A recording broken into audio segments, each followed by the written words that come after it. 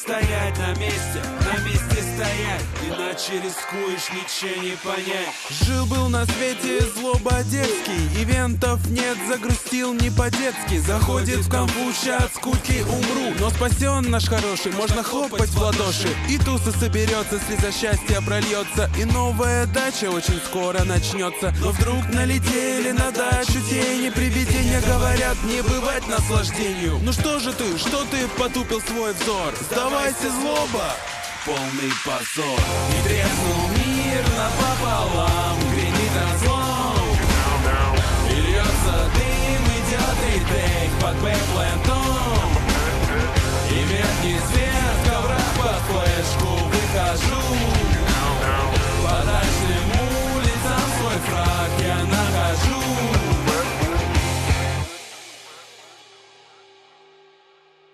Now we're ready for a little bit of a Dacha action. I want to go ahead and warmly welcome all the viewers. This is the 4th Dacha brought to you by FISSURE and BetBoom Studio. Who was at the very first one exactly? But also, hello Twitch chat, wherever you might be. And hello to you too, Stunner. Well, you know what? My favorite thing about BetBoom Dacha is the fact that it's not just a tournament. It's a pretty cool storyline as well. And let me tell you now, here in Belgrade, we found ourselves in a little bit of a tricky situation. Yes, exactly. The fissure that exists in Dubai has intensified many times over and created an incredible explosion that, Veracity, believe it or not, divided our entire universe into multiple worlds. Well, you know what? Attentive viewers might have noticed that right here and right now, we've been transported into one of those multiverses. It is pool day from 1.6. That's right. Today we'll see many different worlds because all of the talent ended up in different universes. Someone even ended up in the past. It's probably good for them there, though. I have to admit that I also have many fond memories. But, Veracity, you know what? Let's tell the audience about the most important thing. We've already found a way to help us unite the world. Damn right we have, baby. Let me tell you now, we have a magical artifact here that Stunner is going to very beautifully show off. And it turns out that if we collect more of these fragments, we can find the key to reunite the world once more. Yes, we have this wall that will help unite all the artifacts, but only our losing teams can insert them. And this artifact, this one right here, Jazz, this one is the one that will go to the champion of the tournament. Well, it's finally time for everybody in the chat to let us know who exactly it is that they are rooting for, because Stunner, 8 teams and $500,000 on the line. Boy, oh boy, am I excited for this one. That's it. I can't hardly wait anymore. There are so many interesting things ahead, but most importantly, and most importantly always, is the Counter-Strike itself, and as well as our great-looking talent. Let me just go ahead and throw that one out there as well.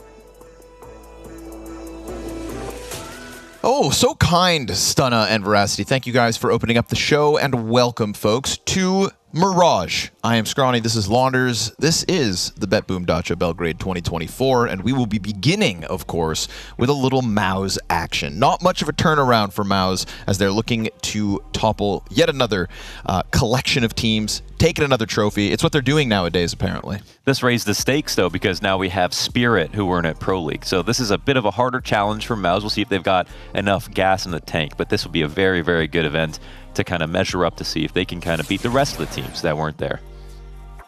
So, to begin it all, of course, right, this Mouse versus BetBoom matchup, that's what's coming in. But first, let's just go over our groups, make sure y'all are up to speed, right? Mouse VP, Falcons, BetBoom in Group A. BetBoom being a stand-in for Cloud9, who took themselves out of the event. So another chance for the BetBoom team even to kind of get some reps in versus top opposition. VP Falcons later today. And then Group B, Team Spirit's group. Now, feels like, you know, all things are brewing towards the public's expectation of the Mouse Spirit finals. If you had to paint a grand finals for the $300,000 first place prize, I feel like that's where all expectations lie at the moment. Yeah, they'd have to have some pretty massive upset inside of the groups, whether it's in A or B. I think there is a chance that Mouse aren't quite as good as they were at Pro League. There was a huge sort of endorphin dump, I think, when they won that event after 3 weeks of gaming. So I think they are sort of a team that everyone's going to be thinking about how to beat and might be able to execute on that in the groups to make for an interesting playoffs. Of course, a little lower bracket run as well. Perhaps our losers matches in the, you know, second place decider. 2 teams per group going on to the playoffs. 4-team playoff bracket. Single elimination. No second chances. We're not waffling about out here. No, 300 grand for the winner. Yep. High stakes, high octane. That's what we do. So then Group B, of course, again, opening game in that case, Spirit versus Aurora. Should be easy. Should be. Haven't seen them since they failed in Copenhagen when they were somehow painted as favorites to win a major. You know, maybe we got a little ahead of ourselves. Maybe they're not that great. There's still this little question that remains, because I love the fact that Spirit have kind of retracted from competition, turned down the Pro League invitation in order to get ready with this into Dallas, etc. They have a lot of events upcoming, but the big question remains, you know, how are they going to play here in Belgrade? Yeah, that is a big question. I think that at the major, I don't know if you could be too hyped, because Kato obviously was so dominant, and it's not like Donk had any problems. He was super comfortable, just like he was at BetBoom, at the last BetBoom event that we did in Dubai. Very, very confident all the way through. First reverse best of 5 sweep in history. Like it's nothing. Performed by him, playing late into the night and fragging out into overtime on Anubis on map 5 like it's no problem. Same thing at the major in the quarterfinal. Sort of his teammates that got a little scared, I think, at that event. So in that match versus FaZe, I think when FaZe beat them, they're like, we beat full strength Spirit, we're amazing. But when we watched that game with X-Ray on and seeing it from both teams' perspective, Spirit were definitely a little shaky. You know, one of the few teams who have actually had the chance to beat Spirit on LAN so far this year, MOUZ. So let's talk about them. We've got MOUZ versus BetBoom as the opening game of the day. And again, you know, like unexpected event for the BetBoom team suddenly, but these are your competitors to begin, MOUZ and BetBoom.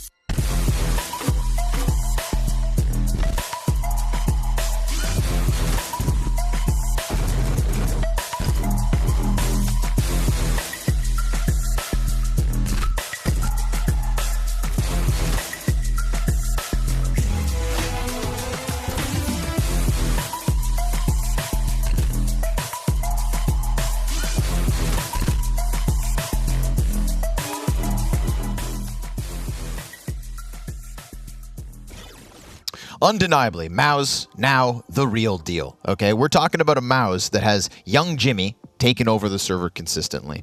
Where Shuhei has suddenly had an incredible event back at Pro League, where Xerxan and Torzi are having the best years of their lives, and then Brolin is redeemed. So this is MOUZ, ranked 3 in the world at the moment, and a MOUZ that, you know, barring playoff big stages, nobody has a question mark above them. No, it's the only team that, you know, has been a problem for them this year. It's been FaZe pretty much. So MOUZ have done nothing but impress all the way through. And the fact that Shuhei won a Pro League with Frozen and then won a Pro League with Brolin, as you know, just 2 interchangeable stars who are actually not similar at all, is pretty astounding. So when it comes to BetBoom, of course, you know, and BetBoom, Dacha Dubai, they were a lot stronger than they are here at this event. But the interesting thing is now they've got a new player, and he's actually their best player. Yeah, 1.20 rating over the last 3 months for MagnoJez, and it's clear that he is also kind of the most consistent piece in a team that unfortunately struggles with inconsistencies. And that's not to point it on one individual player. I think that unfortunately the core of BetBoom at the moment is kind of plagued by inconsistencies on this individual level, maybe at times in the calling as well. Excuse me, 1.18, not 1.2. I round up, but the impact from MagnoJez is undeniable at the moment. And so I feel like if you're going to take any kind of a swing at MOUZ in their current form, with everybody playing as well as they are, going to be instrumental today. If everyone's playing to their level, like BetBoom are a real threat, because like Zorte was somebody who maybe was going to get some kind of call up. Of course, you got Xerxan, who's showing that he is one of the best entry fraggers in the world, bar none. There's the 1.2. There's the 1.2. Don't have to round up on this guy. He was a demon throughout. He was basically the player that if ZywOo didn't exist would have got MVP of Pro League. And he's doing that again as a very high volatility player, right? I mean, he's somebody who I put in as in my top 20 last year, even though he had so many deaths. Because his playstyle, it's almost all or nothing, but he's found a way to be consistent. And his stats are actually incredible considering how crazy he plays. You know, when he comes down and the time they beat Spirit, and he was the guy killing Donk coming down in connector without Exertion doing that role and not having much support behind him, it would have been impossible for Mouse to pull that off. I feel like when you get into the conversation of creating space within a round of Counter-Strike, and if you're not quite familiar with what that entails exactly, watch Exertion. Yeah. The way he creates space is like nobody else at the moment, right? There's a lot of people praising him for that style and his ability to just open up rounds, like you're saying. Critical moments fall on Exertion. And yeah, I think there was a time where like he initially kind of burst into the scene. People recognized what he was doing, his play style, his tendencies. We saw an individual drop-off as well that we thought, oh, he's been figured out. But I want to give Exertion like props for just having an adaptability inside his playstyle that has brought him back now to an all-time high peak. He's better now than ever. Yeah, and he's somebody, when they played in the Academy League, like, he was the best rifler, right? It was like him and Torji were on the best teams as the star rifler and opper, but Torji was outshone by Monacy, who existed, and it was just incredible despite Navi Jr. not being the best. But Exertion, there really wasn't any competition when it came to other riflers at the academy level. So, you know, him getting the call-up made a lot of sense. Him getting figured out at some point also kind of made sense. But the fact that he's been able to reinvent himself and stay consistent in Tier 1, that's extraordinary. That's what we're looking for. We're also looking for our teams, as they have now taken to the stage. The team that really makes you wonder where they've been. So, without any further ado, it's Team BetBoom.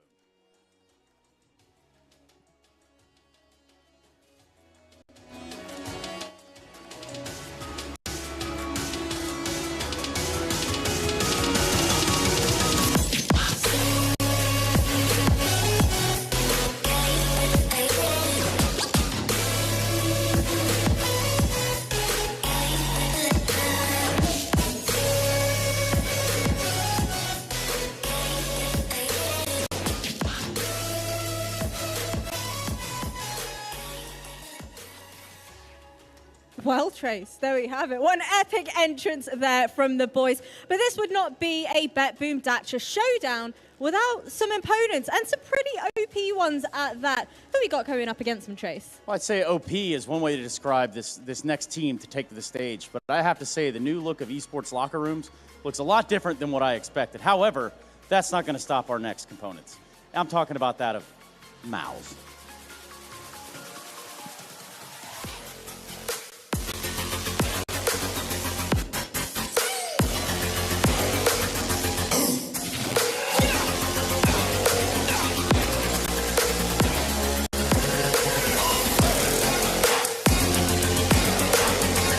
Ah, there they are. It's Mouse.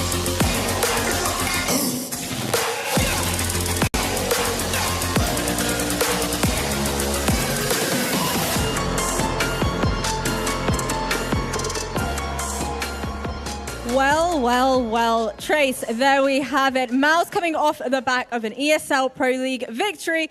But I need to have some words with you, sir. Obviously, it's no secret you guys are a last-minute addition to this tournament. I want you to explain to us during the qualifiers, why exactly was it that BetBoom was struggling so much? Actually, I can't say that we were struggling or something, because we was like preparing for EPL, and in my opinion, it was like good preparation. And in general, let's say that for now we don't have like a lot of time to like practice, because we have like tournament by tournament. Like I think we don't even have a day off between the last one tournament and this one. So I couldn't say that we prepared like pretty well for this one. So in general, as always, we just want to do our best and see what happens. Are you feeling nervous at all, knowing that they've just won Pro League, coming straight into this one? I mean, we just want to play the game, because again, we wasn't expecting that we will be here. So the main thing that we want to do is just show that we are not like a silly team, let's say. Right, so basically show up, play your own game, give us some good Counter-Strike. Best of luck to you and the team. I'm going to let you go ahead and join the boys. Over to you. Well, I don't really know how to introduce Mouse other than congratulations one more time. You just won ESL Pro League. You come out here now. You face BetBoom in the first round. But you guys, you haven't had much time to recuperate. So how do you come to the table with a fresh idea? Thank you, first of all. We did not have a lot of time. luckily for us, we made it already to quarters at Pro League, so it's not like we had 5-6 games in a row, right? We'll see how it goes today. We've done the best on our end to manage. Yeah, and I see you guys. What were you guys doing in those little rooms back there? Wouldn't you like to know? Yeah, I guess I would. And now, in this moment, anything you want to say about your competitors? Good luck today. I think the Veto is a little bit interesting. Okay. We'll see about that. Yeah. Well, let's see about it. Mouse, taking on BetBoom. That's the plan. So let's get it on. Ooh, Cyclone's secrets, Launders. Yeah. Okay, keeping it tight-lipped and running a tight ship as well for Mouse, right? I think that nothing can be understated when it comes to Cyclone's impact on Mouse. I think him and Shuhei have a great relationship. I think that it was quite discussed even when there was a little bit of struggle going on for Mouse at Pro League specifically. You know, Shuhei kind of came out and said, like, or excuse me, Zershin came out and said, he's like, dude, Shuhei, Cyclone, they took us outside. They gave us a real talking to. Yeah. And I would love to see more of that fusion, because I feel like we don't get a lot from Cyclone publicly, and we definitely don't get him and Shuhei at the same time all of the time. Yeah, and that's something I'd like to sign up for. He's a pretty quiet personality, but yeah, we know that again from the Academy League. They won all 4 Academy League seasons together. Plus, they came up into the main lineup. Now, this is such a weird arc, obviously, because Shuhei goes to Gamer Legion after not getting promoted. You know, watching Exertion go, watching even JDC go before him, Torji as well, and then makes his way back onto the team because he shows them how good he is by making it to a major final. But it was always destiny that they were going to be reunited. Yes. I mean, I did want Shuhei to join Liquid. I just want to make that clear. Yeah. But it was always destiny that he was going to end up back on Mouse. And no, he'll play for Mouse until Kerrigan decides the time has come, and then he'll go to FaZe undoubtedly. You know, that's this mini FaZe relationship that they have has been great for both orgs, no doubt. But yeah, I think it's cool when we talk about just, you know, the coach and in-game leadership relationship. Like, that's a duo that can't be understated in my mind, because, like you're mentioning, from We Play to now, right? It's always kind of been the two of them, and this is a team where their average age is still less than 21 years old. So a ton of LAN experience, now victories, playoffs, it's just that last hurdle. But speaking of hurdles, do we get it? Of course we do. BetBoom, Dust 2, first map of the event, first event with Dust 2 in the pool, and we're jumping in. That's awesome. Let's go. That's awesome. I mean, we don't even know what the meta is going to be. I mean, maybe we do, because it's still the same map. Yep. The thing is that for both these teams, obviously, it would have been Overpass in this place. No doubt. BetBoom don't have an amazing win rate on Overpass, but they play it a ton. Mouse obviously do, as they all do on most maps at the moment, and would have been happy to not ban it and allow the pick to come in. So this one's a lot about Dust 2. Well, the first tournament that Dust 2 is in the pool, we get it in the first match. Bada boom. Beautiful. Don't have to wait for it. Not wasting any time. Yeah. Oddly enough, though, okay, this is the one thing that it's just an oddity when you bring back Dust 2, that it's the only map in the pool now that's still going to have inconsistent spawning, right? Like, Valve goes ahead, standardizes all spawn positioning, and then brings in a map that hasn't applied it. But we know the importance of spawn timings on Dust 2. So it would almost feel bad to take those away, because it's what makes Dust 2 Dust 2. It's what gives you options, but at the same time, it's the one map where we're not standardizing it. So I am very curious if over time, if that was maybe like a little oversight and it's going to get standardized, 5 spawn points only. I don't think they should do it, because I think Dust 2 is not going to be that interesting in the long term. And one of the only ways you could have an advantage at some point was who's got the better long spawn on CT, or if you're running out CT on the left, or if you're on T side running out with the best spawn possible, and keeping them random. Again, it's not a compliment to the map, you know, because it's not a very deep map. Sure. It's a map that's very well figured out and isn't going to have much meta development in the next few years. But that's the only thing that at least keeps it exciting, I think, maybe in a matchup where you don't know, or maybe Mouse are supposed to win. You know, if BetBoom have the chance to try to abuse spawns, or they have enough players that are good on random spawns in different positions, they can take advantage of it. But yeah, I mean, the last big change I remember coming into Dust 2 was basically literally like cat. I mean, be able to plant for cat, you know, on the backside of default. Sure. Like maybe 8 years ago. Switching B doors? Oh, yeah, flipping the doors, actually. That would be the most significant. Like, that would be like, because they flipped it to be like the 1.6 doors, essentially, so you could see it from the outside. And people started defending B site from middle-ish, right, and playing in that way. But that can be really risky because, you know, and on this version of Dust 2, no skyboxes, right? So it's easier to just throw a wide variety of smokes and instantly smoking out the site on B, it's really hard to play retake on, I'd say. I'm curious, you know, even if it's not the right thing to do for the gameplay in the end, I'm kind of holding my breath to see whether or not Valve do standardize it anyways. Just because, do you find it weird that there's one map that's not the case? Even if it's better for gameplay, doesn't it seem weird that we're going to have one map where that's not the case? I don't have OCD like you, Connor, so this is actually not a problem for me at all. But it's not consistent. It must be. Yeah, I don't know. I think, I mean, okay, if you go play Mirage, yeah, it's a totally different map. So true. Yeah. Yep. But, you know, it's like it was something I don't think anybody asked for to have completely standardized spawns. It was their idea. They implement it. And then they give us a map where it's not implemented. So, yeah. You know, it's like I would assume that they'd do it eventually. Maybe they just had a little oversight, but because then we're talking about I just want a slightly different Dust 2. And if it's not going to be any kind of structural changes to the map when it's getting reintroduced, then maybe at least the spawn point changes would kind of. Well, there is a difference. It is CS2. So that's fair. That's fair. The thing is that this could be a disaster or an amazing thing, but like you have the ability to break open smokes, which means like your mid-cross smoke on Dust 2 has never meant less. I mean, player base wise, I think people are voting with their time.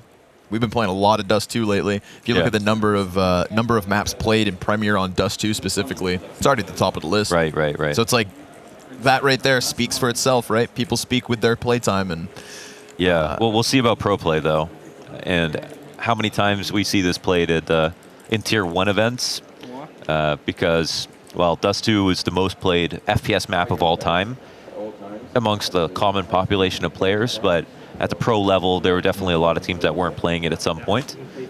But luckily at this event, there's probably going to be a lot that are going to be very comfortable. I mean, Virtus.pro are going to be ones as well. Yep. Ooh. That's a bit loud. Virtus.pro will definitely be a team that I think will take to it instantly. Yep. It's going to be a hot swap for them. It's sad that they don't get both Overpass and Dust 2 at the same time. That would be full strength VP, but they're going to be super happy to play on it. What do you mean? I'm really good right now. Also Astralis, another team that loses Overpass, but like Device gets to go back to Dust 2. Yeah. You know what I mean? It's not. Maybe it's a great idea. Yeah. Maybe it's a great idea after all. I mean, like, as soon as you joined main team, the role switched. But now I'm back. I feel it. Magno just. Yeah, and we had the classic Nafany interview just now, right? Yep. Wouldn't admit anything about like you know, the size, stature of his opponent, how he's feeling. That they obviously haven't been playing to the level that they expect, I think, for the roster that they have, but they've been close. Like they've been top 3ing a lot of these online cups, the qualifiers and everything like that. So it's not that they're super far off, but if you look at their talent stack, they could definitely have better results. Like they do have a very, very strong lineup now. So it's like, I think it really comes down to like, I think we're going to try to figure out, like at this event, why aren't they activating Zorte in the way that we know he can be? You know, what's missing there? Yes. So I think if they have that, Magno Jez, then you have a really good like op rifler combo. And then you have Chiron, who brings insane X factor some matches, but they're all not playing to that level. Because I mean, Siren can obviously be a great anchor. He can be. 100%. We've seen him in the past be that. So, and actually, Siren, of course, comes from Spirit. Magno Jez also Spirit Academy. So I think there's a lot of familiarity between, I think, this lineup of these players. And it's just a matter of, I think, piecing together the puzzle, essentially. Placing their artifacts. Placing the artifacts and making it click. And I'm gonna say it too, man. I think there's like an element of tilt within this team that we've seen at weird times. Like I've seen Nafany yell down the line at Danitz at the last BetBoom event. Like, you know, you could see the frustrations in BetBoom sometimes when those losses are happening. So I don't know if it's like that's just another element of gameplay where things start to go poorly. To be fair, you know, Danitz did, I think, unfortunately, make some amateur mistakes, and those did cost BetBoom important rounds. But I think that replacing him with somebody who maybe has a little more talent and let the more experienced players in Siren and Zorte cover the tracks, you know? set up Magnajez, let him keep it simple, because he has more of a firepower element than Danitz ever had. And you don't want your supportive players throwing your utilities, making the biggest mistakes. And that's the case with the X BetBoom, or the previous BetBoom.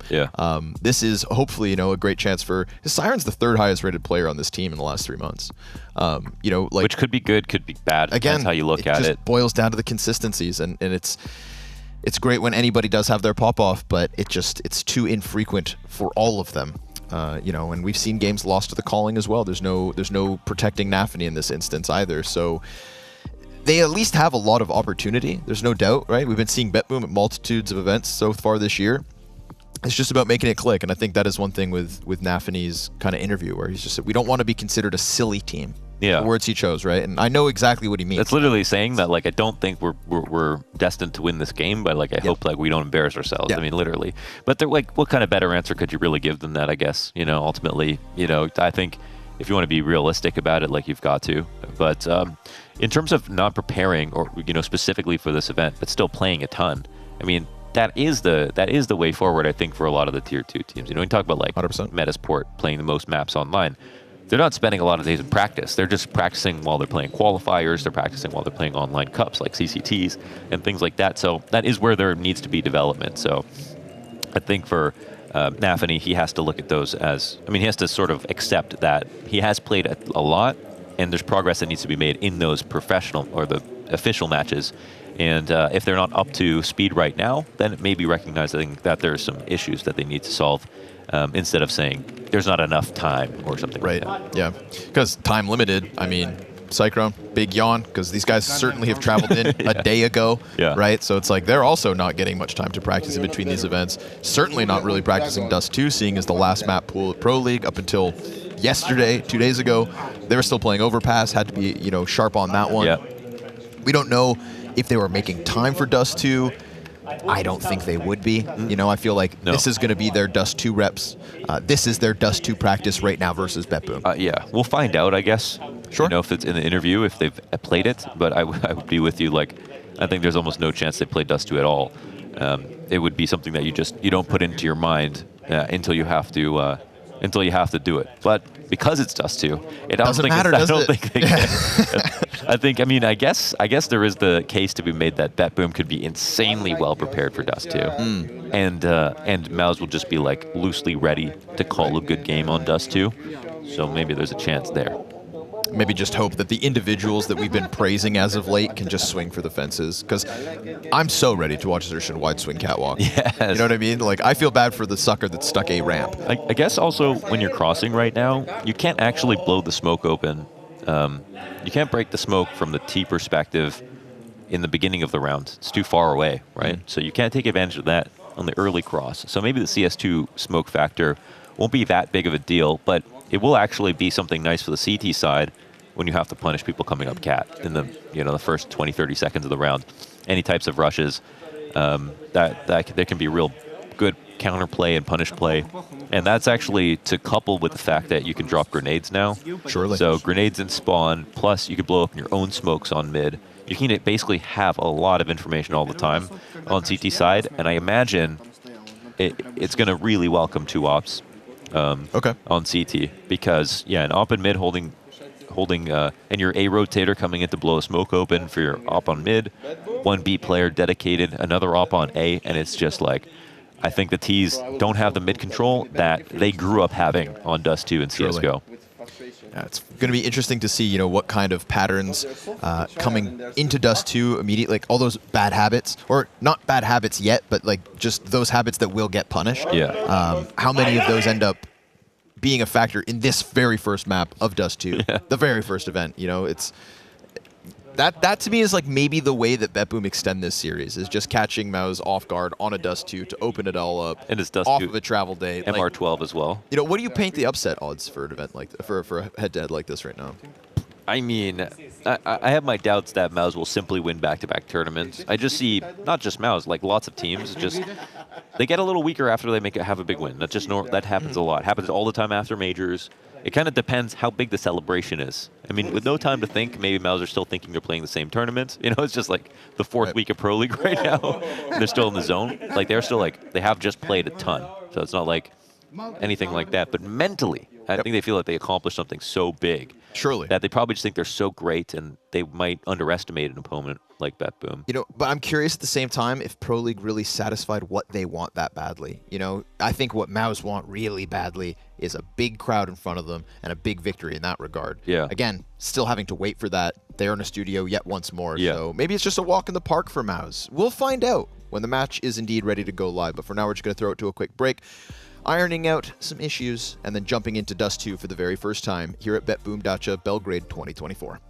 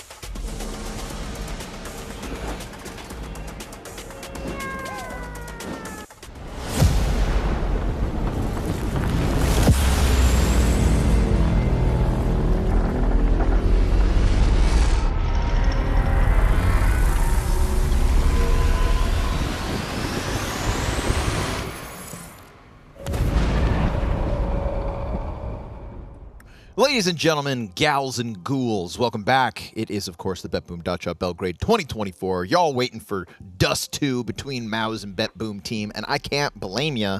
We just want to see some damn dust. Yes, yes we do. And I ain't talking about the Morettis. No, sir. But not this time. Would want to see him too. Yep, I'd take it. Yeah. Both. So Dust 2, obviously, that's what we're all here for, is to see Dust 2 played in CS2 with new smokes, with top teams, with teams that play overpass, and it actually seems like it's going to be a lot of them. So it's going to be BetBoom. Obviously, they're going up against Maus, who play overpass a lot. That's going to be an instant swap. We're definitely going to see it in a Virtus.pro Veto. I'm almost positive. Sure. But it might be because it gets picked against them, depending on who played Pro League and who didn't. That's fair. Yeah, because they might not want to pick it, but they're not going to ban Dust 2.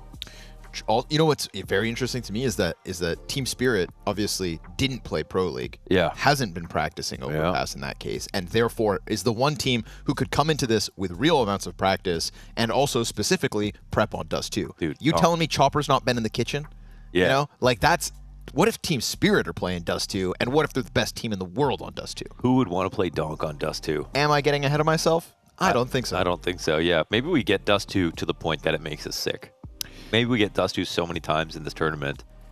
And it's been decades. I don't think we're going to get tired of it. Yeah. It's not going anywhere. It's I guess you can't catch forever it and ever. Already sick, you know what I mean? Yeah. Can't get more sick.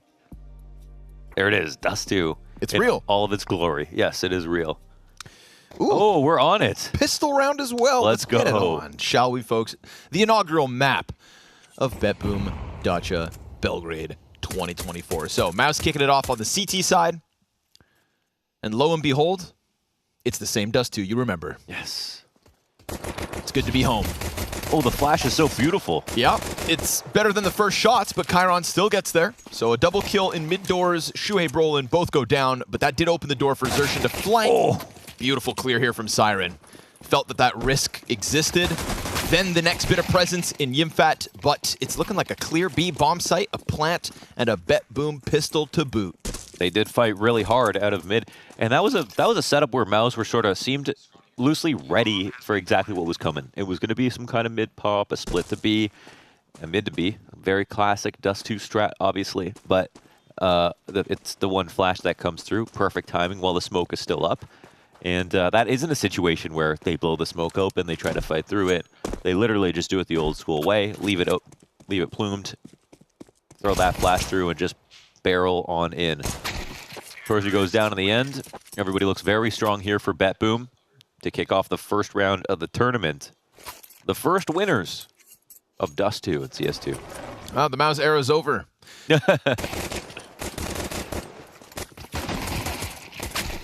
I like that Xerxin tried to get so active down into the tunnels, you know, trying to make a play in response, thinking maybe somebody gets caught off, but props to Siren, keeping his head on a swivel, because those dual Berettas were ready. Yeah, I mean, Maus, do they even have, like, spots? You know what I mean? Like, did they just pick some spots? Sure. I mean, it makes sense. You got, like, Jimmy and B. Like, that makes sense right away. I'm sold. Yeah. Shuhei is a rotator. Like, people, it's going to be a long anchor. Somebody get him. They will. That's a bunch of players out long at the same time. So What was your spot when I played Dust 2? back in the days? Peeking mid doors every round. Oh, yeah, okay. Every round. Nice. Tarek peak. Yep. Peeking mid doors or taking a fast cat boost. Nice. Oh, a second casualty here. Zorte is going to get caught in suicide. So that's a scout to be saved alongside the Mac 10 if they can get away with it. Suicide?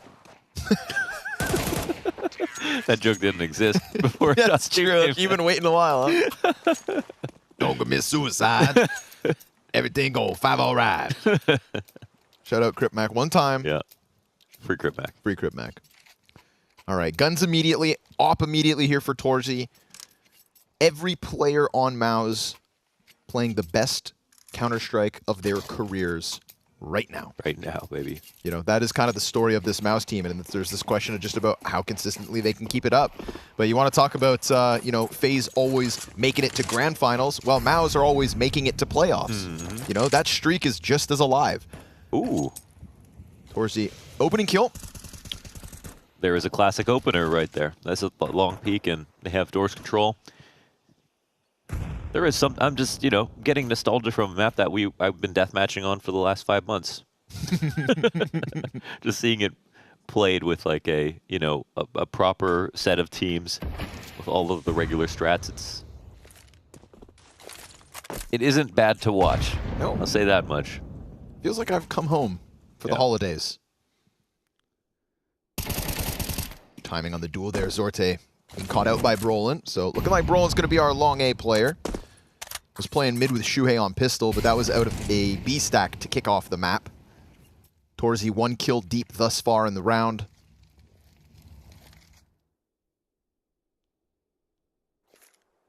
Oh, it's been a long time since I've watched an op just jiggle catwalk, but there's Xerxin actually getting caught out in the middle peak. So Chiron showing a little bit of promise so far after recovering the Glock shots. It's ultimately going to be Shuhei challenged here inside of A. Individually, Shuhei having a hell of a pro league. And that's great because back at Chengdu, he finished with a, you know, mid 0.7 rating. One event later, gets the MVP. Didn't learn Chinese. No, sir. Didn't need it. But as he allows for them to get out from catwalk, his M4 hits the ground. Brolin still supporting over towards long, so no free cross to sight. They can plant cat instead. Xbox already being climbed on top of by Yimfat, so he's not wasting time with flank. And Brolin making sure to keep himself alive. Critical duel here, and Yimfat picks it up. So man advantage falls into the hands of Maus. T's gonna feel a little stranded, a little squeezed. And if Siren can dish out haircuts, could have been their chance to post-plant, but looks like it's all getting taken away. Nafany chipped by Long, and with that, Maus on the board. Nice one from Jimpat. And we do see some like sort of like angle, like them getting used to angles, like Shuhei taking the fight and crouching under the ramp and getting some damage in. There's going to be some awkwardness there just on an individual level of just like not practicing everything all the time. Unless you're playing Valve Deathmatch, of course. And there's sometimes, you know, when it's not peak times on your regular servers that you will be playing Valve Deathmatch. Of course. That makes sense. But this retake overall was quite good. But that can also develop bad habits, you know. Next thing you know, you're pulling out medi shots to restore health.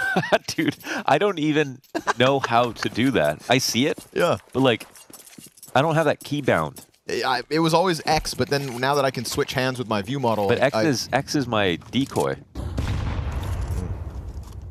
I don't think I have a bind for decoys. C is Molotov. That's the only grenade I got to cycle through 4 for. Oh, okay. 4 is just HE for me.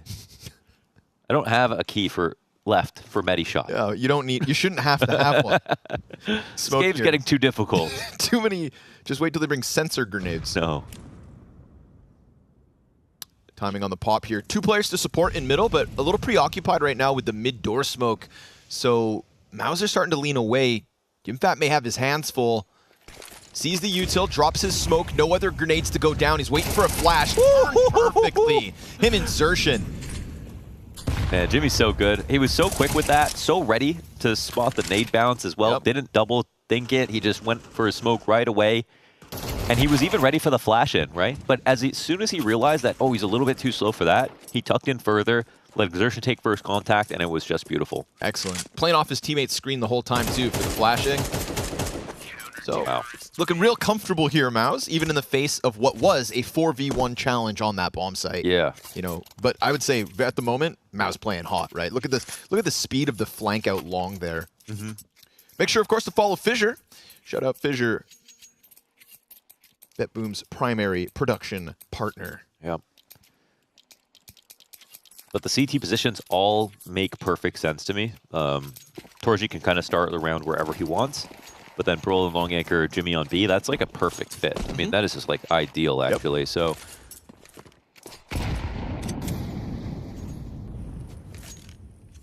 now, Maus are at an innate disadvantage on Dust 2, seeing as they have an average age of, say, mid-20. It's the least amount of time on Dust 2 compared to everybody else. okay, true. Okay? Yeah, that's how we count our years. It's not hours in the game, it's hours on Dust 2. Yeah. When is the first time you set eyes on Dust 2?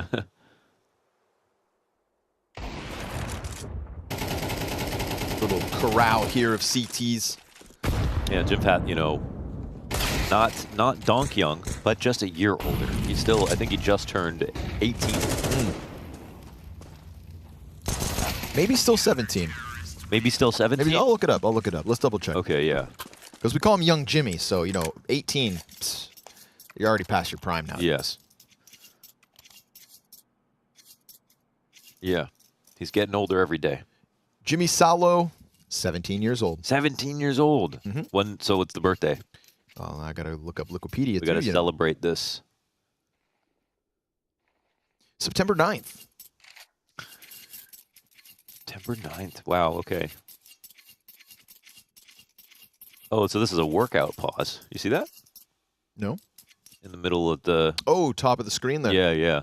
Well, you got to get your reps in. I started watching Mob Psycho 100. What's that? It's just anime. Okay. And they have a body improvement club. Ooh. And just a bunch of guys that look great and work out every day. It's like the Boxer Movement Club. Boxer Movement Club, that's right, yes. That's why we all look great and work out every day. Yes. There we go. So let's see what they have improved.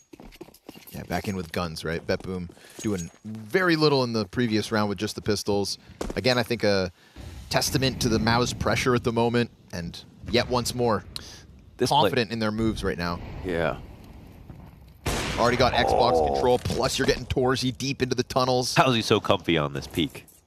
Xerxia goes down on Cat at least.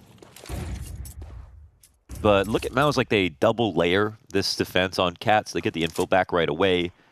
This is such a big play because BetBoom have no idea it happened. They think that they have a lot more confidence around mid now that they got this kill. They bought some time, but that time was stolen back instantly. So the CTs are already sort of like taking a tempo now. And as they depart from long, I feel like Maus are starting to get curious on that half of the map. So pretty consistent movement. Torji going in for second servings.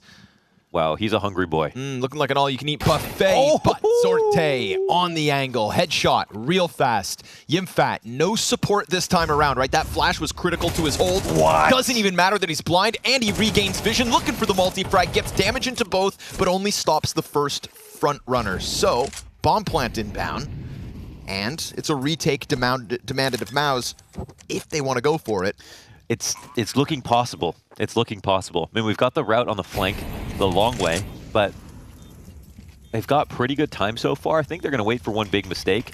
Ooh, but a last smoke in the doorway, and I think that'll slow Shuhei down. We'll see if a kill comes out. He has a chance. They molly tunnels themselves. P is playing inside of it. Wow. And so Magno Jez switching into the AWP. That one's going to turn Brolin away from it. So, sure enough, Torzi, again, right, going in for second servings. That op could have been sat back sight. That op could have not gone in for his angle. Zorte hits a hell of a beamer. Yeah, like fair enough. It was a great shot. And with the way Torji got that first peek in, you would think, all right, I mean, Zorte might get a little damage, but he'll die. So crispy one from Zorte. Always leave it to an opper to understand how to punish an opper even when they're on a rifle. You see that a lot. And Zorte, one of those guys at the moment who is playing rifles pretty often. Yeah. You know? One of the operas who's kind of left it behind for a little bit. Everyone want to be like Zywoo so badly.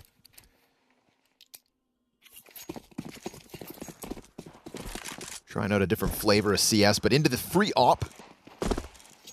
And spotting CT on the door cross. Yeah, this is like the Monacy pick that he was doing kind of right away when Dust2 was last played. Ooh, Nafany slips out. Yeah, I think a Shadow actually betrays exertion here, but it will also fall back. Yeah, at least he does change up positions. The longer they leave this open, the more that they'll take their time to re-clear it. So it's not that Nafany will get some kind of free pick from here, but he does have an outpost for them to swing around. He can try to punish these mid-rotations, whether it's A or B at this moment.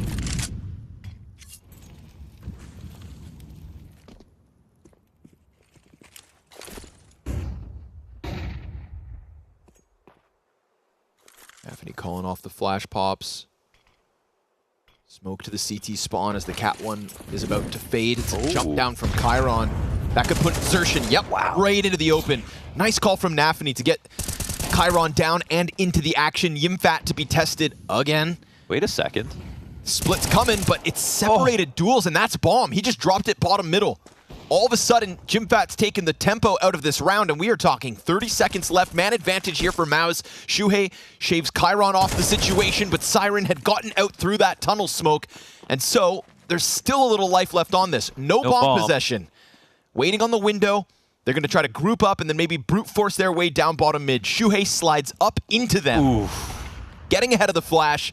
Torzi's here to support him, and there's no chance for Zorte to get that bomb back. A critical death bottom middle gives Maus their fourth. Oh, and then death after time is very possible. Shuhei waiting for his chance. They aren't looking through the door just yet, and he gets melted down. Zorte dies with the op in hand. All the money gone. That's a great round from Jimmy. Dude, Jimpat right there played that to perfection. Again, his support gets cut off, and he still is so aware of every angle. That being said, Freiburg drops Split into the mid-B attack is beautiful from the point that Chiron goes down, but their structure totally falls apart, and they don't continue forward with the Split that already won the round. They just had to trade out from there on. Yes, sir. Not a single time did two people peek Jimpat. They made him look like a star because they made that as easy as possible. That was pretty dysfunctional from BetBoom.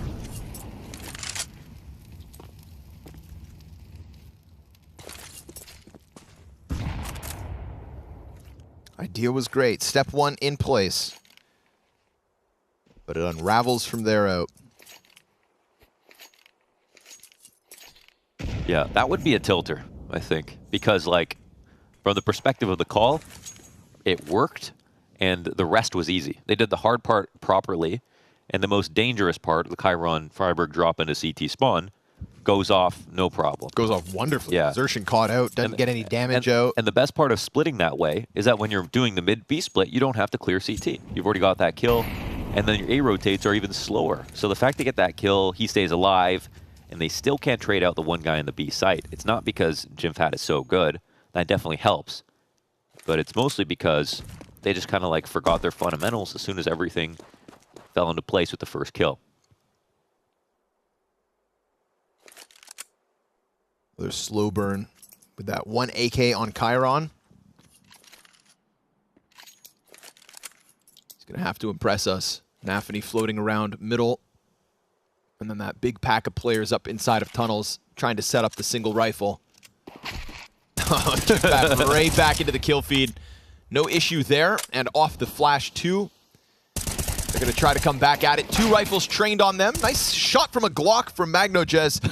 And Shuhei's cleaned up that kill towards mid. No, another. Plant? No. Magnojez gonna get run down by Shuhei, who denies the bomb. No extra money, and not going to close that gap just yet. 5-3 to Maus. It's awesome actually just watching, like, I mean, it's crazy how good Jimfat's timings are and comfort is inside the site and his awareness of like how he's gonna take all of his angles and everything like that. I mean, it's just I would just expect like just a touch of awkwardness, just getting used to playing this map again. It's coming straight from Pro League. Gonna bet they never played even a practice game on this yet. Maybe 1 or 2. But he's obviously somebody when, you know, it was CSGO. He got that Pro League MVP. He plays well beyond his years. Love the tunnel push. Not ready for that one at all. Guns in place, though, from top tunnels. Oh, this gets dangerous for Torji. Oh, never blind. mind. But then peeks out with an incendiary in hand, and Siren's going to make sure he doesn't get away with another. Still 2 critical kills out from Torji. And Zorte's got one of his own. So a chance back for BetBoom, despite, again, aggression out of the gate from Mouse. Oh, and Proin on the AUG. Classic. Yes. Mid-round re-clear. They'll decide to leave their posts. And this, again, is the benefit, but the double-edged sword of the flip doors. It gives you the opportunity to, like, very easily check on the B site when you need to now. Obviously not like a new change, but the latest change for what that's worth.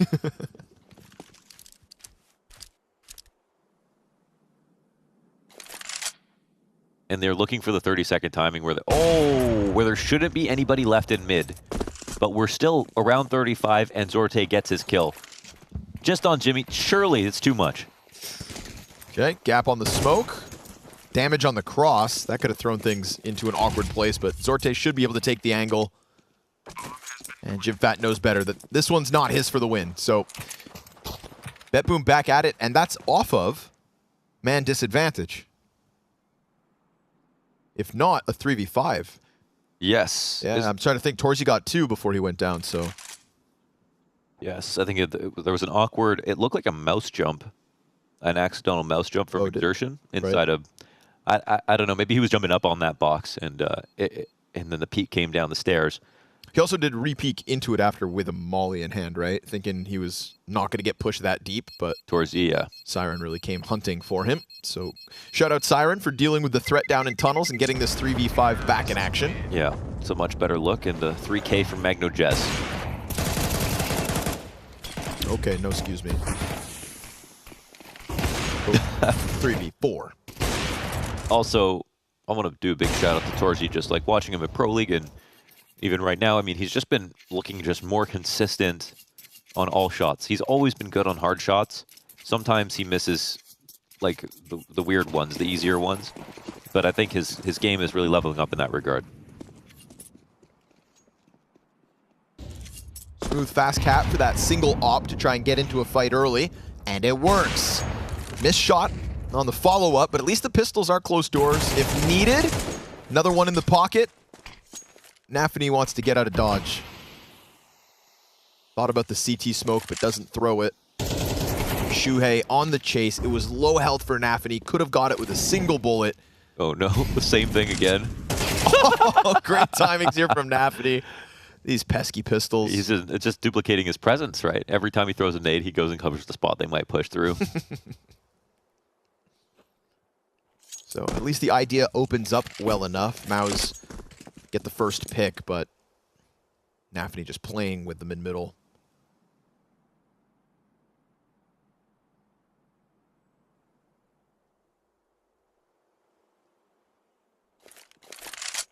But they know that op's still out there on the field somewhere. So the worst thing BetBoom could do is skip a couple protocols, lose a couple more players, and throw away this huge advantage. So they all group up into the long cross, which had a gap last round. But this time looks fine. And that op is nowhere to be found either. So little do they realize, no threat here. It's an easy 5th for BetBoom. And we're all tied up again. Yeah, avoiding any jeopardy. In the oh my god. Jumping 5-7 kill. Owned. Kaylee, stop blowing my mind. No jumping symbol in the kill feed though, noticeably. Oh yeah, that is really strange. That would have been like the perfect. Might be a custom HUD thing. Oh, okay. Yeah. Probably. We need some custom wings in this HUD. Some buffalo wangs.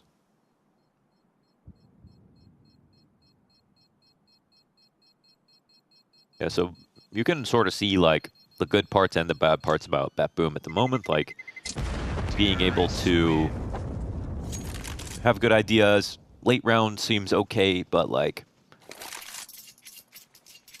outside of the strat they call at the beginning of the rounds, in the mid round it gets a little messy. There's lots of chances that MOUZ are finding to make things ugly. And I think that when we talk about BetBoom's inconsistencies and shortcomings, that those mid-round issues, this isn't news. Yeah. Right? This has been a problem in the past. Understandably, maybe with a new map, you have less protocols just to begin with, so could rear its ugly head again. Siren over the Molotov, fully blind. MagnoJez, great cover. Brolin on the recovery with one. But Siren's so up close and personal that he's also toppled. And with it, man advantage for BetBoom in the opening 15 seconds. Yeah, more classic play here from the T side. Just full long control to kick things off.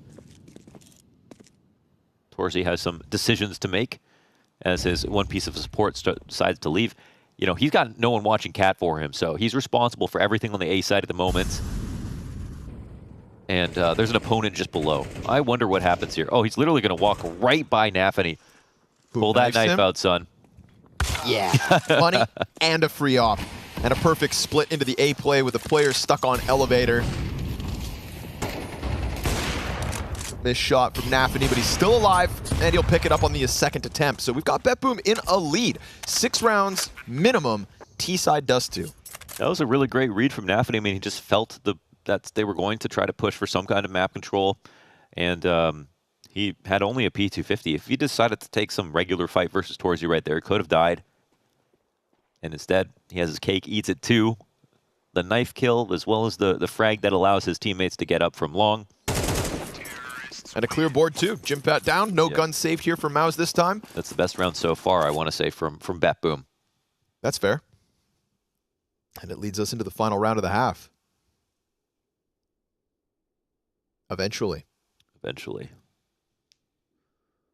Long control is going to be a strat that works for the rest of time. We're going to MOUZ a timeout right now. I think Dust 2 should be... here's my take. 2 of these 3 maps should be in the map pool at all times. Between Dust 2, Mirage, and Inferno. You always have to have 2 of those 3. I don't know if I want 3 of the 3. I like that, yeah, okay, for but sure. 2 of those 3. We got to keep it still, you know, they've been around for so long for good reason. Yes. It's I'm just not that saying- Mirage is so good. It's so good. It's just so good. You know, I understand if you don't like playing Mirage, but if you don't like watching pros play Mirage, there's something wrong with you. I also think people are really like lying about not wanting to play Mirage too, because no one ever bans it. Sure. No one ever bans it. Whether it's not even playing, you know, competitive and queuing every map now. It's Premier. Like, you could ban it. Hugo Byron bans it. Hugo Byron bans it. Okay. Yes, sir. Hugo Mirage hater. He's a man of high taste. It's true. Only the best in the Byron manner.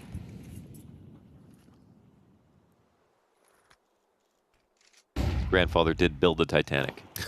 So I've heard, yeah. And I think Dinko's grandfather sunk it or something.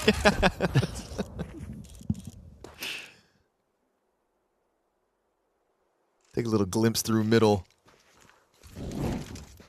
Classic game of Counter-Strike chicken.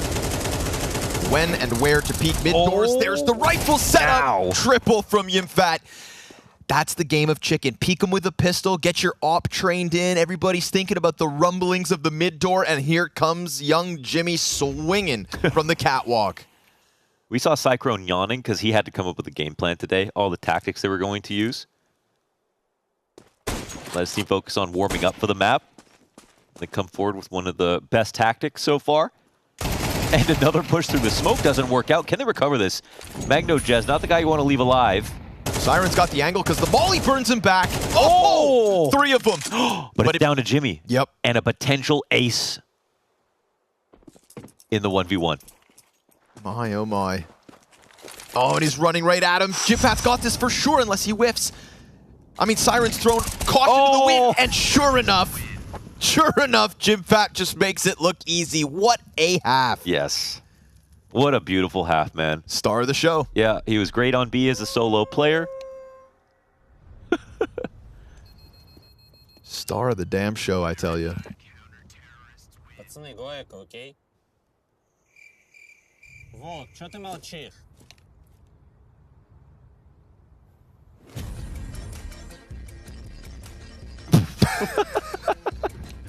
Oh, that's a cool shot.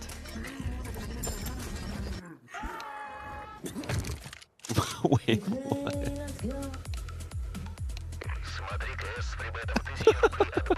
That's pretty. I don't know what happened, but I really liked it. Can't say I knew that was coming. Just threw. Can't say I regret it. He opened the skybox of Nuke and threw a wolf into it. Oh, just like that. Creatives, man. Man, he really is the star of the show. At least he wants to be, but you can't be with Yimfat in the server. Yeah, man. He's already having like a reference game here on Dust 2. Like, he showed us how to defend B when your teammates die, how to do it with support when he had that exertion round, into this round where he had an ace, into really good rotations, and he was the guy who did a mid play on that eco round just now to start that ace off. So it's not even from B. He's been very, very good all the way around. And that's actually, you know, the only reason that Mouse have been able to keep up. As they sit here 6-6. Oh, it's a full B attack, and it's coming in fast.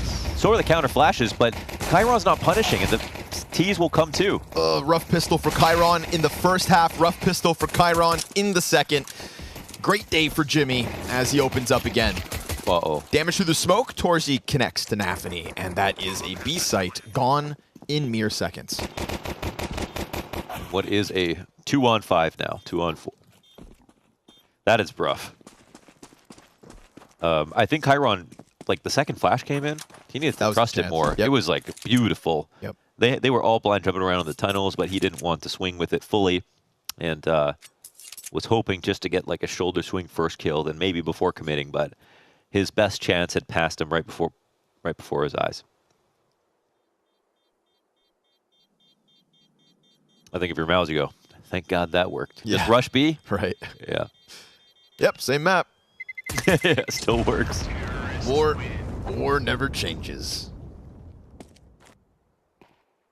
Oh, wow. They were on the A side, and you could see smoke coming up on the B side. I didn't even know. I've never noticed that before. Like, oh, from the explosion. Yeah. Yeah. Yep, it's a big bomb.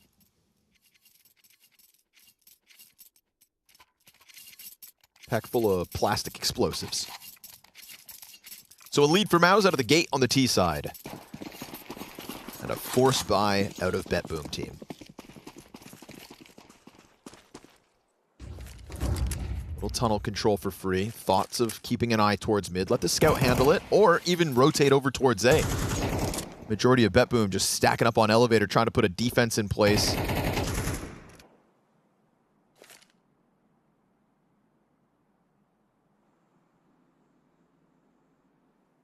Time will tell what kind of risk Mouse end up running. Always anti-ecos towards long, result in just time to kill, because you did so much of the round so early, and you just sit and wait, hold on to green box, and see what the CTs want to do next before you kind of constrict their last bit of space by either pushing up cat slowly or just joining the rest of your teammates on long. It looks like it'll be the full frontal here with the long attack. Grouped up, 5-player pack. That scout's got a chance. Zorte won't be able to miss too many more shots. Softening up Shuhei's one thing, but doesn't get out of dodge. It's Siren's Famus to put one down. Desperation from the Deagle. Still 30 seconds to the clock, so Shuhei has called a round where there is still a chance to slow it down slightly. They're trying to wait this out. Ooh, Molly wasted from the CTs. Yep. But a smoke in front of Siren to just give him a spam chance. Cover from the bomb site. All is good here for Mouse. And just look how big these smokes are. That Molotov could have ended up making a difference. Chance as well, but it's not even Siren's frag. It's the Desert Eagle that comes in.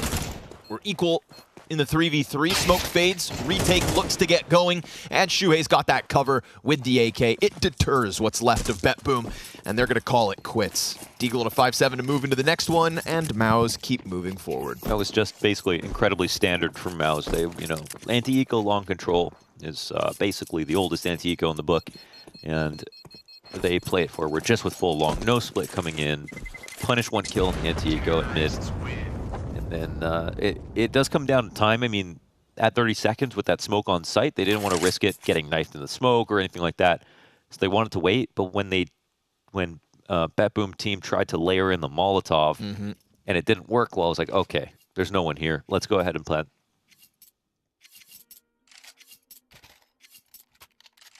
BetBoom trying to play their hand and accidentally dropping a few cards on the table.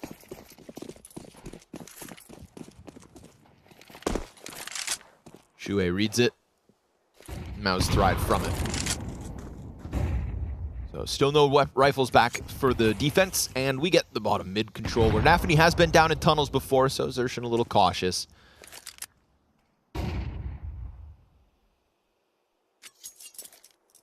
So far, nobody reinventing the wheel here on Dust 2. Yeah.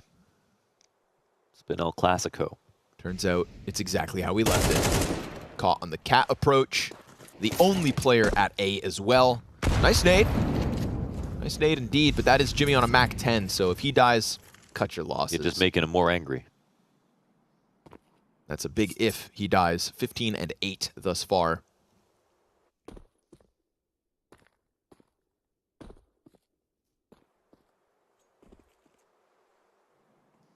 I just want to hear all about Dust 2 afterwards. You know, they wouldn't say too much before the game started, right? I'm sure, but especially if Maus end up winning this, for example, like, what would they have to say? Yeah, we never played it. Yeah, Cyclone just to hit us with a few tactics. Yep, Shuhei just called old stuff. Yep, Jimmy's a god in B-site, didn't have to teach him anything. Like,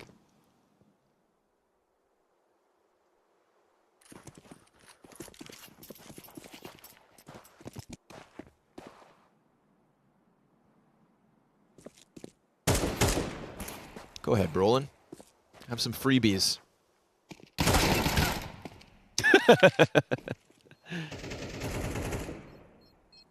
That dastardly 5-7. Really gets pure impact kills. Yeah, right. Only call on Brolin when you're about to lose a map, if ever, maybe. Wait, what gun did Magno just have there? He had a deagle at one point, because he got that nice deag into tunnels, but...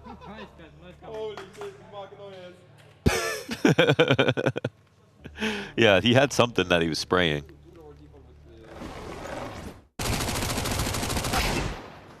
New map. Hit to the Mac 10. Oh, probably Jimmy's Mac 10 from tunnels. Okay. That makes sense.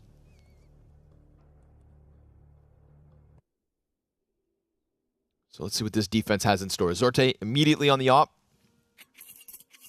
That's a treadmill timeout this time. That's full speed, man. Hey, we ain't got time for long timeouts. Yeah, true. But who's really swinging their arms like that on a treadmill? That's working too hard. You're trying to be the best at exercising.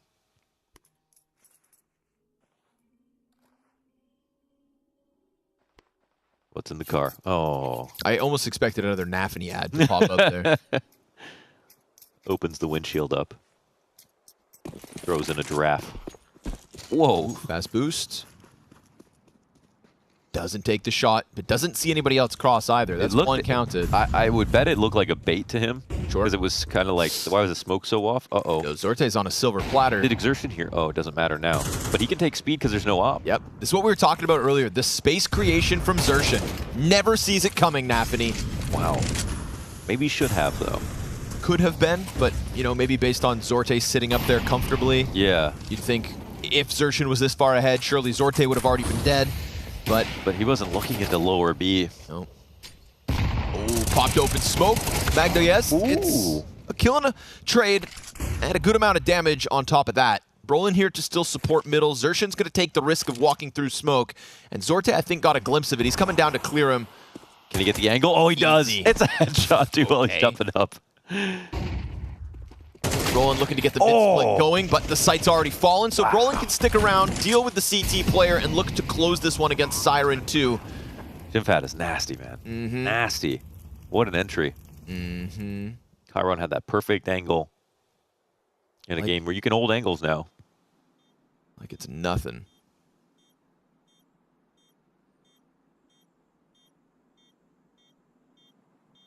The blood of Sergey. Wonder if you can buy some somewhere or something. Maybe. You know? I feel like just like a thimble of it, you know? Nothing crazy, nothing for the weird. right price. Yeah. For the right price, anything's possible. Does the op get saved? Oh, not even. Yikes. Shuhei's gonna catch him. It's like they knew where he was. That's uncomfortable. Oof. We have a really good long squad. Yeah, Jimmy, I want you to rush split. I will trade.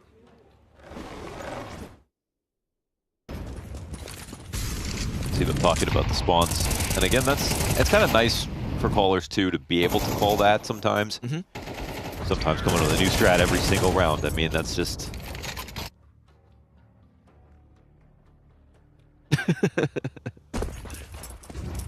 He's mogging. Going for the pit rush off of Shuhei's call. Nobody home. We get one defender in sight in Magnojez, and he's already pressured behind the boxes. Shuhei fast on this approach. Gonna try to burn him out, expose him to the peak, but not going so far deep as to die to CT. Utility comes down. No spam through smoke, but they will pop it open. Shuhei caught on the cross with his pants down. Alone as well, so suddenly these CTs wondering if they should be so heavily stacked.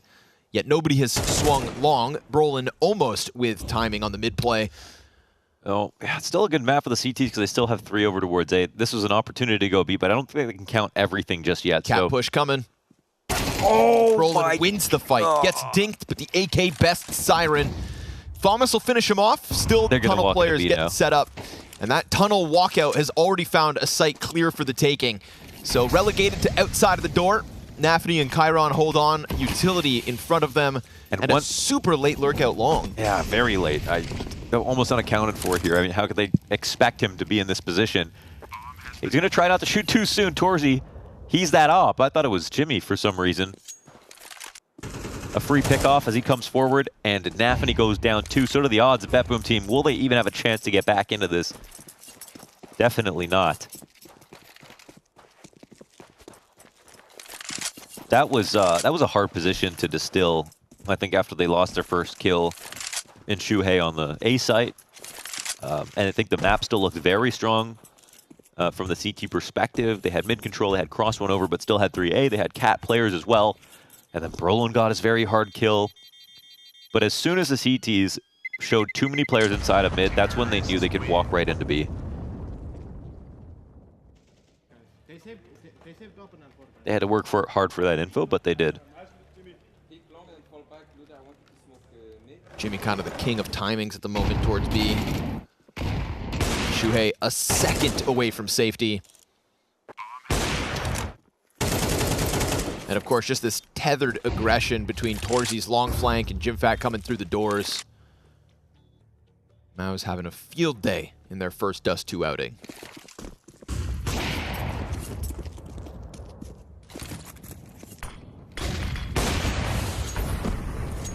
Oh, Torzy wanted to get out. Yeah, this CT side's just a dry spell for BetBoom. It's a tied game at the end of the first half, and we have yet to see BetBoom win since. It is really impressive how Maos are working both sides of this game at the moment. I say that, okay, but this is a nice one as Zorti takes out the Opper for Maos. They keep mid control and now have angle dominance over this. Flash comes out. Exertion not willing to go out of the doorway. Still suspicious, and for good reason. Zorti trying to time a peek between the flashes, but the Xbox climb has happened, so Magnojez versus Xertion. Lots comes down to this. Xertion's not going to have any support flashes. He's looking to play. Oh, what a read. God. What a peek. There's nothing you could do about that. It was a perfect angle to hold. Pressure on Siren now. Brolin in the front. He's going to be not traded out effectively. Siren, it's a multi-frag as Shuhei eventually gets there. Man advantage for BetBoom. Good flashbang. Opper feeling awkward. He knows that cat pressure is coming out, and eventually Xertion will hit this bomb site. Yeah, it's well, we'll see if Zorte ends up going down or what's about to take place, but there is a chance without this op for the T's to pull this one back, but no, it looks like Zorte's landed it. Down desertion, 10 seconds, in jeopardy of dying after time, actually. No, he'll go down. Yeah, luckily for him. So Zorte holds off the Shuhei frag towards long. That's one of the most unnerving moments, isn't it? When you're the op in between a cat and long split, you know someone's going to peek you. You just don't know which side, and you've got to dodge flashes with that op, you know, scoped in. You just hope one of them kind of oversteps the peak, right? A little mistiming between that split. Opera's Paradise. So surely that's Zorte. Yeah, exactly. Chasing the kill down long, catching him out. Shuhei trying to throw utility and opening the door for the op peak. Reopening the door for BetBoom, as that is their first CT round win.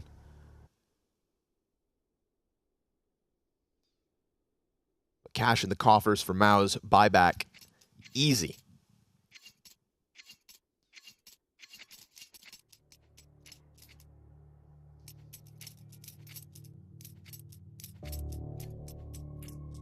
Oh yeah, Resident Evil music. I've only ever played Resident Evil 2 Remastered. Amazing game.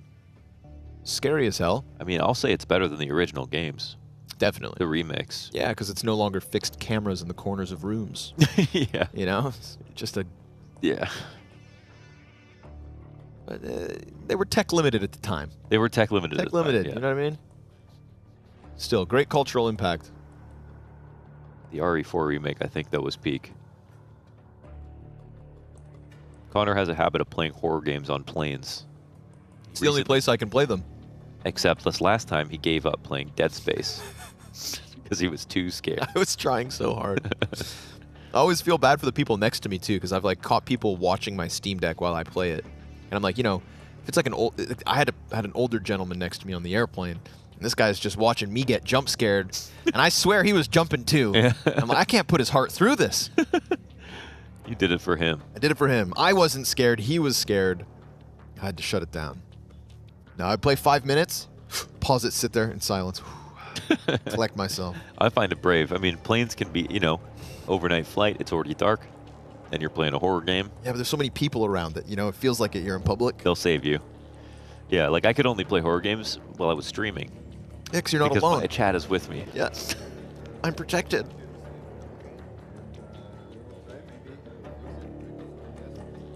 Maybe one day I'll grow a pair. I don't know. I think it's actually, yeah, I think you have one. I think so too. I think you have a couple. Alien Isolation on that list as well. Yeah. I started running through the game with the pistol at one point, which is actually not that strong. Right? No, it's definitely good luck. That's like trying to play Metal Gear Solid like Call of Duty, basically. So the pool theme, they all came out of the lockers, which was hilarious, I thought. Yeah, I really didn't know what the walkout was going to be. Yeah. And I was not disappointed. Yeah. So they're in... What would be great is if we found out that they had to get in the lockers from the front and then wait. Right. Like actually just a box for the door. Yeah. They've been in there for 35 minutes. Just stinking up the place.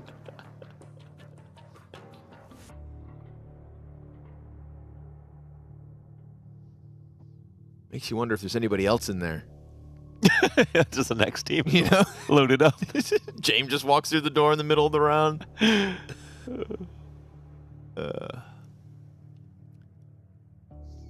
So they're on pool day, correct? On pool day, yeah. That's the map name, pool day. Yeah, you didn't grow up playing pool day. No, sir. I grew You up must playing... have gone back to see it. There's actually a CS2 version of pool day someone made. Okay. And it's beautiful. They nailed it. As CS2 is. Yes, it's beautiful. And there's also a secret where you can open up one of the lockers and you go to the original pool day. Transports you in the map. A map inside a map. Yes. Damn. What will they think of next? No. Funk vehicle.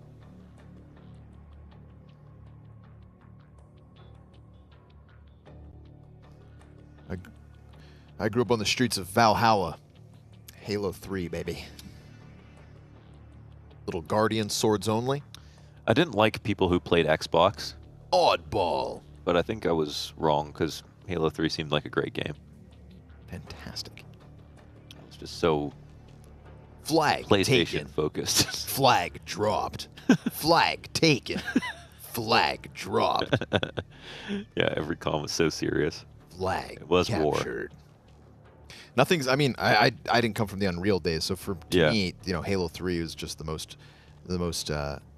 the announcer voice is the most iconic. Yeah. Yeah, all of my games were like Unreal and Quake into like all of the Counter-Strike mods that just took all their sounds, all their voice packs. Just ripped everything. Mega kill. It's the highest pitch I've ever heard you There do. is one that does that. Oh, yeah? Yeah. It doesn't have the same oomph. The Donk voice pack. Chippy kill. Chippy Choppa. Do you know the Halo 3 multi-kill medals? Did you play any Halo? Multi-kill. No. Double kill, triple kill, overkill. Overkill, pentakill? No. Killtacular. Killtacular, Calamity. No. Actually, now I'm blanking. I want to say Killtrocity. Oh, I see. Okay. That was close. There's Kilimanjaro. There's Kilimanjaro. Yeah, dude. I think that's 11. 11 kills in a row Kill with 4 seconds in between. Kilimanjaro. Oh, yeah. So the Quake sounds was like ultra kill, mega kill. That's it? No, there was a lot, but Memory is not what it used to be.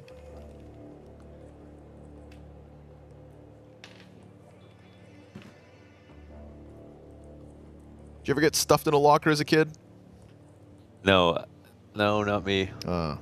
Builds character. I wasn't like cool, but my friends were, so I was just with cool friends. That's the way to do it.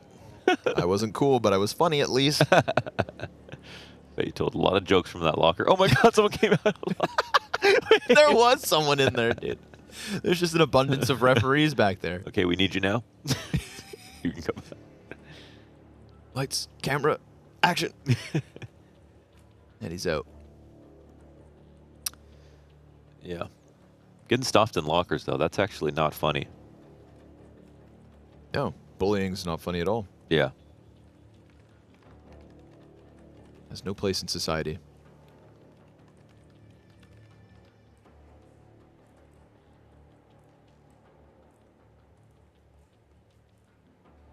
Unless they deserve it. You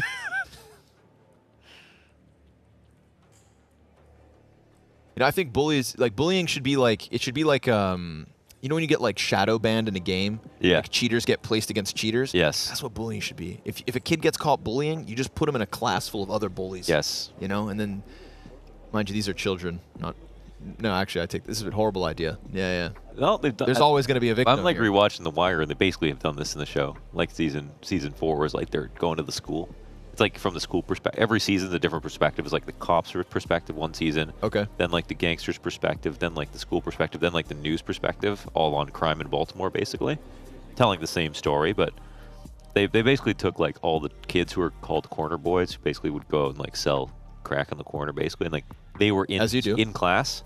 But they were the ones who were the most disruptive in class because they don't care about it. Like, you know, terrible upbringing, out in the corner every day after school. And they put them all in the same class. And then they actually, the program was working. And they had, like, one of the lieutenants from the police department who retired came and tried to, like, help them learn skills that weren't just, like, math and stuff because they don't care about that. Just learn how to be, like, learn etiquette and just, like, real life skills that helped them get Table good manners. at, yeah, things like that, honestly. And then they ended up having a really good time, and then they cut funding because the city got a new mayor, and the mayor put the budget into something else, and they cut it from the schools. So I think you were onto something. I think so too. I think also if you ever get caught not bringing your grocery cart back to the return section in the parking lot, those people should have to park as far away from the store as possible. If you straight up take it and... Yeah, you know, like... Yeah. Well, you I don't saw have- someone bring it into their apartment building. Well, if you need a shopping cart, I think you can take one. You know, if you really need it. Hey, it's on the house. Go ahead. But, like, if you just leave it in the parking lot, that's just lazy. Oh, yeah, right. But it's I one of see what those you're saying, yeah. It's one of those, like, technically, you know, kind of victimless crime. It's like nobody's policing. Yeah. Is it a crime to just leave it in the... You're supposed to bring it back? Yes. But nobody's It gonna- is. Did you... I mean, the shopping carts are actually like $1,000 each. No way. Yeah, they're really expensive. Did they make them with, like, recycled cans? They charge more for that. You want like C plastic? That's going to cost you more money for Who's your buying? pair of Yeah, okay, but here's... Adidas shoes. But who's buying shopping carts? They have no resale value. You know what I'm saying? Yeah, they just That's why we don't steal them. carry all your stuff. Yep. Just a glorified bucket. It is, yeah. It's got wheels. Yes. A loud bucket with wheels.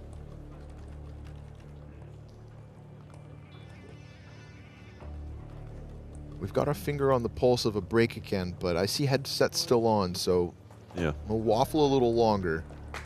Yeah, that's what's going on. Looking promising. Ludwig's got it back on. Shoulder rubs are out, and you know shoulder rubs come right before the round goes live. Yes. Then the high fives. Consistent, yeah. Then everybody leans forward, and then we go back in. Yes, we go back in. Lights. Camera. Us too. Action. All right, where were we? 11-7. BetBoom, at the very least, posting one CT round win. One at the very least. It's a respectable comeback attempt here from BetBoom if they win this next round, because it'll be, you know, broke Mouse again. And I think the game actually becomes pretty real. So critical moment, I would say, for BetBoom here.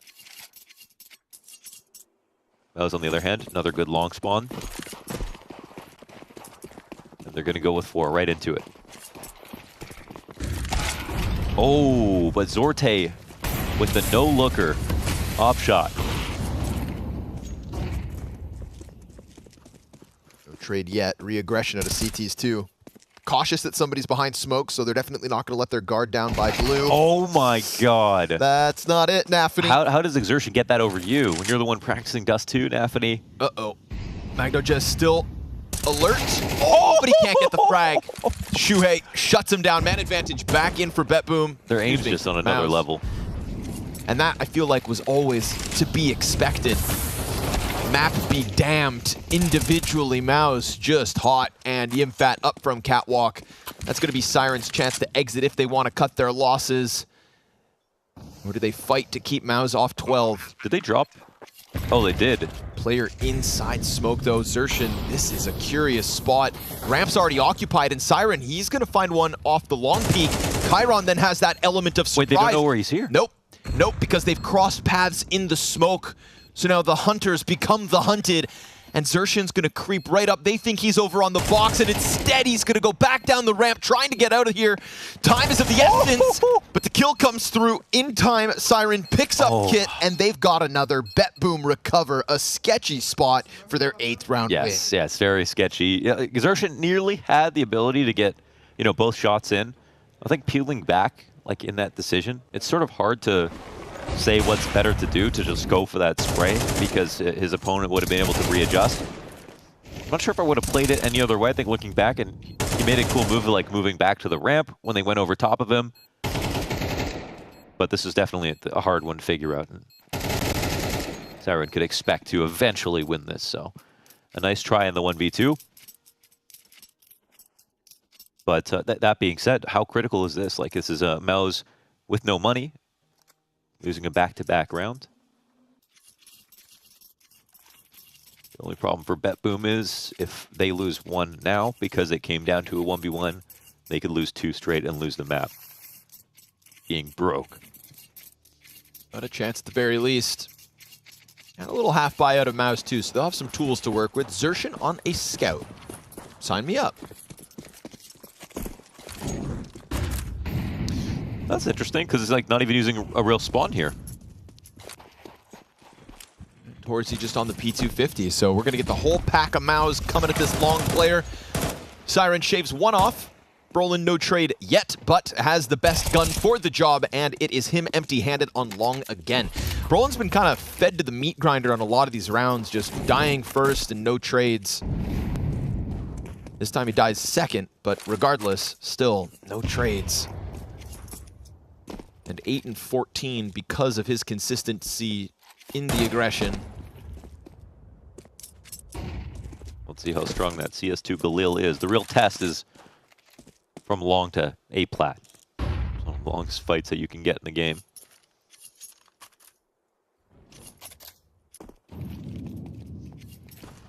You know, this round is pretty much impossible to win, right? If you're the T side, you've got to come up with 3 players just sitting in this position. CTs have a lot of nades left over. Well, actually, not that many. It's a full kit on Chiron.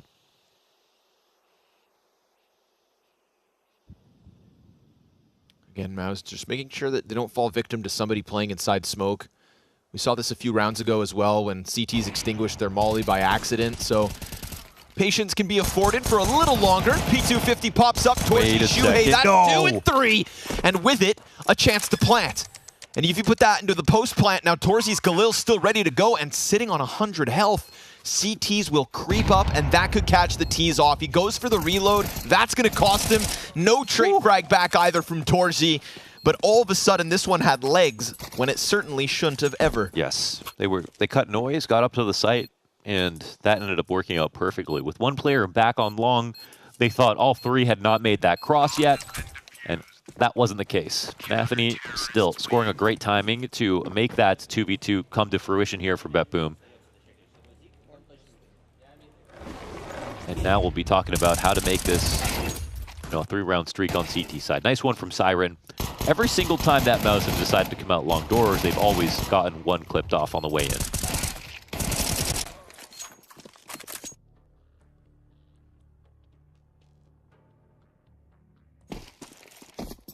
Valiant effort. It'll definitely keep BetBoom on their toes.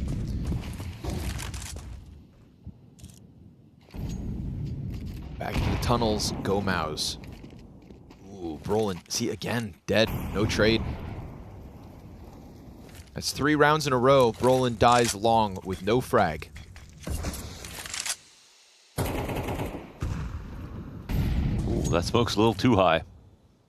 And we haven't talked about it, but slowly but surely, you know, off of the Brolin kills, Siren quietly crawling the scoreboard, 20 and 12. Wow. Yeah, that's a nice map for him so far. So surpassing Yimfat as the top frag. Sorte gets by the off and sends his bullet through the wall. The nade pops open the smoke on the T's timing. They end up clearing one, but still, it's a 4v2 advantage for BetBoom. You'd think surely that's enough, but Jimpat double kill towards mid. Siren would love to chase, but he has to do it quietly, so they could come to Chiron in the meantime. They're holding on flank. It's time for Siren. It's damage out from Chiron, but Zershin gets the better of it, and there it is, the kill back. The 2 top fraggers for each of these teams locking horns in a 1v1. It's a prioritize on the plant, and a jump back over. Molly to the door as he hears him get close. He's ready. Oh, what? I thought he would be. He thought Siren would have fallen back. Instead, he comes swinging, and it is BetBoom within 1. That is so brazen from Siren. I can't believe he ran through that Molly after Jimmy saw him and heard him, too. And Jimmy couldn't believe it himself, so he went to look for the window. Thought this was going to be a longer 1v1, but that's not the case. And it's Siren with straight-up output on, like, in a number of rounds, but then also a clutch here. It's a real stamp on the map for him. A 1v2 and a few 1v1s allow BetBoom to get within 1 of tying this game up. Still, of course, dangerously low on money. Always at risk of losing 2 rounds in a row because of it. So have to be on full alert because they're almost letting these rounds slip.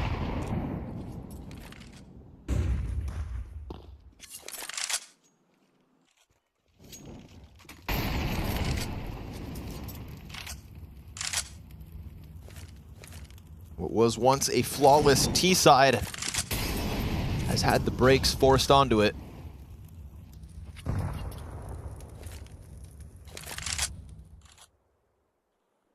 And this will be the most vanilla map here for BetBoom as they chill back in this default. give up mid control. No one playing in front of the doors for once. This will be a real test of composure. They don't have long or cat control, man. This is it's a very weak setup for the CT side. I wonder what they're doing. Is this a tag? I mean... Oh, yeah, it must be. Yeah. Okay. I was like, bro, that is some confidence.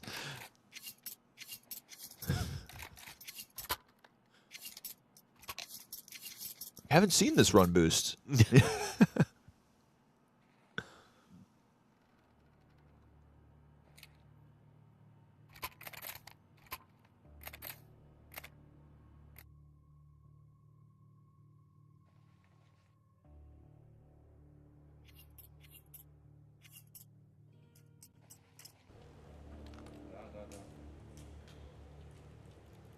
He's supposed to come out through the locker. It's way funnier that way. What would the red and blue room be if this was the actual map? Is that showers or something like that? I think just T and CT side. Okay. Yeah. But yeah, there are showers. Showers. What are There's the callouts bathroom on? stalls. What are the callouts on pool day? Pool. Deep end. Yeah, there's in like the 1.6 version, there's like nades at the bottom of the pool. But you have to like go in and then just slowly sink to get them and then come up the ladder. Rex, there's no water physics, right? Yeah, yeah. Okay. And you sit down there and then there's like gravity changes basically. So you sit down there and then you just like throw the nades from the bottom of the pool. Is it frowned upon generally when playing pool day to just hide in the pool?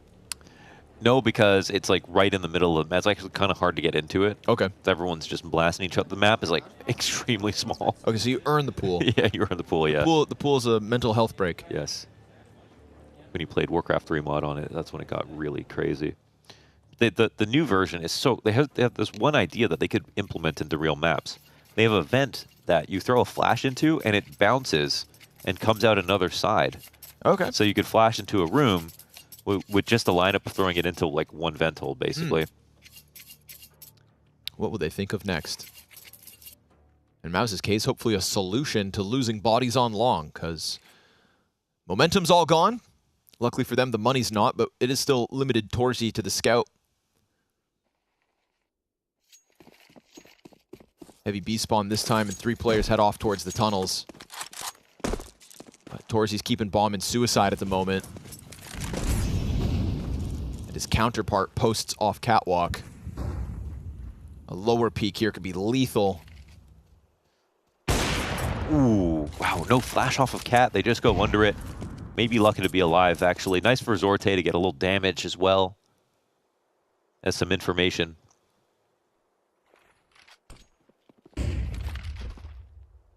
Nothing to hold back Shuhei or anybody else who wants to try and get up catwalk. Yeah, they have a really good idea of how the rotations are coming in for the CT side. I think they know Exertion Zorte went car. Yep. So the read is right, but it's all about the follow-through. That could include, again, Brolin versus Siren over towards long. A battle that has been going BetBoom's way round after round. And it is the support that, of course, keeps Zorte trained forward on Cat, but they switch positions. They're going to put the op on long instead. Frees up Siren to get inside of the bomb site, playing Goose, tucked in and awaiting Mouse's approach if they commit. 40 seconds. BetBoom starting to peel more players towards A when in fact Mouse go 4 heavy into tunnels, bomb included, and this is going to fall onto Chiron. Yeah, they've done it. They're ahead of the system. smoke. Yeah, they are. First player's in. Chiron kills Torsi as the 3rd in the pack, and then Brolin with a nade out.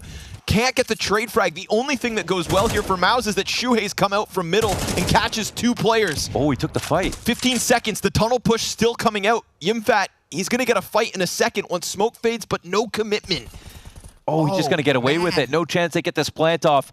2 Ts will stay alive, but this one comes down to Chiron and his 3K hold inside the B site from K-Sharp. I mean, Brolin's coming out as 2nd player with a grenade in hand. Yeah.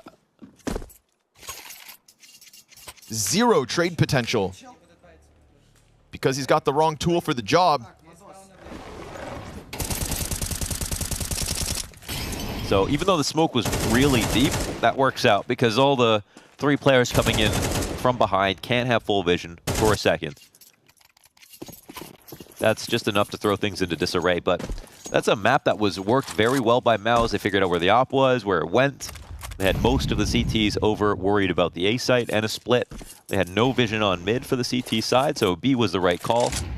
But they had to get that one trade, and Chiron comes up big. And to be honest, he hasn't had a great map until that moment. And now he'll be tested again. Early challenge. Shuhei comes out, kills a player through door. Oh. Rest of the pack is ready to swing, and so the B site falls. MOUZ don't waste time.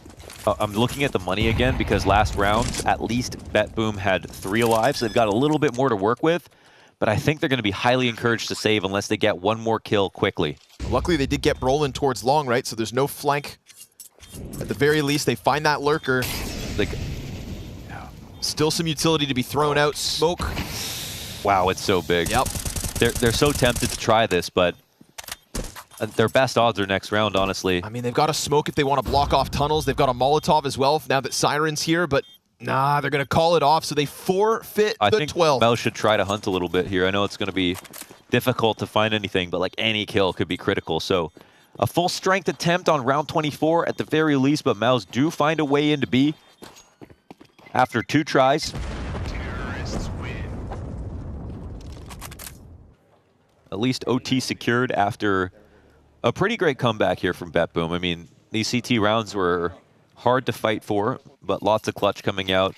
Lots of great moments from Siren. Yes. In particular, who has climbed the board. Oh, he is locked down long. There's been no success on that half of the map for MOUZ.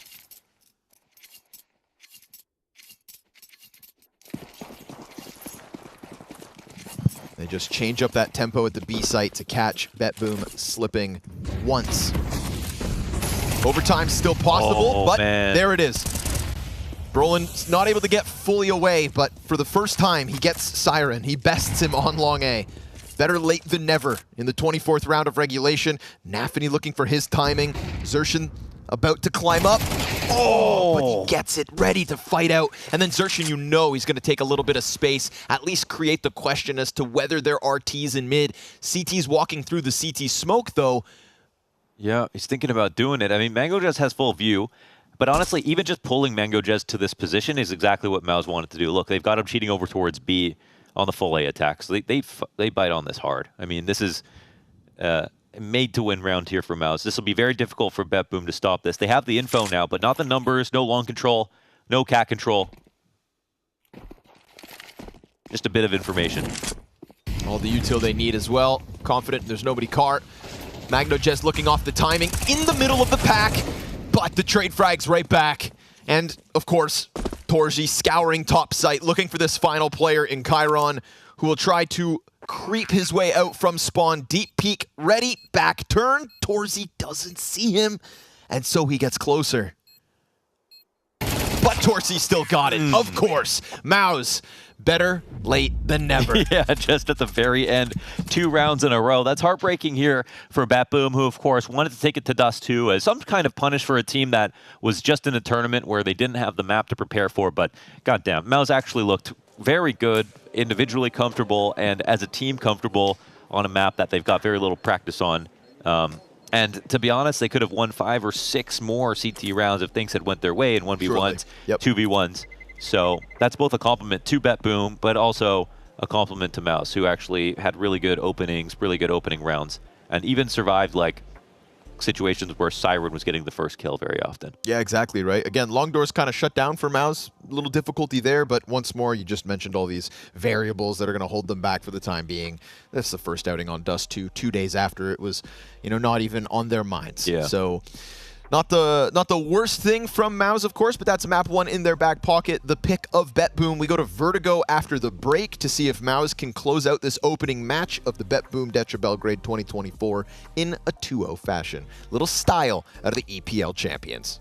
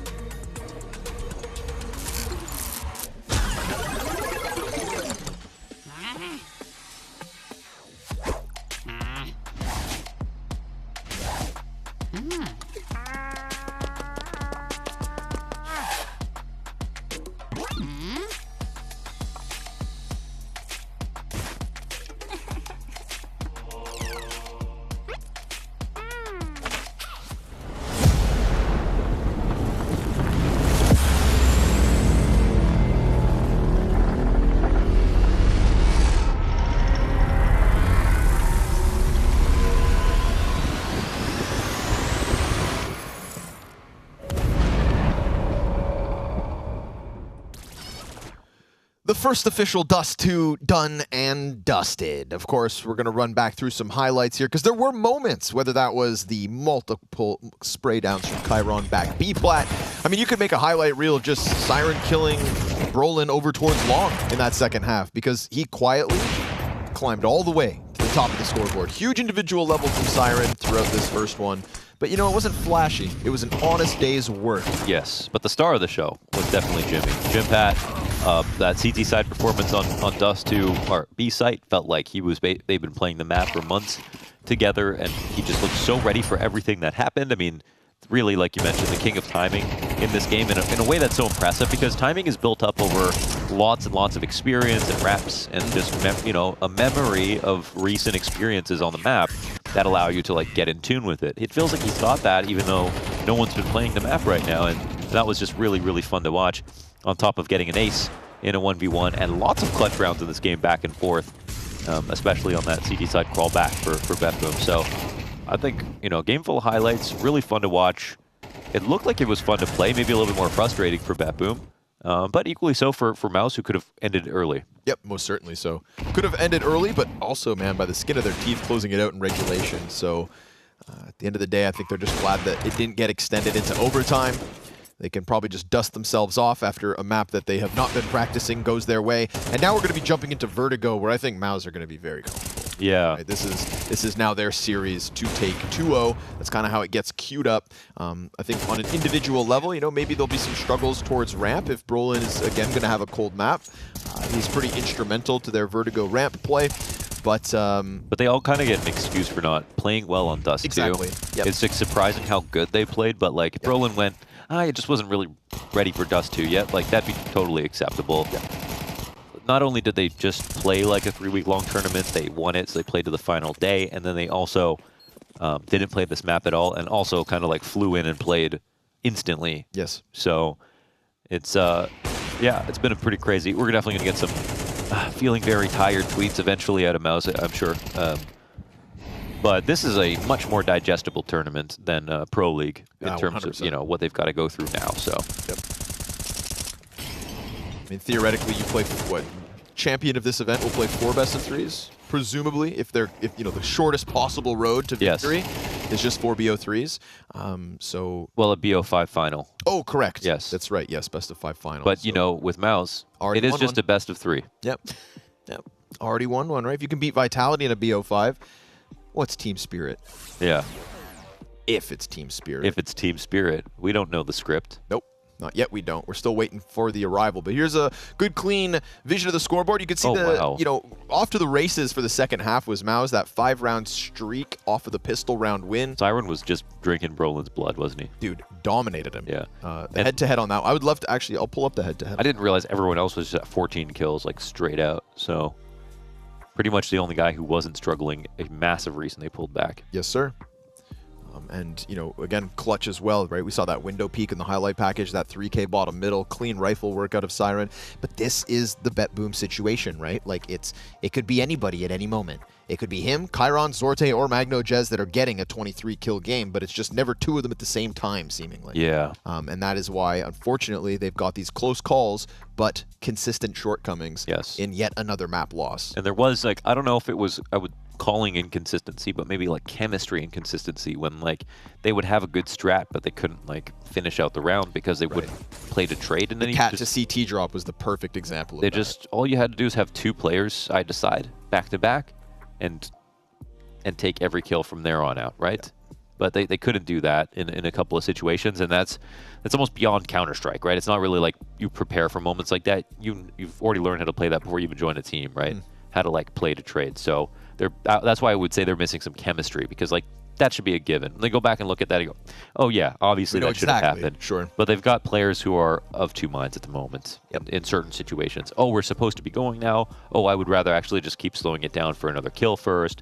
So maybe that is Nafny's responsibility to have like the very clear calm that cuts through all of this disruption and says, this is where we need to split. That means everyone needs to get lined up to be able to trade. But if they don't do that, I mean, if they did do that, we might have seen them win this map. Most certainly. Yeah. I mean, the chance was real, especially off that streak, right? We see round 23, round 24. That's how Mouse closed this. So the momentum was there for BetBoom quite convincingly, but Mao's slipping through the cracks, as they do. Just when they got slipping Jimmy, you're going to be slipping all over the place. And then they're going to be throwing this one into Vertigo, where, again, I think Mao's should be feeling comfortable. So, beginning on the CT side, yet again, it is the BetBoom team off to the offense, glaring up ramp, and seeing nothing for the time being. Shooting for the 2-0 off of a Pro League win to kick off BetBoom Dacha Belgrade 24. Yeah, Vertigo, Dust2, Mirage. We've got a very scrappy map pool at the moment.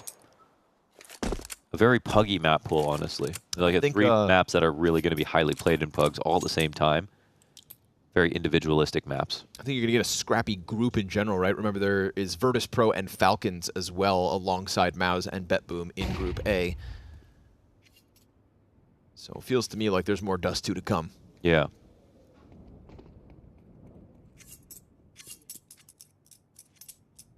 Very quiet pistol here. All those old guys coming up next, definitely coughing up dust. And Father Time himself in the server.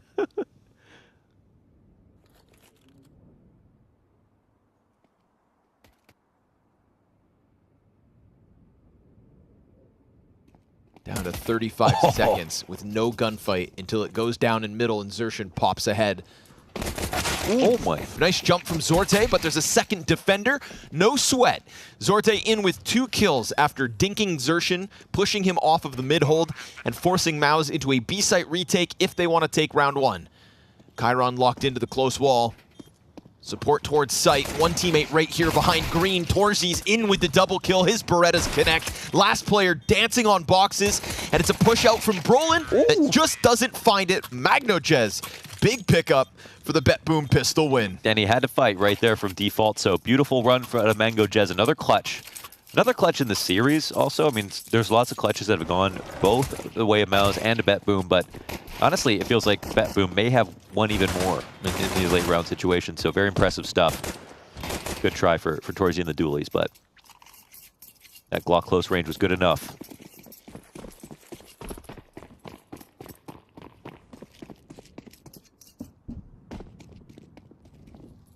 Quiet map as they exit spawn. A slow default here from BetBoom to establish.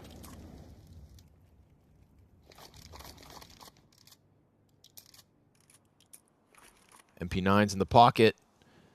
Pistols around it. Flash is good, but Zorte controls the spray while blind, gets himself the second, and the short threat cleared out. No issue. A little extra money here for Nafany. Chip damage versus Xerxin, and this site getting cleared convincingly. Hello, and goodbye. Yeah, it's a real perfect attack here for BetBoom. Very nice. Maus will fall back out of this. It was a 2-0 start on Dust2 as well from BetBoom. So good off that pistol. Ended up splitting 1 for 1 in the second half.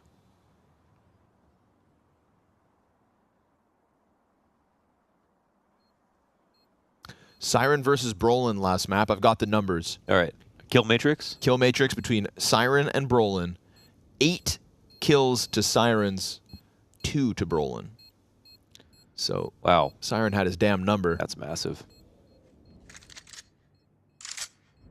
Yeah, especially, you know, anchor to entry frag right there. And also, you know, 5 kills to Xerxin, only 1 back. Wow. So he's shutting down Brolin and you're shutting down Xerxin. You know, even when Siren played on Spirit, you could see the aim was so good sometimes. He obviously wasn't, like, he's an anchor and wasn't meant to be a star player on the team, but his aim was definitely always kind of like caught your attention. You're like, okay, wow, he's really, really sharp. Sorry to put you on the spot. Which of the pickups replaced Siren on Spirit? Was it when they brought in... Wonderful, maybe? Or it was like Wonderful and I just can't remember the exact moves that happened at the same time. Right? Yeah, I was like, was it with Donk and Zontix? But I feel like it could have been sooner. Sorry to I have to go back and look at that. I'll look.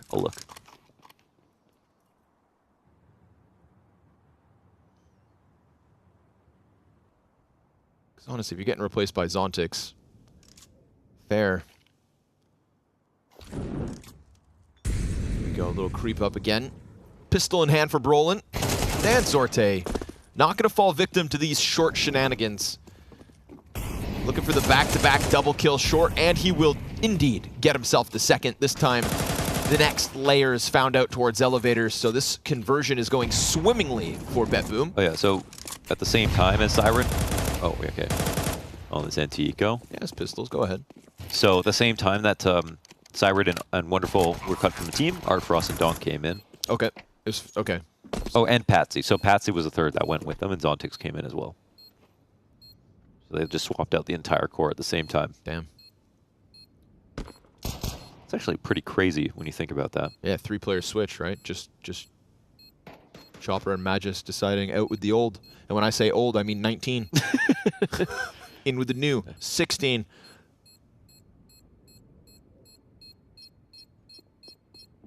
I was going to try to get something for the road here as they press the bomb site late, but it is nothing but free ones for BetBoom in the easy peasy 3-0 start. 5 players alive on top of that, and so having a field day to kick off map 2. Their opponent's map choice on top of it. But guns now in the hands of Mouse. We'll see if they can turn this one around early.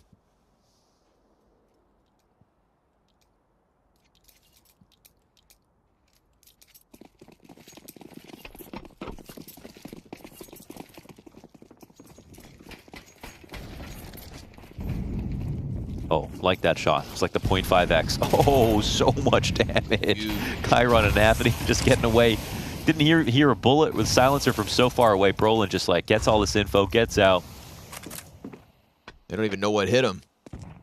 They're just lucky to be alive. And they immediately eject from the bottom of ramp. So gonna try to go numbers strong into the B play, perhaps. That was like a tickle torture. Like they didn't even have a weapon to fight back with. Nope, just jumping into cover and not making it in time.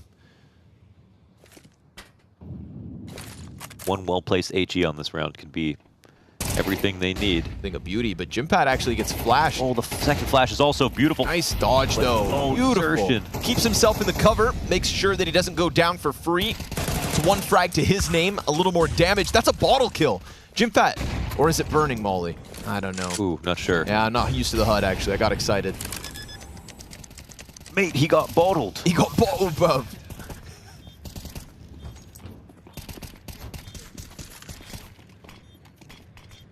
They're just flying through it?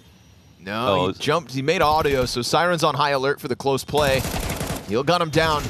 Oof, a little desperate here trying to come through the smoke with the close push from Siren. So Torzi... They actually had time to chill, you know, almost through that smoke. So this one is sort of given away. A little flustered. Yeah, for some reason. There was even a gap for Brolin to jump out without being fully smoke blind and not exposing himself to the site too. They were just so sure someone was playing close right. Maybe he heard the spam from Siren on the Shuhei and thought, oh, he's in a different spot. Right, now's my chance to get out. Yeah. That was timeout as they go down 0-4 to kick off map 2. Not the... The B defense was actually really good to start things off. I mean, Jimp didn't see any... He saw things too late, didn't get his first kill, but Exertion came into support right away. Got away from 2 flashes as well, Jimp. Yes. Even while blind, repositioned really well. Yes. But in the 3v2, they bungle it. BetBoom with a 4-0 start. MagnoJez 5-0. And MagnoJez was doing great on Dust 2 until he just sort of plateaued. Yeah. And then they, as they all stuck at around 14 kills. Besides Siren. Who just couldn't stop winning.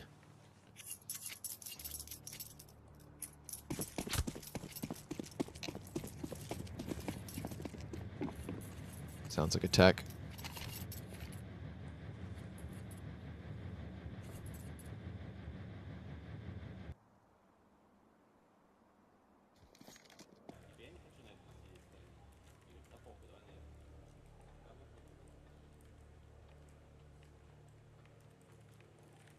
I really did think that Zorte, after his great performance at the Blast Paris Major, was destined for greener pastures in the CIS region. Yeah. But ultimately, you know, didn't get really a big call-up, you know, because when we knew that the Fours project was kind of being dismantled... He was the guy to pick. He was the one, you know, it's like if anyone's getting sniped from Jerry's gang of merry men. It should have been Zorte in my mind, and then, you know, there was promise with BetBoom at the beginning with the Sydney run, making a playoffs. But he's been kind of stuck here since. Mm-hmm. It's like maybe Cloud9 would have been the team. Yeah, that's what I was thinking. Yeah, at the time. But those times have come and gone. Or actually, I suppose. But it was because Shiro was on it, but just for such a short period of time. Yeah. Probably like locked that window out for him. Yeah, 100%. And then, of course, Spirit would have been the other one. Shiro went there first. Shiro just really kind of locking it down, you know.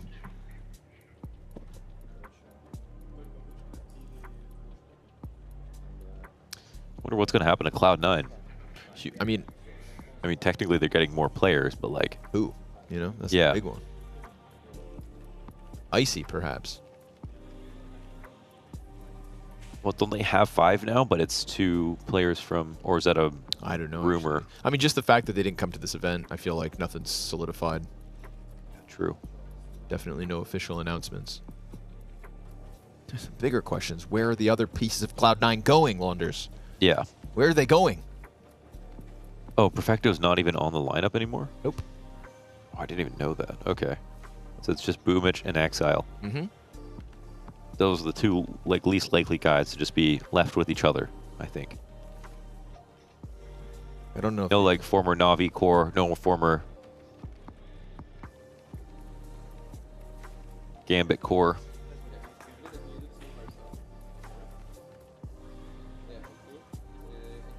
Questions, questions, questions. I played a qualifier, Perfecto, Alpha, Hobbit, Exile, Boomich. You know, there's I feel like with those some of those names floating around, if they had a choice, any of them, surely Spirit's at the top of their list. Yeah. You know, and they had a choice. Spirit's games to play. Yeah. Ooh! Guess we'll just decide with this event. Rumors, huh? Aren't they fun? The what ifs, ands, and buts, but Magnajez first to fall in this round of MP9s out of Mouse. Back into the action off the tech pause, looking for their first. Brolin has picked up a following kill.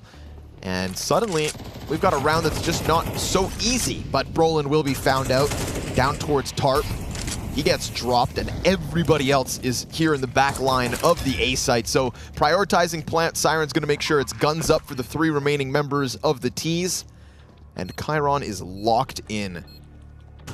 The most committed position in the map pool. Torsi is caught. Zorte, it's going to have to be the all-in, and he gets nothing. Deeked down 50 floors. See you later, sucker. How do you even just cleanly hit that shot? Like, it's not really an angle, you know? It's like, what a shot out of exertion.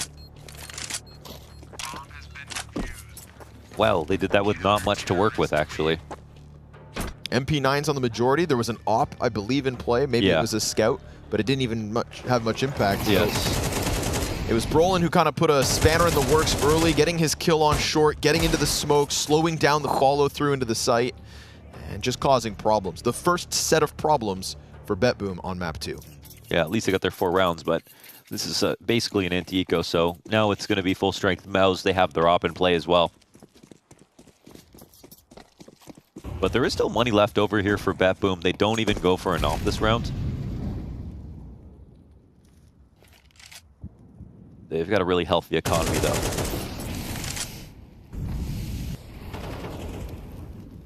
A lot of this game will come down to Brolin, who struggled towards the end of Dust 2, and on Vertigo playing a ramp, there's just plenty of action for his role on CT side.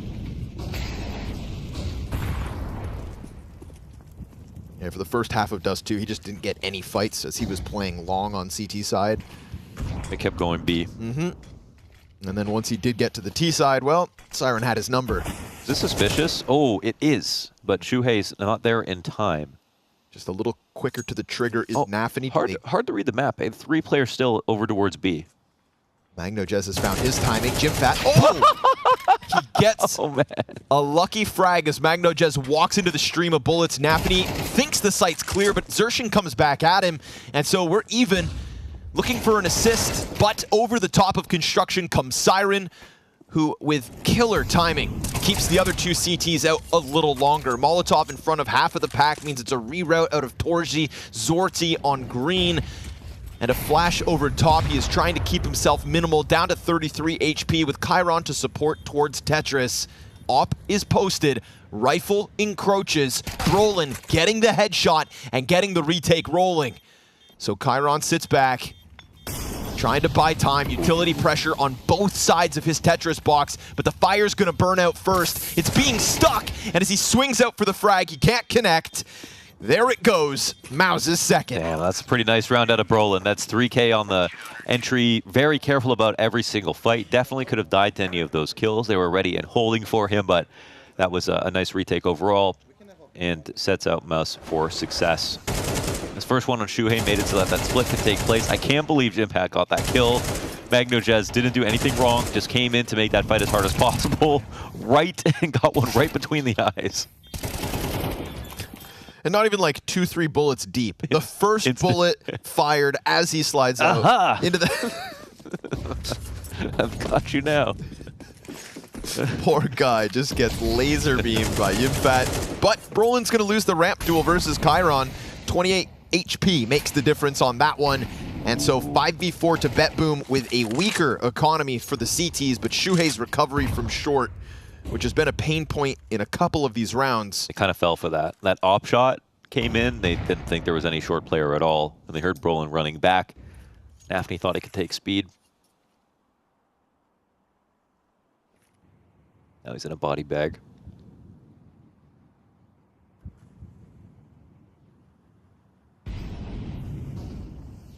Xertion playing to spot on a site that will be taken soon. And the CTs eventually will probably peer down the ramp, I'm assuming. Smoke comes up and they'll take a look now. So here's where they'll start to move over towards B as well.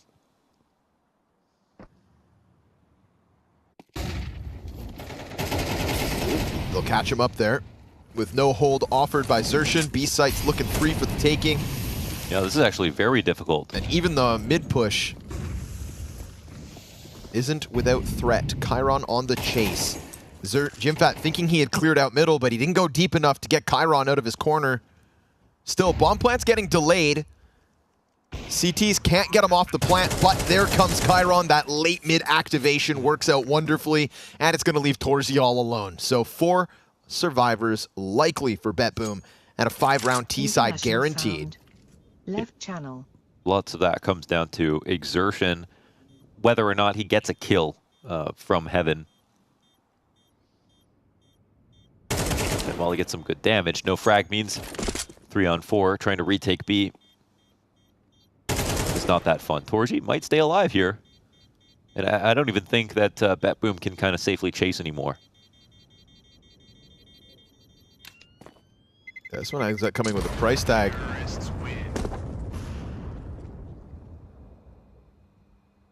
But 2 survive in the end. 5 rounds. 5 rounds here on T-side is a great start for BetBoom. Chiron kicking it off with a bit of a labored duel between him and Brolin on ramp. That's the 1 kill Zorte offers in the post plant.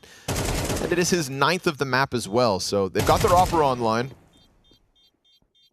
They got Chiron in with some. They've got Maus's money all invested in this one. Yeah, and Shuhei's been getting picked off like very kind of easily in some of these rounds. BetBoom finding him no problem.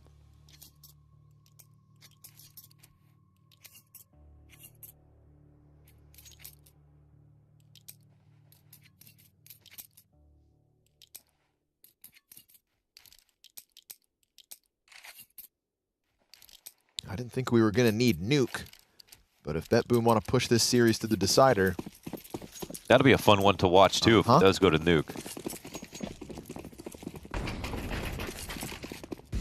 Of course, that would be to write off Maus in the remainder of this one. It's 3 players coming at this ramp play for both teams. Torzi opens up. Nice timing from Chiron. Clean flick, but Torzi's at least got the trade frag, so they can stop the losses there.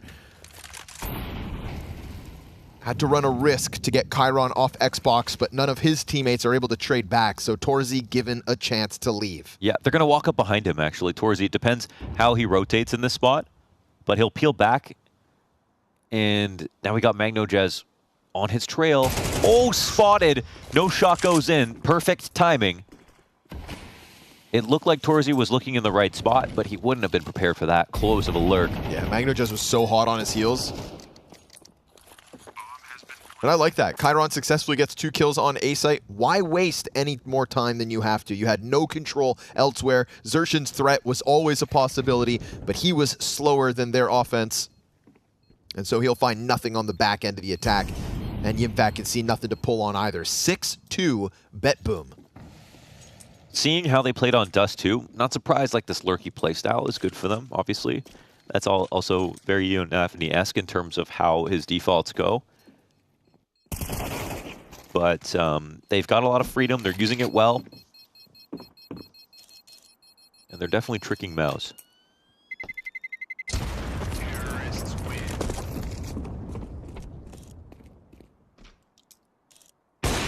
It is going to be one of those situations where Torzy, you know, basically if he doesn't move and just assumes they're going to keep coming at him, then it'll pay off. But it's also a spot where it makes sense that you'd think, okay, Torzy gets 2 kills after refragging Chiron, who did so much work right there. Of course he's going to leave. He's spent enough time here. He's got to like think about where his teammates are going to try to rotate into, and he's not in a very reinforceable position. So a calculated risk. Also, tip of the hat, Chiron, beautiful second kill, snapping up to the crane peak. Forcing Mouse to try to shake things up a little. Torzy goes for the over the smoke angle. Oh, he's right there, but gets away from him. And that is one of the 2 rifles Mouse had here in round 9 on the dirt. No chance to recover it. Uh-oh. Don't worry about that. You saw nothing. Yeah, because that does actually kind of make it awkward. Yep, especially if Jimfat's able to pick anything up there. But luckily for BetBoom, recovering from the missed Molotov, they'll be charging towards that B site, which is so clear for the taking. Construction peak, the only thing in place to stop it. It's the 5-7 of Xerxion running forward successfully for the first one. And a blind challenge from Shuhei walking out through green smoke. Obviously he's getting split on 2 fronts, so it should be a matter of time until he dies. Yeah, there it is. Siren will grab that. And that leaves BetBoom here with a 7-round T side. And, you know, potentially looking for 10. They could do it, absolutely. The map pick of Mouse. It felt like if it was going to go to the 3rd, it was going to be off the back of a Dust 2 win, not a Vertigo win.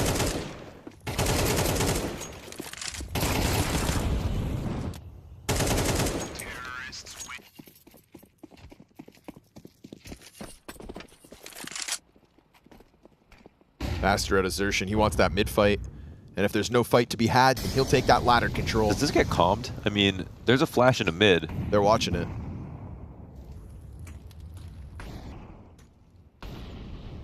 But if you know he's in there, what do you do about it? Looking for the very early B group. Take a Molotov damage. Maybe puts Jimfat on high alert. Whole pack of players coming. And he doesn't pull anybody off just yet. Good damage, and eventually getting the kill. An untradeable entry attempt from MagnoJez. Yeah. 3 more players behind him, but delayed. Good that you pointed that out. I mean, look what happens now. They slow down, Xerxion speeds up. But it is quiet. Of him. Yeah. And maybe because they saw him cross ladder, but Nafany just throws caution to the wind. You could see Siren looking for this. Siren thinking it's a possibility, but Nafany backs up backwards. Chiron, Zorte, little recovery. Still something to do in this round. A smoke ahead of him. He'll pop it open and see nothing for his efforts.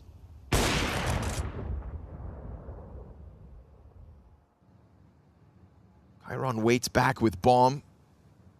What? Oh, I was like, was he not spotted right there? He's just holding in front of the smoke.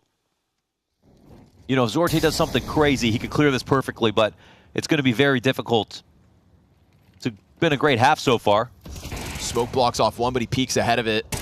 And it's an easy cleanup from Torzy. Activates, comes round, and that'll be Mouse's 3rd. So good timing on the flank from Xerxion, gets into place, and ultimately not all of BetBoom too worried about that flank when they should have been. Yes. It was that's a moment where like they try to go off of instinct. Magno Jazz runs into the B site, but like you pointed out, untradeable frag into now that's the whole play, we're going B.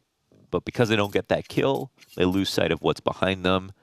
They forget about opening tactics that have taken place, that have calmed down and exertion quietly, dropping down the ladder to take that full punish. And so a small mistake looks like a big one versus a good team like Mouse.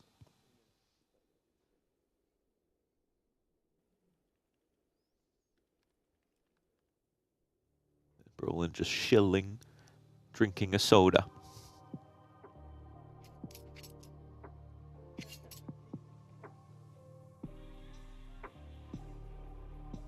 I was trying to laugh it off, but I mean, this is a substantial lead that BetBoom have been able to gather.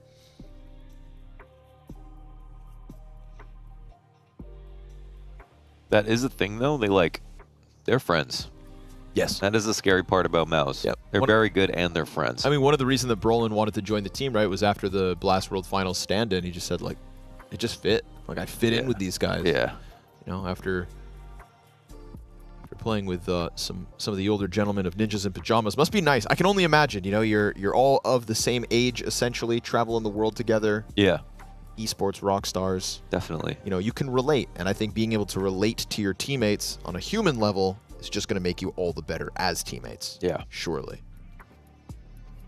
You can't travel the world with people that you hate. That's true. Because then it's just airports and missed flights and stuff. Yeah. There's nobody on this roster that's ever missed a flight. That's another thing. They're not only all young gentlemen, they're professionals too. Yes.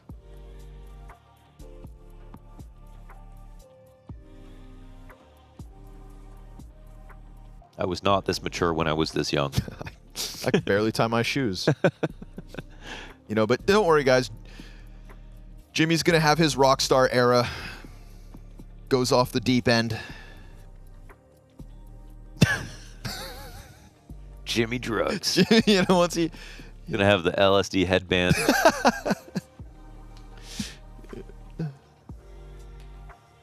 He's got a party animal in him. I can see it. You can, it's all in the eyes. Going to be drinking in the sauna. Don't do that.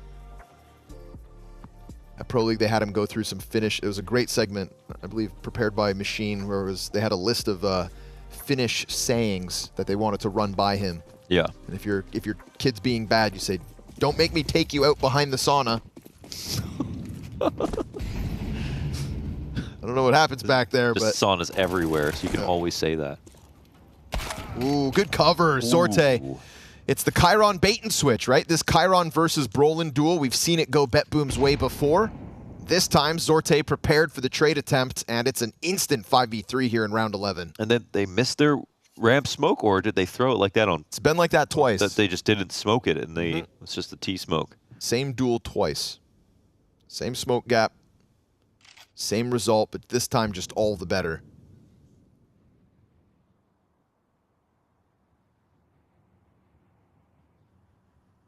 Jimmy has gotten some kills, had some good rounds, not nearly like the performance of Dust 2, which was just on actually a masterclass. So he's kind of looking for his big play here on CT. And in a 3-on-5, that would really be a showcase of his skills.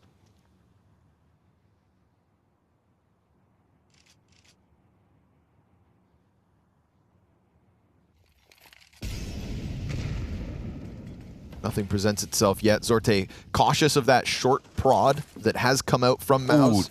Siren, that must have been a zinger towards middle. A wide swing out mid to drop the player off top. Construction 5v2. And a CT spotted. Yeah, Nafany's making calls there. Saw him as he jumped back through smoke, I think. Definitely hears that he's coming out. Shuhei swinging wide, and to his detriment, Nafany on the hunt the entire time. Xerxin letting him slip through the cracks, unfortunately for Mouse. And all the while, that bomb heading towards the B site. Damn. So Xerxin shows himself with a bomb plant on the opposite side. This is an 8th round for BetBoom. A hell of a T side on Vertigo. Definitely. They got toyed with right here. So really nice half from BetBoom overall. Lots of good individual plays. Sorte, you know, joining us, I think is massive. And what can you say? I mean, this is, yeah, Mouse's map pick, a T side to really think about. And unlike on Dust 2, they didn't really lack cohesion. They took some risks, maybe that got punished, but very few overall. Definitely looked like they were doing more punishing than risking in these last 12.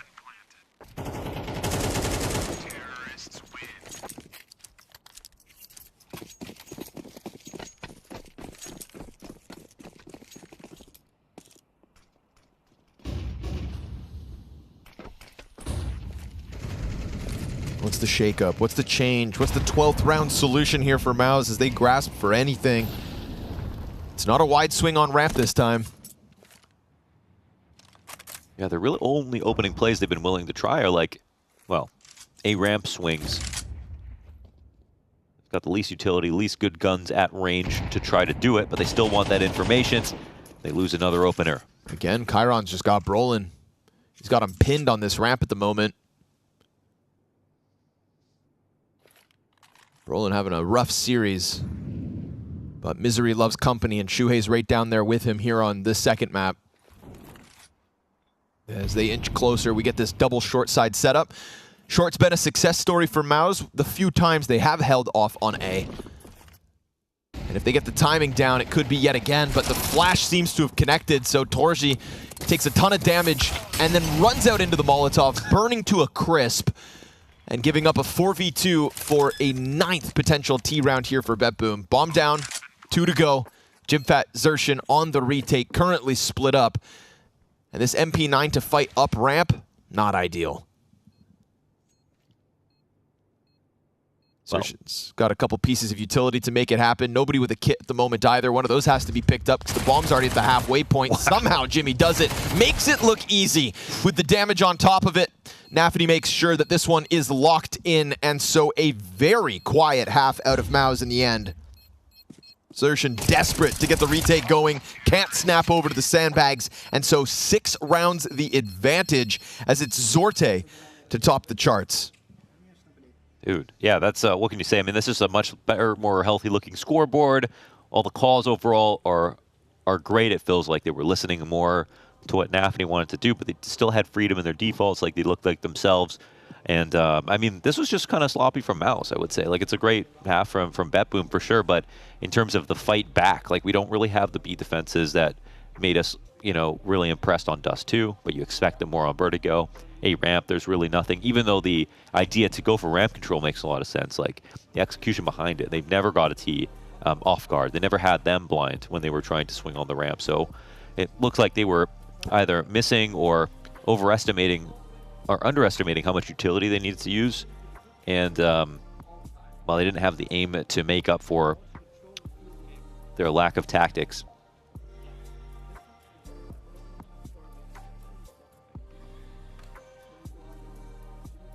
it's definitely far from over considering it's Mouse at the moment. Right? They do have a golden glow, and I think if they're going to be woken up, it'll be after a half like this on a map they are supposed to take.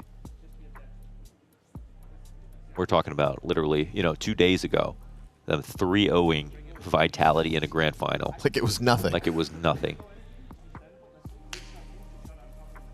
So Cyclone trying to conjure up a solution here.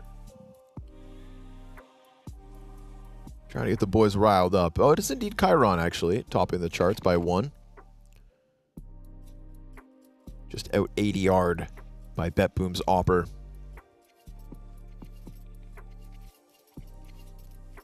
Who did not op that much, that D side. When he got it, yeah. But yeah, he's, like you said, not opping all that often. You know, but Chiron, top scoring player for the moment at BetBoom, much like Siren back on the opening map, padding those stats at the expense of Brolin. 3 rounds, Brolin, again, exposed on the smoke towards ramp, dies out and loses. So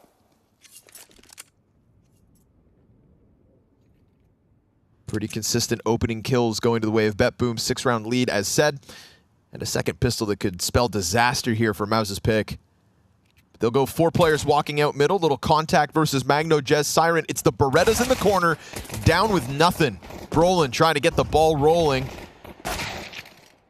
And Him and Shuhei with a kill apiece in middle. No rush yet. Not overplaying their hand. Shuhei catching another one, and the CT spawn player's dead. So B site open for the taking. And maybe T side is the key here for Mouse. Yeah, certainly could be. And this is 2 pistols, both for Mouse and for BetBoom so far across these 2 maps. This for first half of this map, much more lopsided in favor of BetBoom compared to what we saw in Dust 2.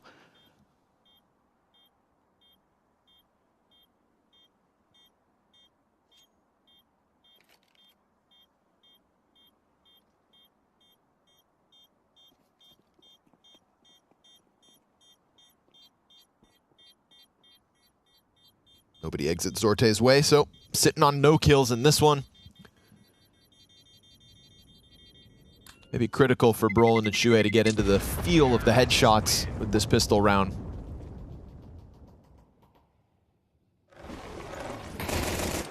If Mouse win this game, will you get a Mouse tattoo on your shoulder? No. No, definitely not. Oh, but I meant the old logo. I was just about to say, definitely not the new one. No. Mouse have already cost me enough.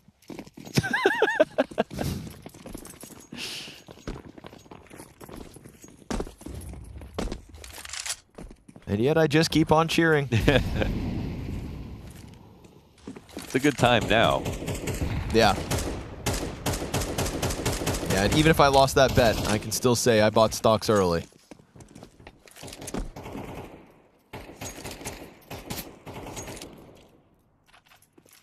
Ooh, pistol stack. It's not the deadliest pistols, but there are 5 of them. And not ready for the swing, but luckily teammates here in place for Xertion. Oof, it is easy. 4 frags for Shuhei as he climbs that scoreboard real quick. BetBoom would have liked at least maybe 1 more kill on a round like this, but well handled here from Mouse from a distance with these AKs into what is a 4-round lead. And the buy comes in from Nafany. We have an AUG. That's what we like to see. Do we? Yes. We? All of us. Everyone? Sitting here in these couches. There's nothing wrong with AUGs. That's fair. Ooh, chasing him down. Zorte wants blood, and he'll get it. Whoa! Shuhei died too, top ladder. Beautiful cover. And Nafany finds Xertion as well, so in mere seconds, this is already a 5 versus 2.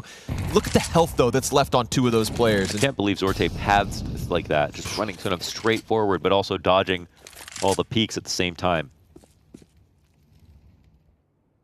Honestly, love the call.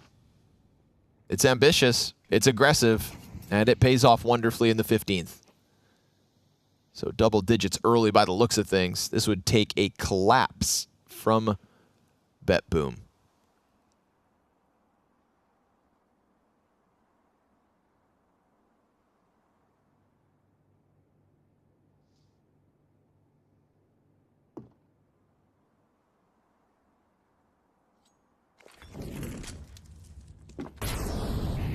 But they actually peeled off site, so Torzi's smoke, there's a chance for a bomb plant at the very least. And even despite those opening kills all going BetBoom's way, the damage is significant. There's no challenge whatsoever, even without the smoke. Torzi's just floating around bomb site. Utility starts to get primed. Frag grenade for the bomb planter. Jimfat tries to mitigate the damage by just getting off the plant zone. They're going to try to charge, and Torzi, he gets the 2 kills on the rush. And everybody else is lining up inside elevator, which is where the smoke finally goes down. Jimfat takes 1. It's low HP here for Zorte, and it's Magno Jez with 100 health, but a quick reposition here from Torzi. And he's going to see the high HP player climbing over top. They're on top of the bomb with no kit. And Torzi, top ramp, looking for his 4th frag. As the press comes out from Magno Jez, he loses out the duel, a 2v5. And it's Torzi with, what, 4 kills? Yes, sir. Wow.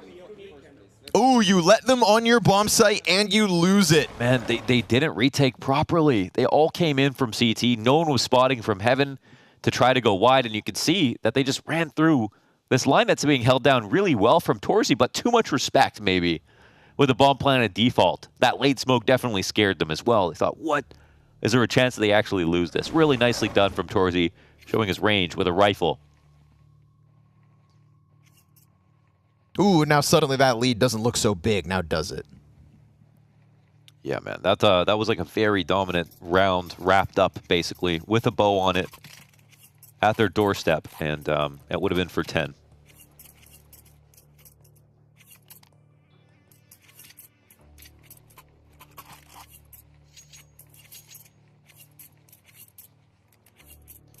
Man, yeah, it's a hard one to stomach. Like, that's a full tilt. Way to lose. Oh yeah, that's the fissure crack in the confidence moment. Yeah, of the day. That go boom.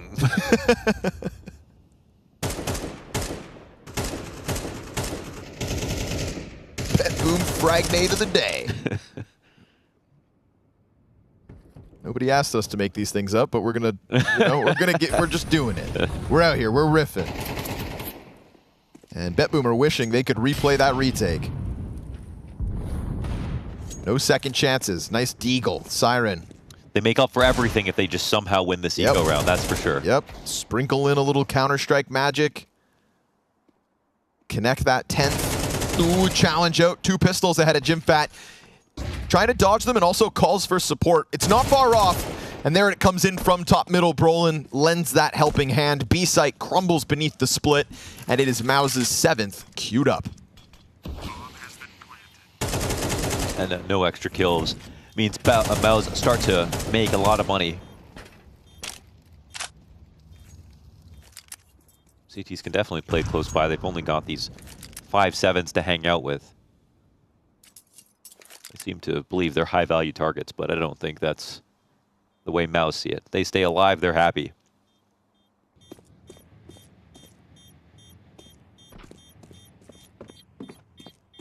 Yeah, I mean, if Mouse make this comeback happen, it'll be because of the last round. I mean, that's going to be, I think, the primary focus. If they do an interview with Naf and he talks about it, it's going to be like, you know, we lost some rounds we shouldn't have. They'll be talking about that one. And the fact that it comes with 2, and then the round following, it's, you know, everybody 4 alive with a bomb plant. You know, the thing is, people love to draw the comparison between Mouse and FaZe and, you know, some of the individual pieces of the teams as well. But I do think that the beauty of Mouse is they've only lost 2 best-of-3s since the RMR for Copenhagen when they defeated Spirit. One of those losses to G2 on the major playoff stage, one of those losses, FaZe Clan. And yet, some of those games, throughout all those wins, it's versus the lesser opposition, the teams like BetBoom, that they sometimes get dangerously close to losing. And yet, just like FaZe, they'll pull it out in the final hour. They'll close it by 1 round or a deep OT. Their wins are undeniable, but sometimes things get sketchy. Truly FaZe-esque.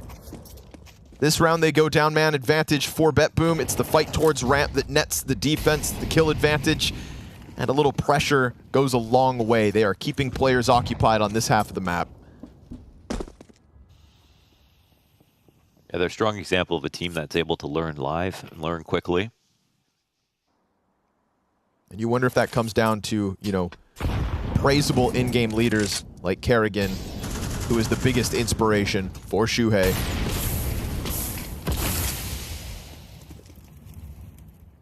JimPat's position pretty much announced by dropping that smoke, so he'll get behind the wood wall, drop down as well to bottom stairs, and Magdojez takes that chance to lock in Plat.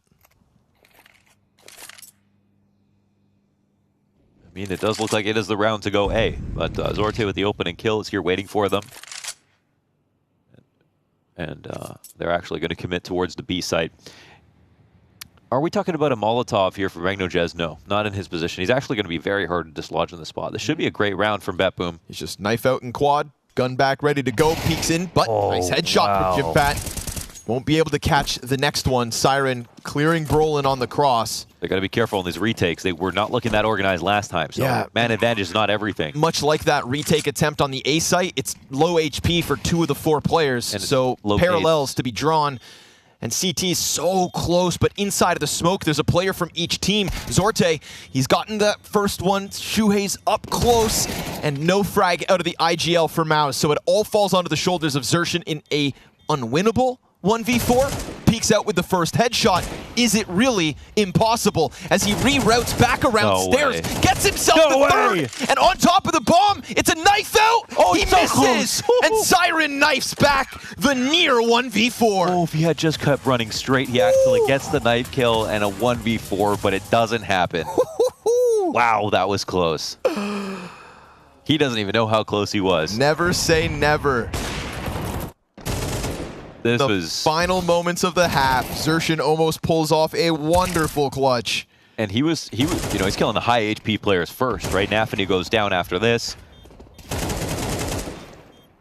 This is nasty stuff. He literally had enough ammo to just shoot one bullet through that smoke. Was there bullets in the AK? I think he had at least one or two. Just didn't think that there was any point because he didn't know. Siren's there on 17 HP, I'm not sure. Right. Ooh, frantic. Oh, Nafany made noise there, right? But wait a second. Wait, why did we just go through that? I guess it was kind of being spotted, but not really. That was definitely Xerxin's play to make. Uh-oh.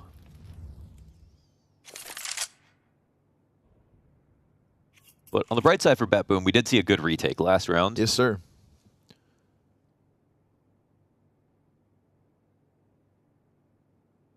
On the dark side, it was expensive. Xerxin made it very expensive.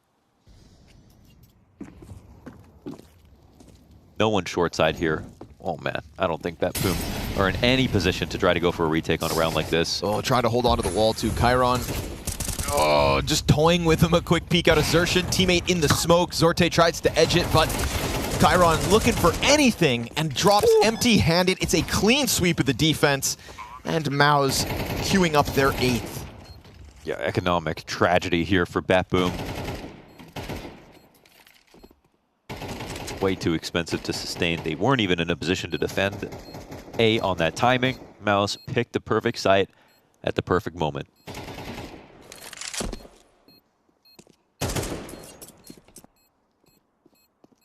Man, you could feel this comeback brewing. Rolling. Gonna get off site as MagnoJez grabs an upgrade. And he's got a golden ticket to go save, so... I've never seen MagnoJez speak. Every time I look at him, same exact face. He's just a killer. Oh, okay, never mind.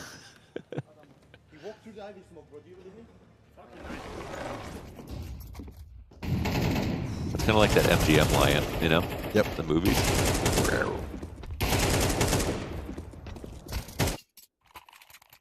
And Chiron was in a spot to get a kill, but, you know, one bullet out of the short player who then dives back into the cover of the wall. Oh, they do have money. They do have just enough money. One gun saved. The sacrifice is they've got one kit, and they've got 3 players with no head armor, but they do have a lot of rifles. Oh, Chiron just made noise right behind him, right? Surely. Oh, maybe not. Xerxin not ready at all. Throwing nades. So a freebie. Critical territory here. That lead gets cut down to 2.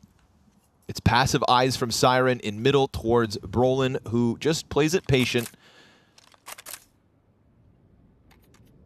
They're really peeling off of this A site, completely foregoing control of the map. Yeah. It's a pretty massive risk to make when you are up 5v4.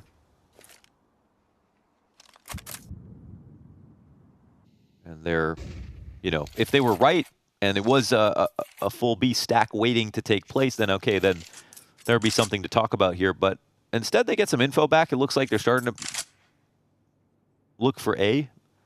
BetBoom seem really confused right now, actually. Because they didn't actually go down the B steps. And Brolin's lurk is still possible as well. So A ramp control given up around 25 seconds. CTs will slowly get into place slightly, but in more vanilla spots. Brolin could be a very critical part of this. At least they're closer. 2 along the short wall. Elevator support gets smoked out. Top ramp's got 3 players on it. It's Torsi trying to keep eyes for the short peak. This time Siren will cut one off. Morg will hold from the short players, but the gun goes dry. Nafany out from elevator. No Opper time. not here to stop it. So it's just sheer presence on the bomb site that decides it. Gotta make sure they hold on. Opper could die to the sandbags. Pressure. Brolin looks to save him, and he'll do so. Whew, okay.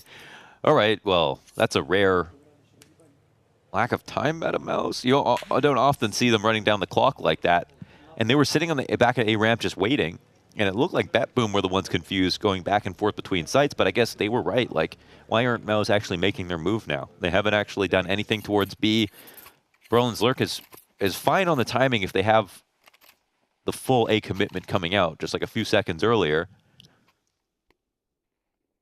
So it looks a little sloppy, but actually, because Brolin stays alive and Torsi stays alive and he gets a couple of kills, it continuously is scary for BetBoom, who once again have an MP9. I think the one great stat for BetBoom, even in the series, honestly, is opening kills. It was Siren, CT side, getting his first kill versus Brolin very consistently. On this map, BetBoom have had Zorte find opening frags basically throughout the second half. Yep. Chiron 2 on the ramp and T side. Yeah. Between the 2 of them. And this time there is actually 2 of them to look to on BetBoom's formula. Yeah. Whereas back on Dust 2, it was certainly only Siren.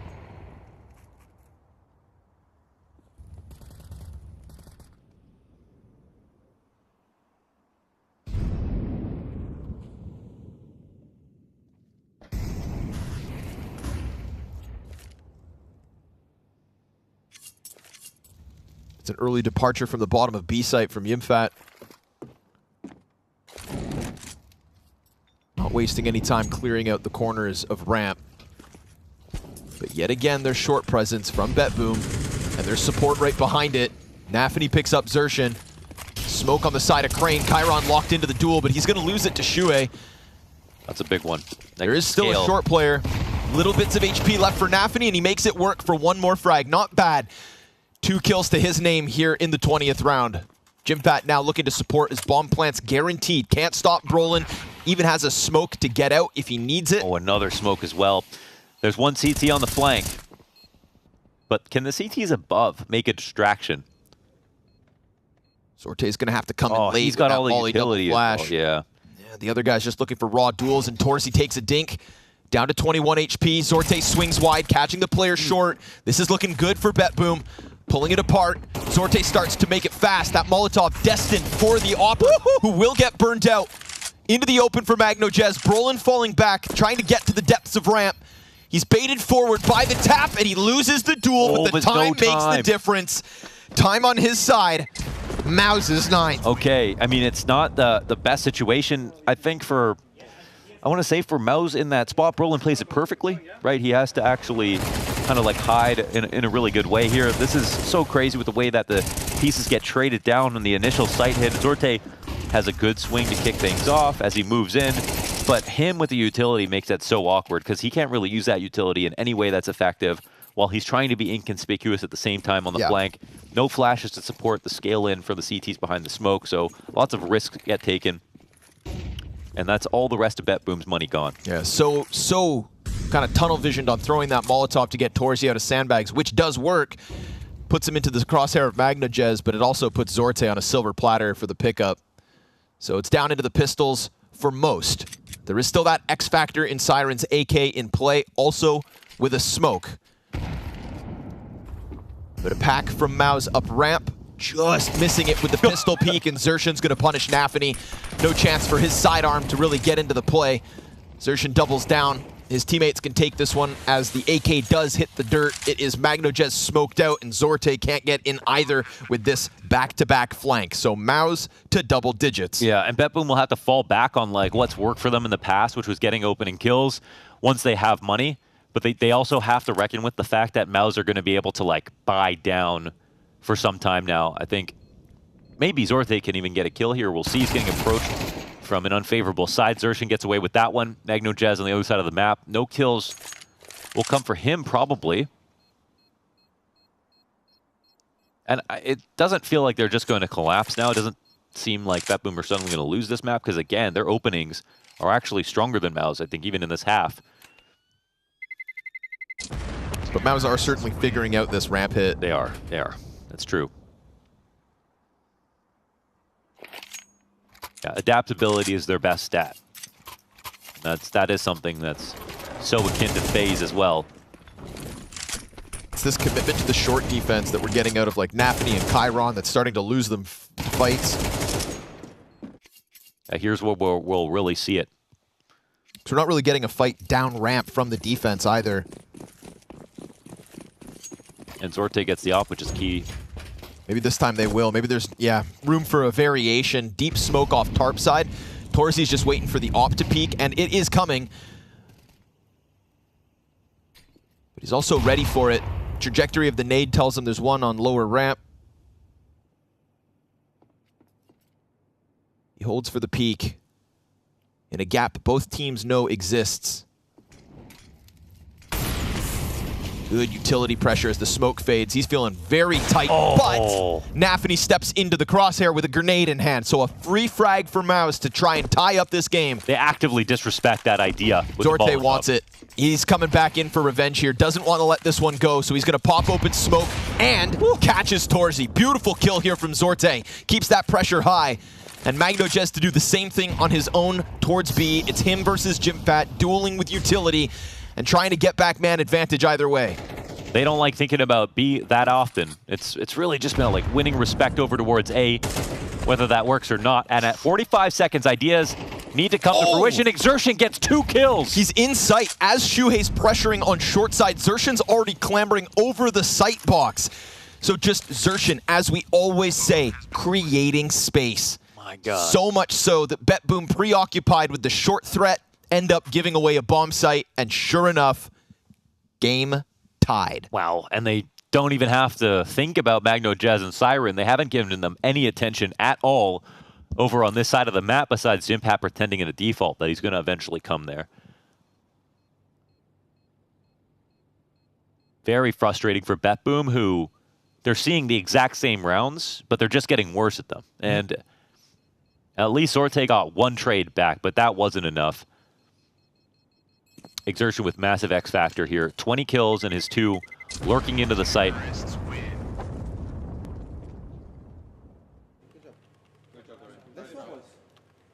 And the money still is also piled even higher. Like definite buys here for both the last remaining rounds.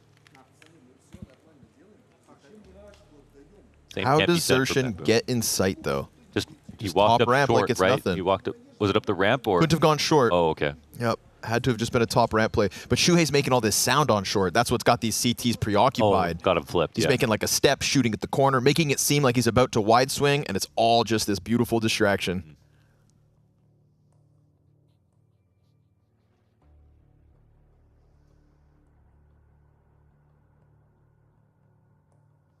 Meanwhile, man's climbing over boxes in their face.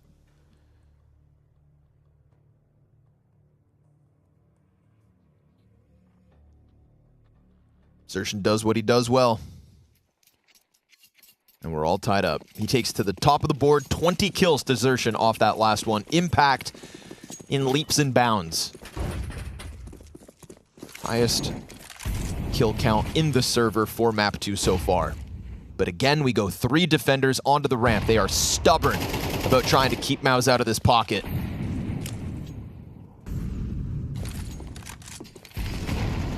Torzy and Xertion trying to catch somebody getting aggressive. Remember, Nafany dies with a nade in hand last round, trying to come down Tarp.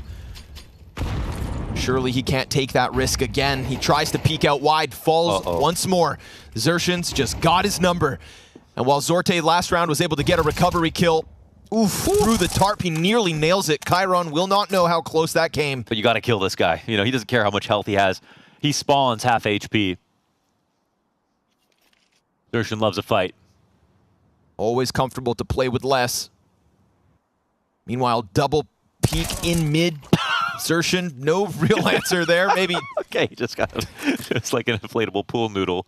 Just fell apart. Probably looking at his teammate's radar in that spot. Unfortunate for him, there was a chance he could have punished that peek. At least he'll see something. That was not the way we set that up to go, but Chiron from above. Exposed and delivers. He gets one. At least he takes one with him. Zorte in the pocket yet again. Other Opper right there playing the corner. Torzi's not giving them the peek. Oh my god. So close! But Torzi's got it instead. Man advantage comes up for Maus. MagnoJez isn't far away, but all of Maus are coming at this with 12 seconds on this clock. Roland's going to have hands busy. If Torzi can't give the cover, then the bomb is going to get stopped. And now they need the kills. Swings out short, but it's 12 to BetBoom. Better late than never. They had the jump up at the same time as he pushed out on default, so there was no real way to counter that. They just needed they needed Brolin to be able to plant inside of the smoke entirely. So playing it down to the wire, honestly, a nice try from Maus, but it's the correct play with time pressure for BetBoom. And yes, it doesn't look like perfect, but it's exactly what they need to guarantee overtime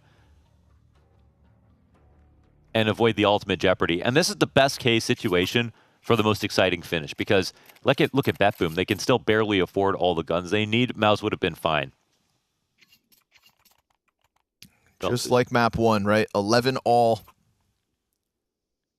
Maus slipped through in the first map. BetBoom looking to do the same thing here. Looking to deny that OT, but to do it versus full-fledged weapons, all the grenades. They'll take their third and final timeout.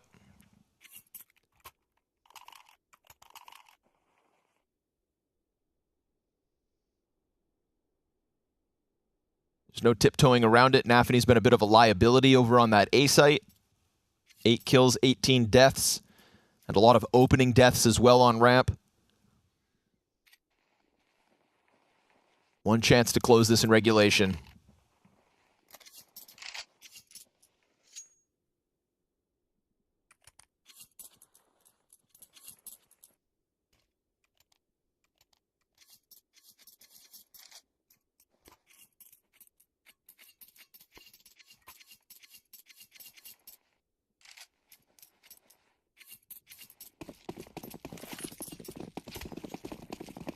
Round after round, getting a little too close for anybody's comfort.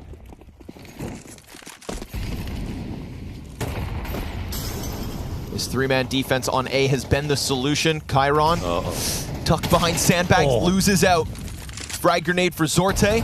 Good damage on both of the other CTs. Nafany, you gotta get something. And instead, it is death for BetBoom's IGL again. Xertion shall not be tamed. He's just getting better and better. Such an impressive round once again. Xertion low HP, another headshot. But a great chance to just rock this boat over to the other side of the map. MagnoJez in between two players, can't topple either, and it is a full steam Maus sprinting into the B site to push us into overtime. That's the perfect attack. No counter utility available. No bodies here to fight back. Bomb will get planted. Matter of time before we get OT, and yeah, that's pretty much the only play available. Right, the only thing desperate. not smoked.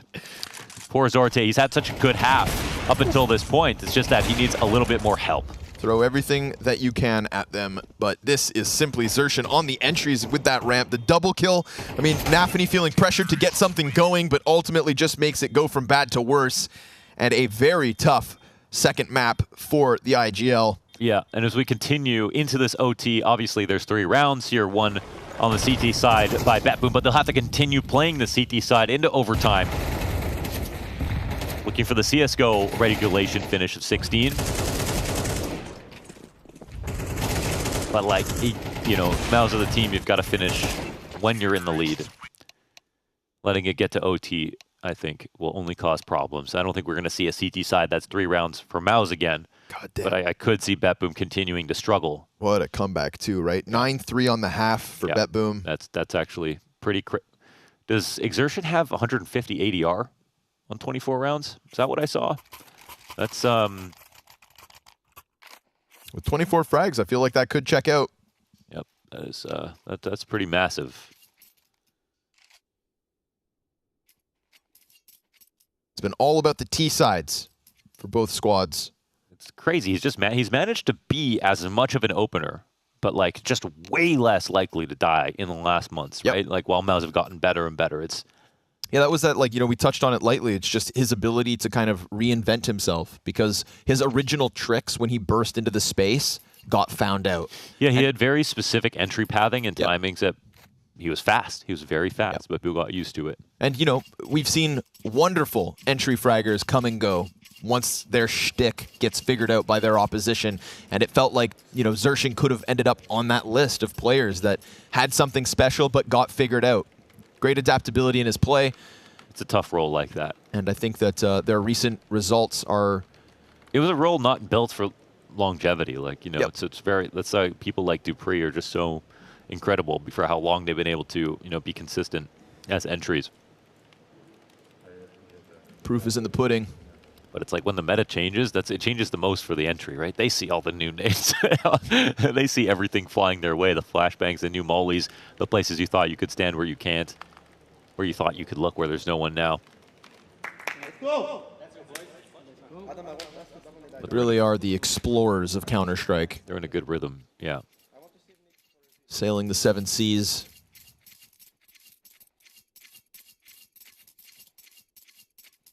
Choppy waters at times, but smooth sailing for Xerxin at least.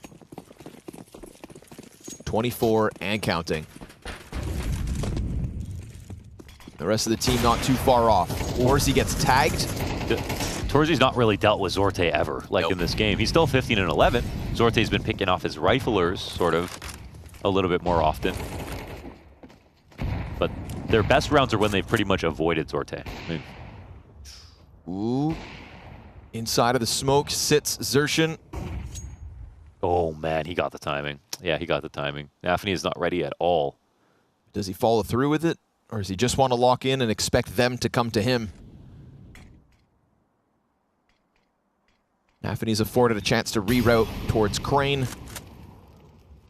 And so at the minute mark, it's a stalemate at A for now. Chiron. But there's no one re-aggressing on short. And if that's the case, then they know that A ramp control is not going to be taken. And oh, the cover. This means that Jimfat can actually take speed if he wanted to. He's waiting for a supporting flash to scale in. But yeah, he takes over the B site. Now there's lurks across the map. Yeah, nobody here to stop him. He peeks out, catching Zorte. No second kill from him. Low health means Siren is doomed. And Torzi's got Nafany clipped. Posted up, ready for the next one. Beautiful activation here. Shuhei catching the kill, setting up Jimfat to take all that space. It felt like Maus were just ready to pounce the moment they got their chance. Yeah, they're so varied. I mean, it's really hard to see what Maus are going to try to do next. And like for them to go B finally again, it's just like MagnoJez's worst nightmare. And he's thinking it's going to be me versus Jimmy again in a 1v1. And it'll be inconsequential because they're going to go A. But no, it does end up coming towards him. They still have odds out with the Exertion lurk on the A site. I mean, this is, yeah, great calling from Shuhei. Although with the amount of space that Nafany kind of cleared out on A, maybe MagnoJez should have been a little more cautious to there being more than Jimmy. Either way, he gets clipped inside sight. Xerxin trying to get frisky on Crane, but Nafany's got his number this time. The AUG succeeds. And a little more mid-presence, maybe to set up a ladder fight. Roland's going to swing wide, finds himself one, knows there's a second, but he's losing teammates left and right, so he goes for the chase and can't quite finish off Zorte. He's like, I'm coming anyway, I'm coming. Yeah, at least he's got to sell it like he is about to follow through. He can jump up. Shuhei is going to be able to take over the B site, which is completely clear right now. MagnoJez and Brolin are crossing paths inside mid. They have switched spots on this smoke. But yeah, this is... And Shuhei keeps his head down, so Zorte gets blindsided. And Brolin's coming. And they think mid's clear. MagnoJez has already extended it to elevator. This is, just a matter of minute timings that go the way of Maus. I gotta say, I think MagnoJez, you gotta be more careful than that, though. Like, obviously he can't see him, but I thought he would go through the smoke and maybe come back to clear it out. And Maus, not supposed to fall to this, but at least he wins the duel. Yeah. Meanwhile, Nafany's trying to think if maybe a T has gone extending forward. It could have been his chance to get the retake going. Torzi reveals himself. Tech9 fires off. And Nafany sees forward sights clear. So Smoke's bomb, which is at that 1/3 mark. And it's Torzi's up to cover for the final two as Maus continue to tear it up T-side. Yes, yeah, they are meeting their quota. They let one of, well, 3 rounds in total in this comeback go to the CT side. They're looking to make it 0 here in OT. And again, now, like, they're changing up the playbook. It's getting towards B. There's, like, mid defaults coming in. It's not just about the A site and the A ramp. I don't know. I guess I do feel bad for MagnoJez, but pushing that smoke, it's just it was so important to be able to lock down mid in that position, and he could still be helpful towards B from heaven.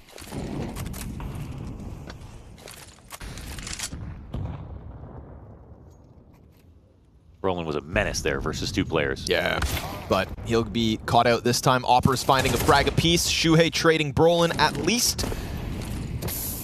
Cool. Oh.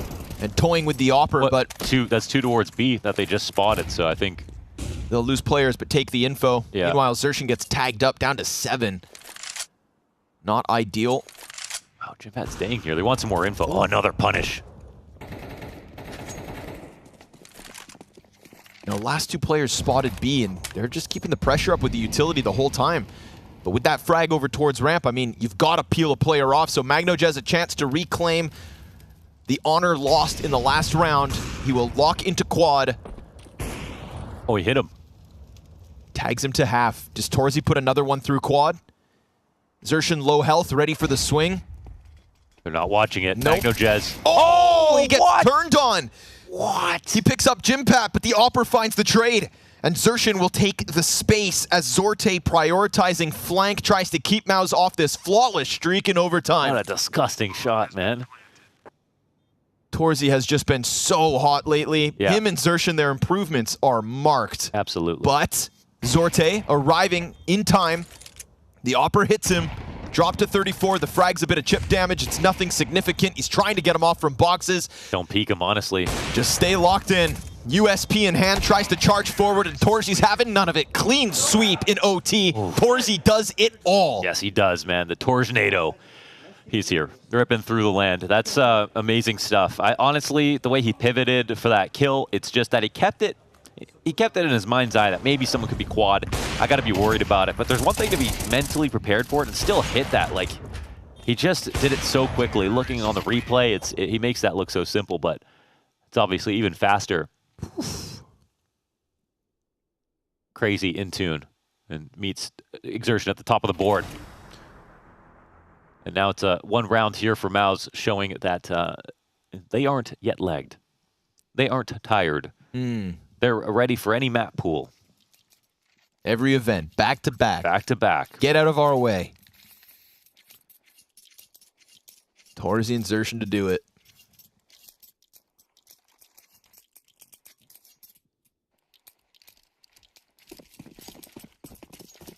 BetBoom had 1 round to close this. 1 round on map point to extend us to nuke.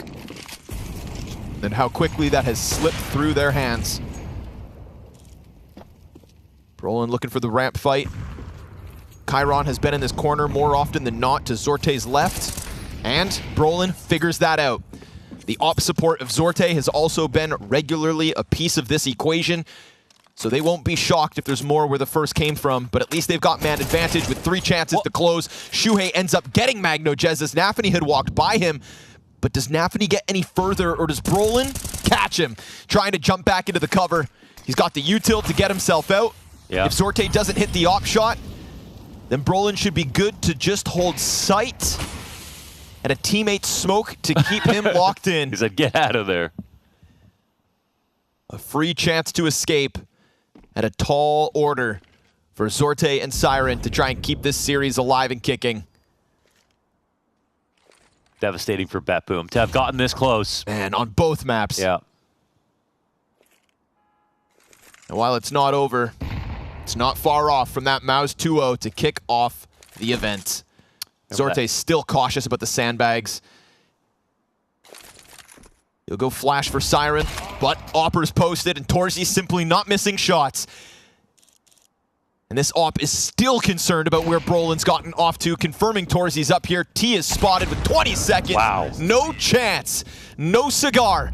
It is the Torzy overtime dominance that gives map 2 and the match to Maus. That's incredible. I mean, I think the hardest part about this game is figuring out who's MVP. Because, like, it feels like it has to be Torzy now. But Xerxin and him, that 2v5, for example, where Torzy got all those kills, Xerxin has gotten so many entries on the comeback on T side. Like, it literally took every ounce of their heroics to be able to make that happen. And again, that's a 9-3 start out of BetBoom. So that was very impressive that they brought it to overtime in the first place.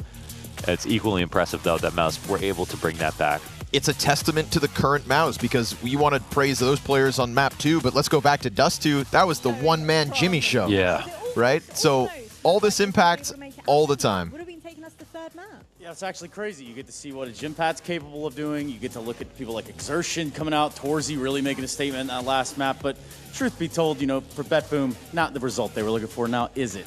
Veracity. I want to draw your attention, though, to the fact that it was a 9-3 half in favor of BetBoom. Mouse bringing it all the way back. That's what we love to see here. Yeah, you do love to see that. Siren definitely had his impact on the first map. You can't really dispute that. I wouldn't even try to refute that. But for BetBoom, again, Mouse coming fresh off of ESL Pro League, like, it's kind of a given, I would say. Now, I've got to ask your personal opinion. Obviously, you saw the boys at Pro League. Are you thinking they're still riding that ride? Absolutely. Being that we were on the same flight, absolutely. Not even a doubt in my mind. Did they tell you how they celebrated?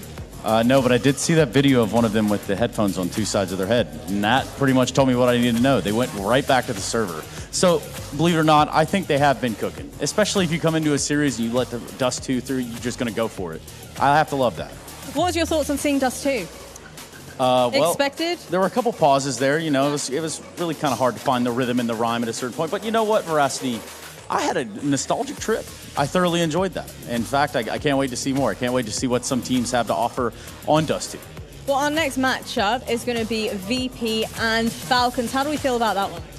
Oh, well, I think they're obviously 2 different teams, but obviously 2 different teams on different trajectories, right? So I don't know. Like, I don't know where to feel about that one, but for me to say that VP aren't going to beat the Falcons, that's wild. That's a wild idea to me. Well, you know what? Before we go ahead and get all the way to VP and Falcons, I think we should throw it over to our fantastic talents to help break down that 2-0 matchup. Yes, thank you so much, lady and gentlemen. 2-0. Easy for Mouse, but again, a close affair. But I think with going through everything that they are at the moment, the travel days, the long events, the victories, right? Yeah. You know, an opening game that gets close, whatever. I feel like Mouse are in a place now mentally where they can just brush this one off and then watch this next matchup between VP and Falcons to see who they have to beat next for playoffs. This may have been the warm-up game where there was a chance that there could be an upset, but we don't see that take place this time around. And BetBoom, they touched it, but this also might have been BetBoom's best chance to like rock this group and make there a possibility that like Mouse and Spirit end up on the same side of the bracket, something crazy like that. But instead, because Mouse stabilized, it's really now, I think the ball is now in Spirit's court, and also I guess, and we'll see if Falcons can maybe show us form that they haven't shown us up until now, to show us that like we're going to get results we don't expect. To be honest, it's like this would have been the chance to rock the boat fully and put Mouse in second place with a loss in an opening match, but I do still think there's like a little legitimacy to maybe BetBoom even upsetting versus Falcons. You know, I think if you can push Mouse like this, you could beat Falcons in a loser's game, assuming VP pick up that win. That's a great call, yeah. I'm not going to call off, you know, BetBoom thanks to this opening match. There was things that showed promise, and again, it's just about consistencies. So I won't be getting, you know, I won't fall down that trap either. We could get a completely different BetBoom tomorrow. Yeah, and they did play like #1 team Counter-Strike in those late rounds. Like the calling was on point. Exertion and Torzy were playing just as well as they did in Pro League. Like they literally were playing as best as they possibly could, and that's what it took to beat BetBoom. So it does show that BetBoom have a good lineup. They really do have a good lineup on paper. They just haven't been playing it to the standards that like their whole core is activated at the same time. But we see that they can get close. And the fact is, they made a lot of mistakes and still made it an overtime game. Yes, sir. Like we could look at it as a comeback, but the fact they got to 12 rounds in the first place, it's like, well, yeah, Zorte did have a lot of opening kills, did avoid Torchi's fights very often. Nafany's calls were very strong on T-side. A lot of freedom with the lurks and everything like that. So I think, I don't know, like I wouldn't be surprised if Falcons were more disappointing. You know, we have seen Falcons just sort of like not show us anything so far. 100%. We know they can also be better, but we just don't know when. I mean, go look at Falcons' recent losses, right? Ever since Katowice, it's been a struggle. So no promises in terms of that matchup. And again, we'll see what their form is, having had a little bit of a break. Maybe they do indeed impress us versus VP. Another uncertainty at the moment. There are question marks around some of the teams coming into this event, and the question answered so far at least. Mouse not too exhausted after their glorious EPL victory to let this one slip by. But we even got that promise from Chiron. I would say lately, with Maus and Vertigo specifically, some of their recent success has hinged on Brolin's ramp play. And I'll go as far to say that like Chiron had his number when he was playing T-side. Yeah. Right? Brolin's peaks down ramp were not going nearly as well as they have been as of late. And so, again, at least we get this glimpse of promise. But none of the promise of BetBoom could have kept up with Torzy once they hit OT. Right? Dude. That was his game. Yeah, like the X Factor, the clutch shots. I think he had an ace at some point. 4K. 4K. I mean, it was like nasty from all angles, right? But yeah, no surprise Brolin has a little championship hangover. Okay, he hasn't had a big victory in a very, very long time. Sure. Whereas, you know, Mouse Sports, when's the last time they lost Pro League? You know what I mean? They just don't stop winning Pro League. So Brolin obviously was a huge part of that run. And I think we'll see him also warm up in this event because as he does, he's fit in so well with Mouse. And, you know, if you don't have to bank on this, like, Gym-Fat, Frozen level carry, then that's just, to me, the promise that Maus have moving forward now, right? It's you weren't getting these levels of performance from Torzy and Xerxin when Frozen was on the team this consistently. You get a glimpse of it, but it would taper off. And now it just feels like with Gym-Fat, with this current system, with Brolin in the mix, everybody's coming into their own. Everybody's playing the best Counter-Strike they've ever been able to put forward. And this is a Maus that, again, we can start an event and say, of course they're going to make playoffs. That's not the question, right? Maybe a hiccup along the road because everybody's allowed one. But it's not today. Not today for Maus. Not today. No. Not today. Later today, of course, we still have the Falcons versus Virtus.pro game, but we are waiting to get a word from presumably the winners of this matchup. We want to know what Maus think about Dust 2. We want to know what they think about the travel day into the event. You know, there are questions to be answered still for Maus because they're winning things now. Yeah. I mean, that's Dust 2 is like the big one. It's like, I mean, you wouldn't reveal everything before the game starts, but like, did they play it? Who was ready for it? Why did Gym-Fat have all his nades and lineups already? You know, like, how is he so smart? Yeah, like, how is he so ready for How is he Dust so 2? ready and smart? How does he already have his timings down on a map that no one's played for so long? And like, are they going to play it more in the future? Are they just going to treat it like Overpass, where they, well, Overpass was a massively high win rate map for them and also high frequency pick as well. So it's like, are they going to just like take it on? Are they going to see what other people want to do with it, or are they just going to leave it as a team, as a map that other people will pick versus them? Right. Because that's a great place for Dust 2. It's never been a really good map to pick, but it's been a good map to be able to fight back on, not have to ban. Let that slip through, see what individual level holds off. And the only red flag that we really had from Maus out of the gate in this uncertain challenge and, you know, not knowing preparation levels was really just, I think, Brolin's discomfort towards long. We never even got it tested on CT side, so I don't want to criticize him on that end. Struggled with the entry frags, but I'd say, like, with the confidence, you know, we had from Xerxin swinging off catwalk CT side, Gym-Fat at B was not even a question, let's be real. But, you know, there were pieces of success already in place for Maus. And that was back on map 1. We look at map 2 in terms of the scoreboard. Overtime victory for Maus, of course. Torzy and Xerxin, 24 kills a pop. And the rest of the pack was there, right? It was a very much concentrated team effort for Maus to topple BetBoom, who were banking on Zorte first and foremost. And unfortunately, down there in the depths at the bottom of the board was a Nafany who certainly struggled at staying alive on ramp. Yeah, and also, like, when it compared Brolin's two halves, it was like at least Brolin had one good one, but then Nafany, like, that CT side really kind of stuck out as problematic, especially when you had this guy coming up the ramp every round looking for smoke, because he was really comfortable with it. And it's not to say that, I said earlier, you know, he doesn't always have a lot of support. It's not that he's not supported. Everyone knows what he's going to do on the team, but he's not out there getting flashed into every single peak. Sometimes he's lurking a lot. And he's doing that pretty much on his own volition, of his own discretion, just thinking about how he wants to take fights. And I don't think he's really communicating how he's doing it. He's going off of his intuitions. Like, we've heard Xerxin analyze maps, like on Pro League, for example, and he talks a lot in ways of talking about intuition and like the feeling of a call and the feeling of a round and stuff like that. It's the way he looks at it, and he really does have a you know, obviously great game sense for that. And that game sense, that intuition, that development in his playstyle, I think that's literally what is taking Xerxin to a new level now. That is something that you could argue he was kind of missing in his previous success when he first burst into the Maus scene. So props to Xerxin one more time for this matchup, but we're done waffling and yapping. We're going to get Dinko and Ble up in here for the Falcons versus Virtus.pro game. Don't go too far. You're watching BetBoom Dacha Belgrade 2024.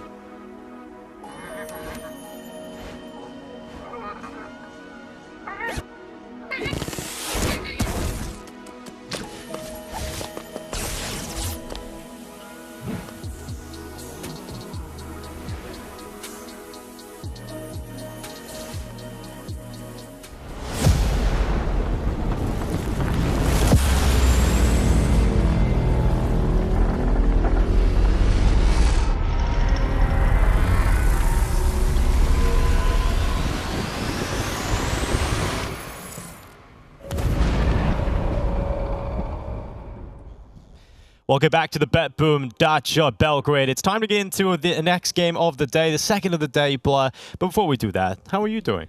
I'm doing great, Dacha. Yeah. Had a few adventures last night and the day before yesterday as well.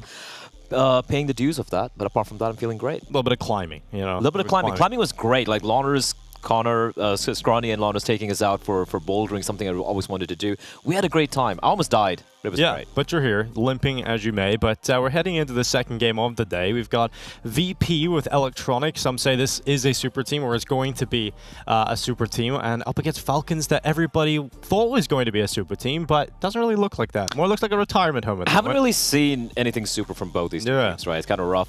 For Falcons, yeah, it's just been such a miserable run so far recently. Sure, you know, they had a few new players coming in, players like Dupree coming in, but haven't really clicked together.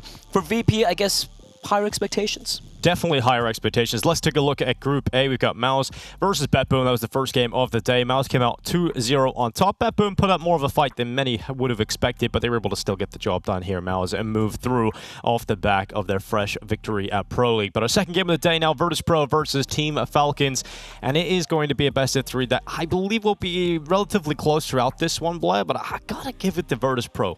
You have to give it a VP, and this is a VP. You know, we're talking about with the map changes coming in, with Duster coming in. Overpass is a perma pick. It's a map they are absolutely really good on. With that taken out of the equation, how are they going to be, adopting Dust 2 rather? Is it going to be a primary map pick coming in? Yeah. Are they going to be going to some other maps like maybe an Anubis or an Ancient being a main thing? And Group B on the other side, which is going to be taking place tomorrow. Denko, we got Spirit. Haven't seen them in a while. We haven't seen them in a while. Everybody is excited to see Donk return. This was his first big LAN win back in Dubai at BetBoom Dacha. We're back again, and Donk is looking to try and be that reigning champion and take it all the way to the end. But that's up against Aurora Gaming. Now, we've got to see Aurora relatively recently when we were back in India for Sky Sports Masters, an online event that they were able to win. But when they've come to LAN, they haven't exactly had the greatest results yet. So that'll be actually we'll get to see tomorrow. But we'll focus a little bit more now on Virtus.pro versus Team Falcons, kicking off at 6 p.m. CEST in just a few moments. And for Virtus.pro, this is a team that will come into this event as the dark horse. You know, you've got the clear favorites of MOUZ and Spirit, but VP, I think, of that third team, Blood.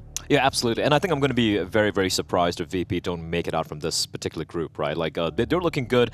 Sure, they didn't quite hit the ground running, so to speak, but Electronic coming in obviously is going to be taking a little bit of time for Electronic to, come into the system. That is what James has designed for this team. But I'm pretty excited for the future of this team. Are they going to be the super team we were talking about? We spoke about Falcons and super teams. We spoke about Cloud9. Where are they, right? So we don't know how it's going to quite play out yet, but I'm feeling kind of optimistic. Yeah, I'm definitely feeling optimistic, just like I am about this set. It feels very comfortable. We're here at our Dacha, which means like holiday home, resort, blah. We're taking a nice little relaxing time to watch VP versus Falcons. Now, Virtus.pro, a team that had so much firepower already, and the move for Electronic just came out of left field. I don't think anybody was expecting it. I don't think anybody was thinking it was a real possibility with Electronic being in Cloud9. So it's one of those roster moves that doesn't get spoiled by leaks, and it's just the raw excitement of what the potential of this team could be. But we recently got to see them out in Pro League, and what were your sort of first opinions on seeing that roster? You could clearly see, you know, this still, he's not really been inculcated in the James style, so to speak, right? Sure. We saw an interview coming up from Electronic as well, where he's like, it's such a different team as to the one we had. You know, he was playing it earlier. We saw Perfecto reply back saying, I'm not a big fan of what he said about us. But Falcons, though, it's just been disappointing. It's just been very disappointing. Yeah. And I'll just be very real here. I don't see this particular 5-man lineup surviving for very long. Well, we'll have to wait and see. You know, results will have to play a factor in that, and we'll see what results they can get, sure. But this is a team that have got some exciting pieces. You know, when the initial roster moves when Falcons were building their team, were around the likes of Nico, potentially Monacy, when those didn't come through, you're wondering, who are they going to get? They ended up with that ENCE team, who were very clearly one of the top teams of last year. And Snappy looks like he's in the peak of his powers. They head over to Falcons. They bring some Pies over, Madden. You think, okay, this is a pretty good start to a team with Magisk and Zonic, but it hasn't really delivered results. And you think they need a star. They need a star player after getting rid of Boros. I don't think anybody would have said dupreeh. I think the irony is the fact that, you know, you look at someone like they need someone like a Nerds. Yeah, they do. Imagine if you had Nerds, right? You had some Pius, Snappy, Madden. They had maybe Nerds Dacha. once upon a time on NCM. But yeah, I mean, just looking at his team, and dupreeh, by the way, you know, Magisk obviously has been phenomenal so far, still playing at a very high level, but he was kind of quiet in EPL. For me, the problem is dupreeh is absolutely playing lights out, right? For a veteran, for how long he's been around. But you can't rely on him to be, you know, the consistent star player for this team. You see Sunpai is struggling with the op as well, and then Snappy, look, and he's the IGL. No one's really looking at him to frag, but even he's been very, very quiet. So you look at these two teams, I think they have opposite stories, right? For Virtus.pro, you expect them to maybe take some time to integrate Electronic, but you're excited about the future, giving them a bit of time, especially with that average player age of 23.8. For Falcons, though, this is a team that kind of have to start winning now, right? It's an aging team. And if you've made the big move into Falcons here, if you're Snappy, out of what was the peak of your career in ENCE, you've just won your first real Tier 1 trophy last year in Dallas. You're coming into this new Falcons team. This was expected to be the move that gets a lot more trophies in the cabinet for Snappy, and actually it looks more like a rebuilding period. Yeah, and especially for Snappy as well. I feel like that ENCE lineup, right? That there were rumors about players leaving that team, and I felt like he wanted to not be the one remaining behind and picking up the pieces again, rebuilding something. It's trying to build something fresh. But unfortunately, yeah, the pieces just haven't quite been there for VP though, man. We're talking about firepower, right? Before Electronic came in, Mir was a bit of a disappointment. Let's be real about it in his VP lineup. But Flit, you had Flit and Fame. They were still so dangerous alongside Jame. Yeah. And then now you have Electronic coming in. This trifecta of riflers is on paper potentially the scariest in international Counter-Strike right now. Yeah, definitely. You know, at the start of CS2, Flit and Jame, Fame especially, were just such a strong power duo when it comes to rifling, and then Norbert really had that step up. That's dropped over the last few weeks. We've seen Norbert have some weaker performances. We'll have to hope that he has a better event here at BetBoom Dacha. But dupreeh, man, we talked about some of the stats coming out of him and how he was removed from Vitality almost 1 year ago after winning that major. I think it's 1 year to the date nearly. Back in Paris, and he was kicked out of the team for future plans, bringing in Flames instead. And you know, you look at dupreeh and you're wondering, where is he going to go?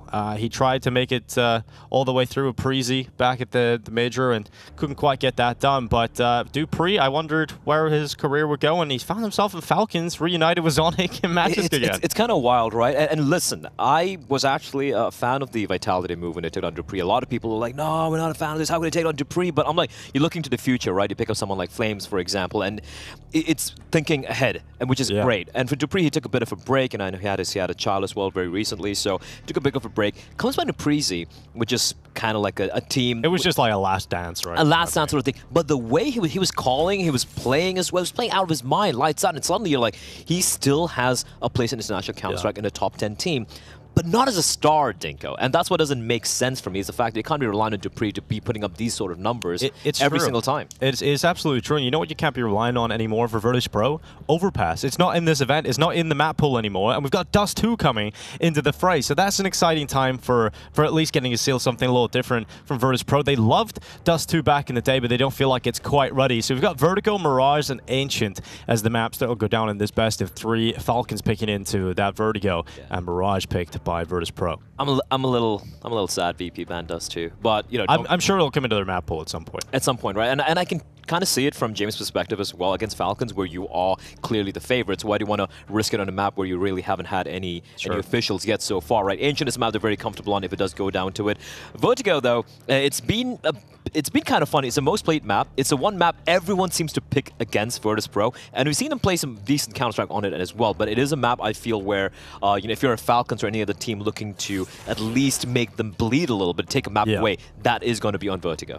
Well, we'll have to wait and see how that pans out. Here's the stats to give you a little bit more context about the Veto here. Team Falcons clearly enjoying Vertigo. They play 4 times, 75% win rate. And we've got Mirage that are not looking so hot for Falcons. So it does feel like this match is almost destined to go to 3. But if there is a world in which it finishes in 2, you've got to go with VP taking it.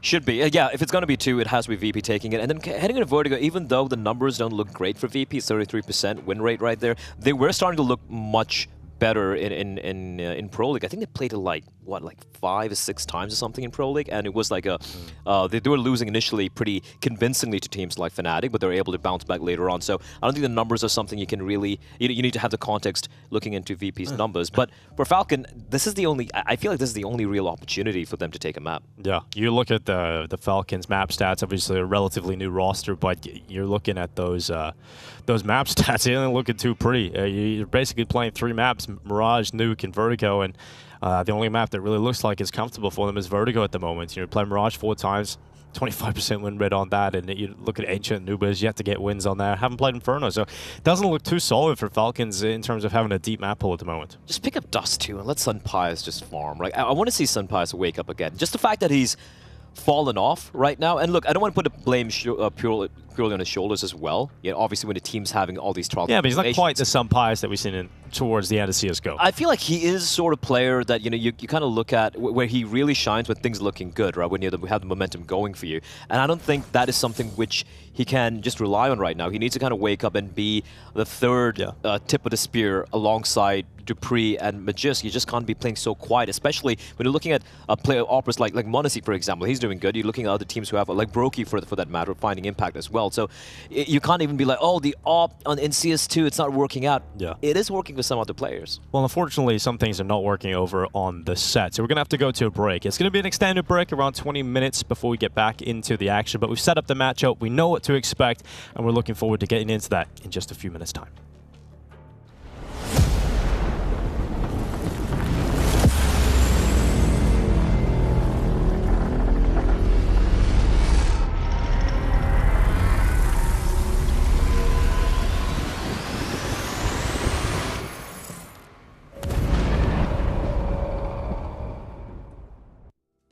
Всем привет, с вами Virtus.pro. Сегодня будем читать комментарии и угадывать, про кого они написаны. Почему Давид лайкнул это? Лайк поставил, блядь. Да не, или это про Петю? В костюме, да, по-любому? Да, про Петю, я думаю. Есть фотка в костюме? Это, по идее, твоя фотка. Про Петю в очках. Это, наверное... Какая? Тут в Белграде, где ты около релога в очках сидишь. Я понял. Мне кажется, это про тебя. Давид лайкает. Бля, фотка сильная сейчас. Надо было понять, что Давид лайкнул, значит, свою фотку. Мне кажется, это я эту фотку сделал.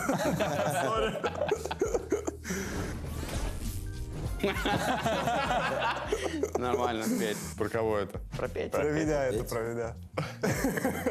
Какие? О, это я знаю, это про меня.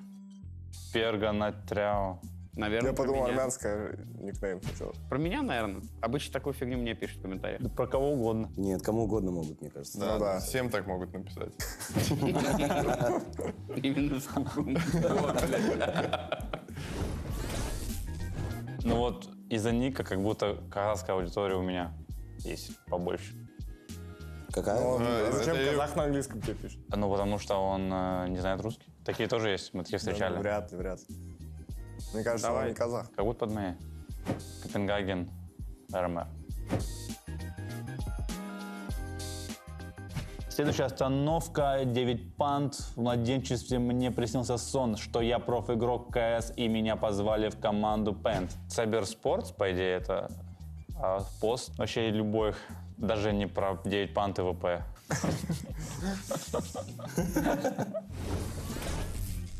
Мне нравится Тащер у него и звездочка. Да, это с Киберспорт.ру. Да? Да, это Киберспорт.ру Под комментарий. какой новостью это? Хороший поступок от Нафани, это этот мем? Кто делал хорошие поступки? Ты после мажора, возможно, вот этот вот, когда типа не зарейджил и забыл. Ну да, наверное, на твой Наверное. коммент после мажора. Ну да, кстати. Да, Nexon.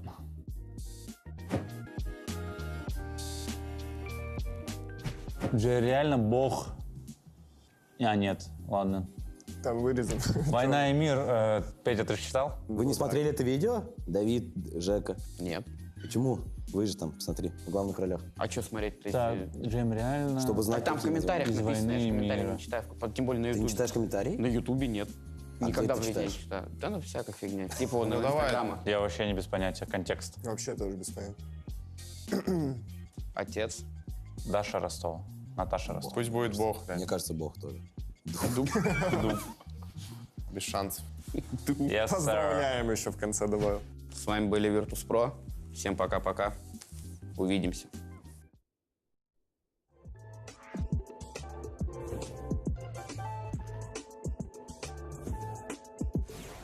Привет фанатам! Это BetBoom Team интервью.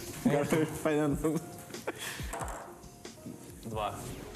Чем можно заняться профессиональному игроку после выхода на пенсию? Ну, тренерством, понятное дело. Стримерством можно. Я бы в Warcraft 3 играл по-любому. А что мне еще делать? В Warcraft 3 я бы играл. 100%.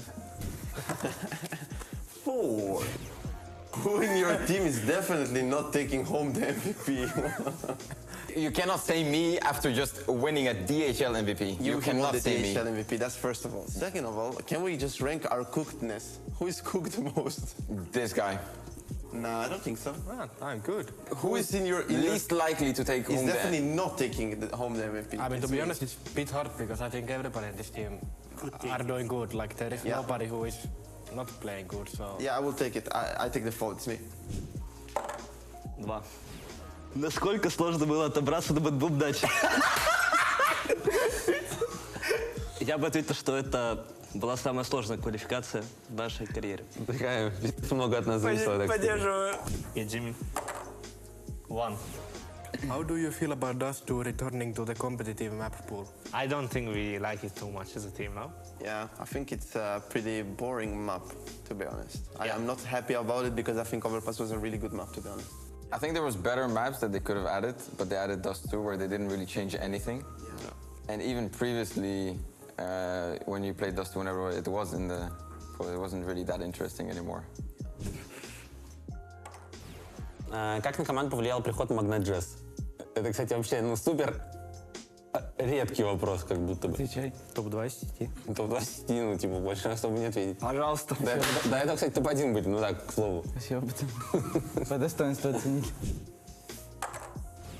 What would you shout at your opponents after winning a round? Sit down, dogs. Sit down, dogs! No trash talk, no trash talk. I mean, maybe so easy or something, I don't know. But if it's a clutch, you know. Yeah. Sit down! Yeah. Sit down! Were you eco again? Yeah. We are eco. Okay. Yeah. Сколько стоили очки ночного видения CS2 1.6? Что это такое было в игре вообще? Да, такое было. Они 800, по-моему, стоили. Либо 800, но это либо точно. 800, либо 1200, вот такое. I think it was 1.2k. Yeah, could be. That much? Yes. Yeah.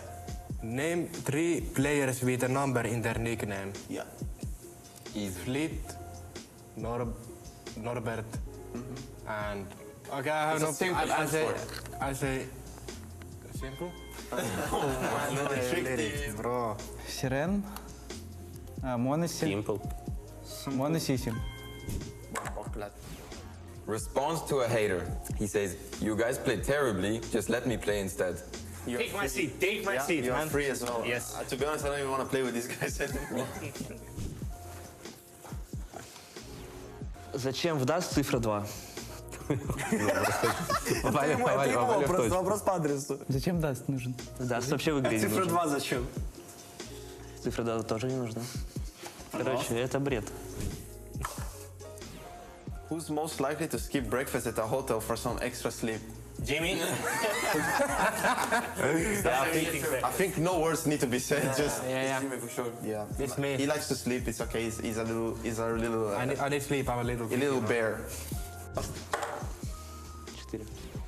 Я играю в CS 1.6, B1.4, B4.3, B8.4, B8.3, что я купил. Короче, ты купил Дигл точно там? B4.3 — это скаут, B8.4 — это хаешка. Это дым.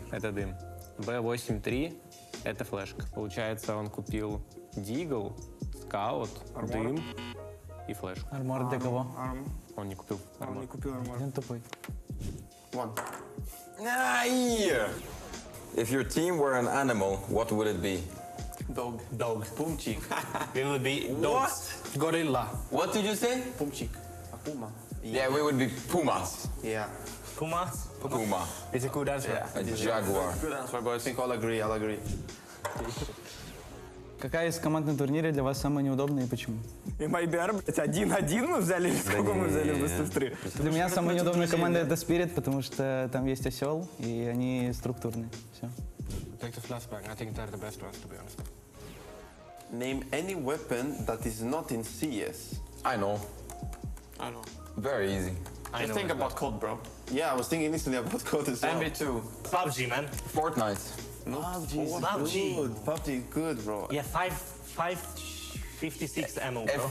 Scar L. Yes! I was thinking about ACR, bro. And now we have named 3 maps that have been removed from the map pool. I mean, so easy, bro. So we train, overpass, and cash. А зеленый это как? Это просто типа общий вопрос. Нормально. Общий вопрос. Стоит ли ждать от вас каких-то экспериментов на этом турнире? Определенно. В первой же игре. Эксперименты будут, ебнутые. Это будет рубрика эксперименты. Стоит ждать. Все. Speedrun. Slipmix has shifted roles and now serves as assistant coach. How significantly has he influenced the team? He brings a lot of experience, calmness as well, and just nice to be around. A good guy, very smart, and yeah, I think more depth about percentages in game, how we play. Yeah, he's a funny guy. Full meme. Full meme. That was Mouse and some funny questions. Peace. Yeah, that was Mouse. Thank you, guys. See you next time.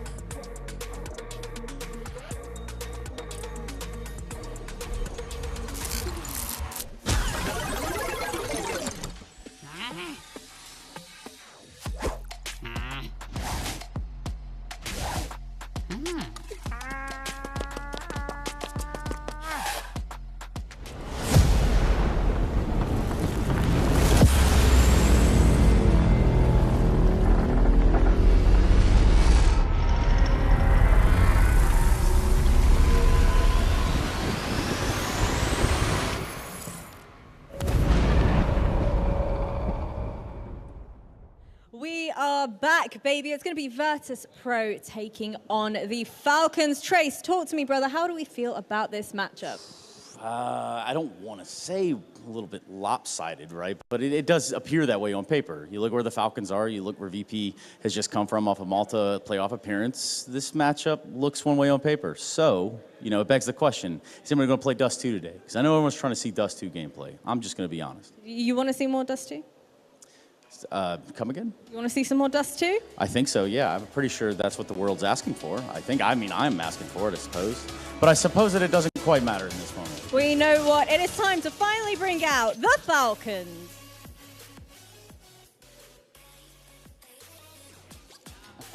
Yeah, boys. Give us a little wave.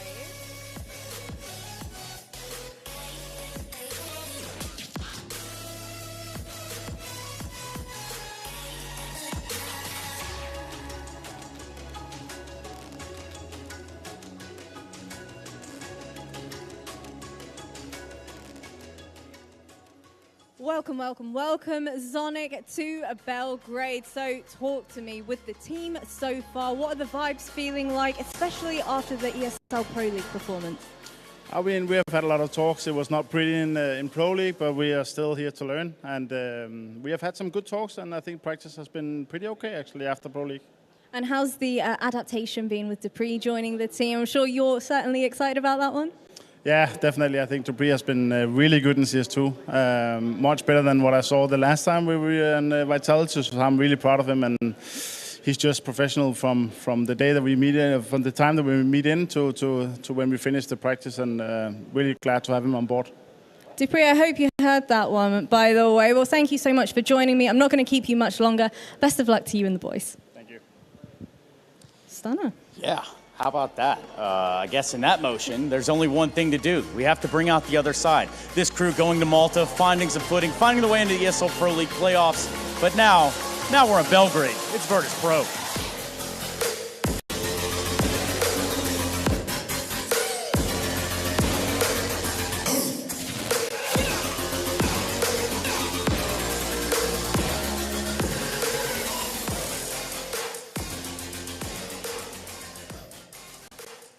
All right, Mr. Norbert, Clay, watch out for the pool, man. You don't want to step in the water. Yeah, serious. Be careful with that. Okay, you did just come off the island of Malta. You guys found the playoffs there. Tell me what you've been able to do in those short amount of time since. Nothing. Absolutely nothing. Okay, so are we going to see Dust 2 today? What's the real? Be real with me here. No. Why not? Because we play Vertigo. Okay. Well, when will we see Dust 2 out of you guys? Is there a chance for that any time in the near future? Maybe tomorrow, maybe? Not tomorrow, but maybe next game. We'll see. Okay. Well, in that case, I guess you've answered the call there. Thank you very much, Mr. Norbert. Let's do it. I say it's time to play Counter-Strike. CS2, baby, let's go. Yeah, it's time to play Counter-Strike. We heard it from Trace himself, and we got the teams out on the stage now. They come out of the little bathroom cubicles and ready to get going. Yeah. It's something different, isn't it? I also love how I've never seen Magisk and Dupree so happy. They're just laughing.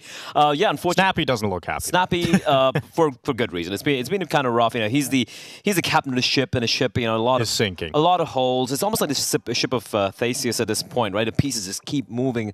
But hopefully, this could be a turnaround for the team. They did say, Zonic did mention they have been, having some very serious talks, and obviously, practicing as well post EPL. So they've had a lot of time. I'm looking to see that in the server, however. Yeah, well, speaking very candidly was Norbert saying they have done nothing since Pro League. Not enough time, obviously, to turn that around. You probably have a few days off here and there and then travel to the event. So we're going to be seeing a pretty similar Virtus.pro, I'd imagine, that we just seen a few weeks ago, or a few days ago, at Pro League in Malta. So not really going to change my expectations of Virtus.pro. I think they'll be in good enough shape, but you wouldn't expect it to be improved, shall we say, with Electronic.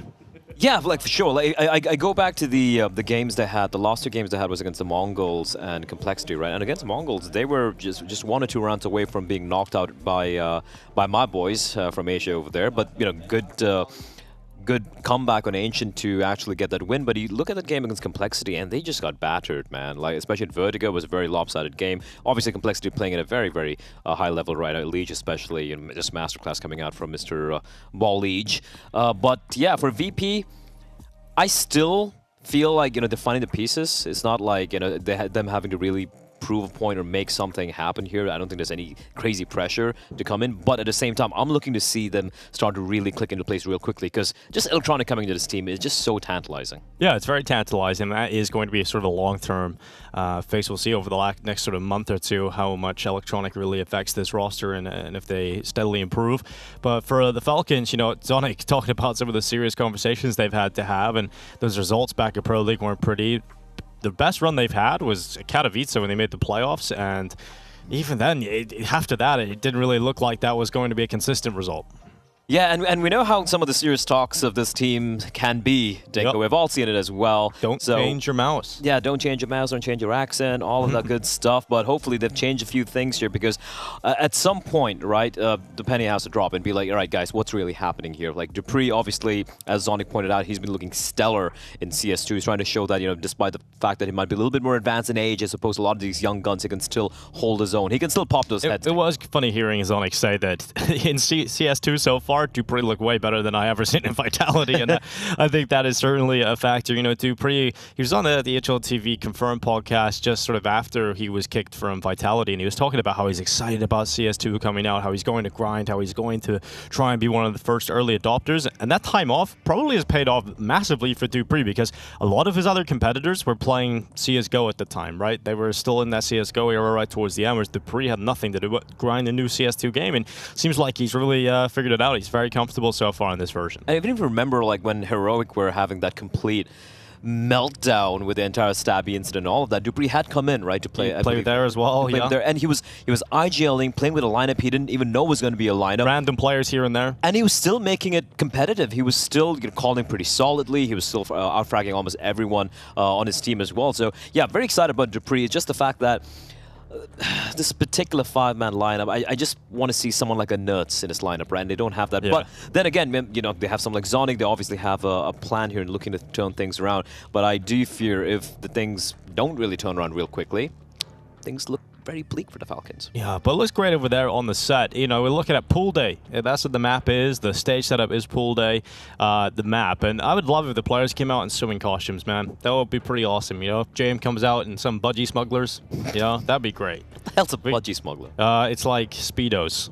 I'll just call it Speedos then. But you smuggle your budgies into them. So what's a budgie? Well, what goes inside the shorts, man? I don't know, dude. Yeah, well, some people probably do. But, we're looking forward to getting into this action. I think we're just a few moments away. We've had the players come and take their seats. None of them have walked off, and the referee's just making sure everything's good to go. And we'll get this action underway. But looking at the event overall, we see Mouse get their win today based on their run of form, a bit labored. Sure, but they do that sometimes, right? Sometimes the games are a little... They're kind of like phase sometimes. And also they just flew in. Just literally flew in. They had, what, a day? I feel like it's almost like, I think what Loners mentioned, they probably think it's a week for a VPL, right? They seem to be in that mode, but I do believe we're ready to jump on in here. Dingo, Vertigo going to be the map. It's a map where VP have struggled indeed, and for Falcons, if they're going to get a map win here, it has to be on floor number 51. Yeah, Virtus.pro versus Team Falcons kicking off here with their opening game at BetBoom Dacha Belgrade 2024. Flip will start on that CT side on the A-bomb site. And a slow creep from Falcons as dupreeh arounds the Xbox. He's got plenty of players in behind him. Falcons want to keep this one secret and ready to explode onto the A-bomb side itself. Utility blast behind those sandbags, but it's quite a passive setup deployed here for the CT side. Just sitting back, and VP allowing this Team Falcons squad to charge in towards them. Good shot from James to kick things off.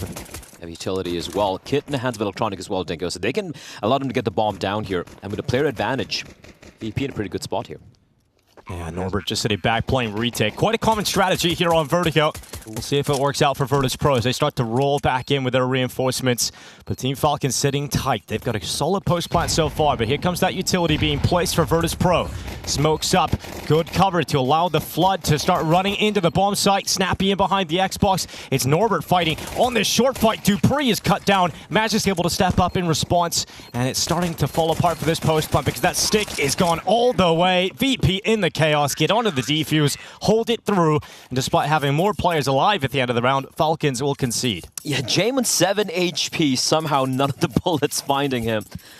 For Falcons, a little unfortunate, but bomb down means the rifles will come out. Galil's about because they know VP will be It's always rough, isn't it? Like, we keep talking about this, but it's just so unfortunate to CTs where you win the pistol, and you look at the buy, and clearly it's favoring Falcons. Yeah, it's true. I mean, no AKs at least, that's something, but a lot of utility on Madden in particular, and he's dumped a lot of that already. And it's going to be that creep out from middle, as Team Falcons look to try and find contact, yet to spot anybody.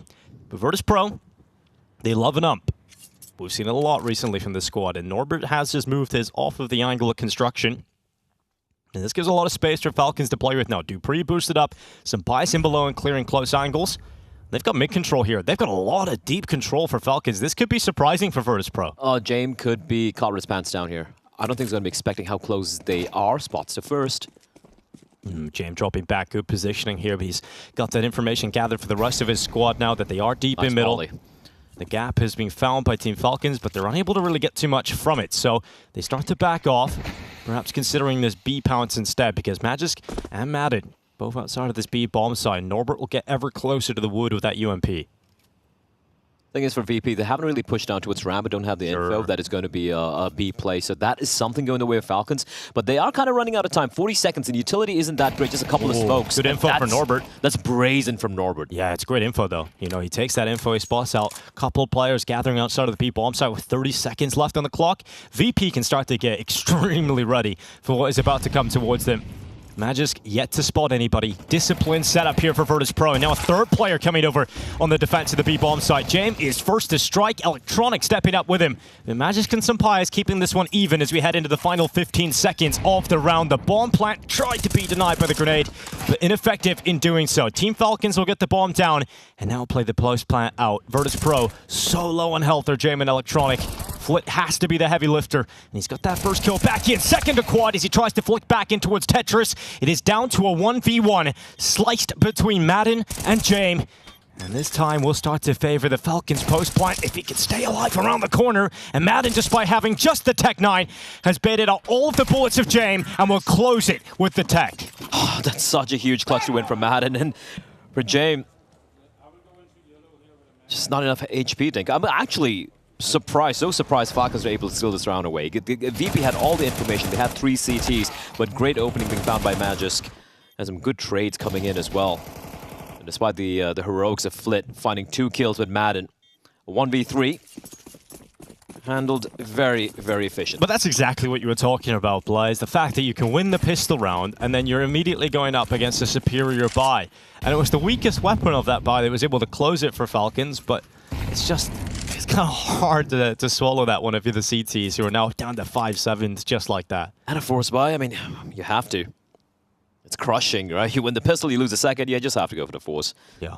And if Virtus.pro do win this, we're in for a real show, a real clown show for the first 2 rounds of this game with the force buy wars beginning. I'm okay with it. Yeah. I'm still a little annoyed that Overpass got removed instead of Vertigo. I mean, I think everybody is kind of feeling that, aren't they? Especially for Dust 2. Yeah. Although Trace seemed like he really wanted to see some Dust 2. Trace is a simple man. He likes simple things. I love just like Dust 2. Some of the best North American Counter-Strike moments happened on that map. True. Like Inhuman Reactions. Kaylee. Oh yeah, that was a great moment. Not North American, but red, white, and blue. Nice. Madden, double kill. Flit and Electronic both dead immediately, and Madden taking full control. As he just charges his way through, he's clearing the side with his teammate Snappy. Now with the SMG, he can take a few more risks, so Snappy will do exactly that. The bomb will go down, and Falcons keep this one clean. And Virtus.pro, they like to save, of course, and this is a round where you desperately need to do so because you've got nothing to play with the next if you lose everything here. So if you can try and pull some of these Falcons players into the hunt, maybe you can upgrade a weapon even on the way out. Yeah, but if it's going to be anyone hunting, it has to be Snappy, right? Mag-10 in hand, trying to farm a little bit of money. Yeah, but exit, setting up and trying to stop them from getting to safety, that could be impactful. But I think Falcons have realized there could be a risk if they continue to walk down that ramp. So they head back up the way, and they'll save elsewhere. And here goes Snappy. He's looking for some money. Eco-friendly is Mr. Snappy.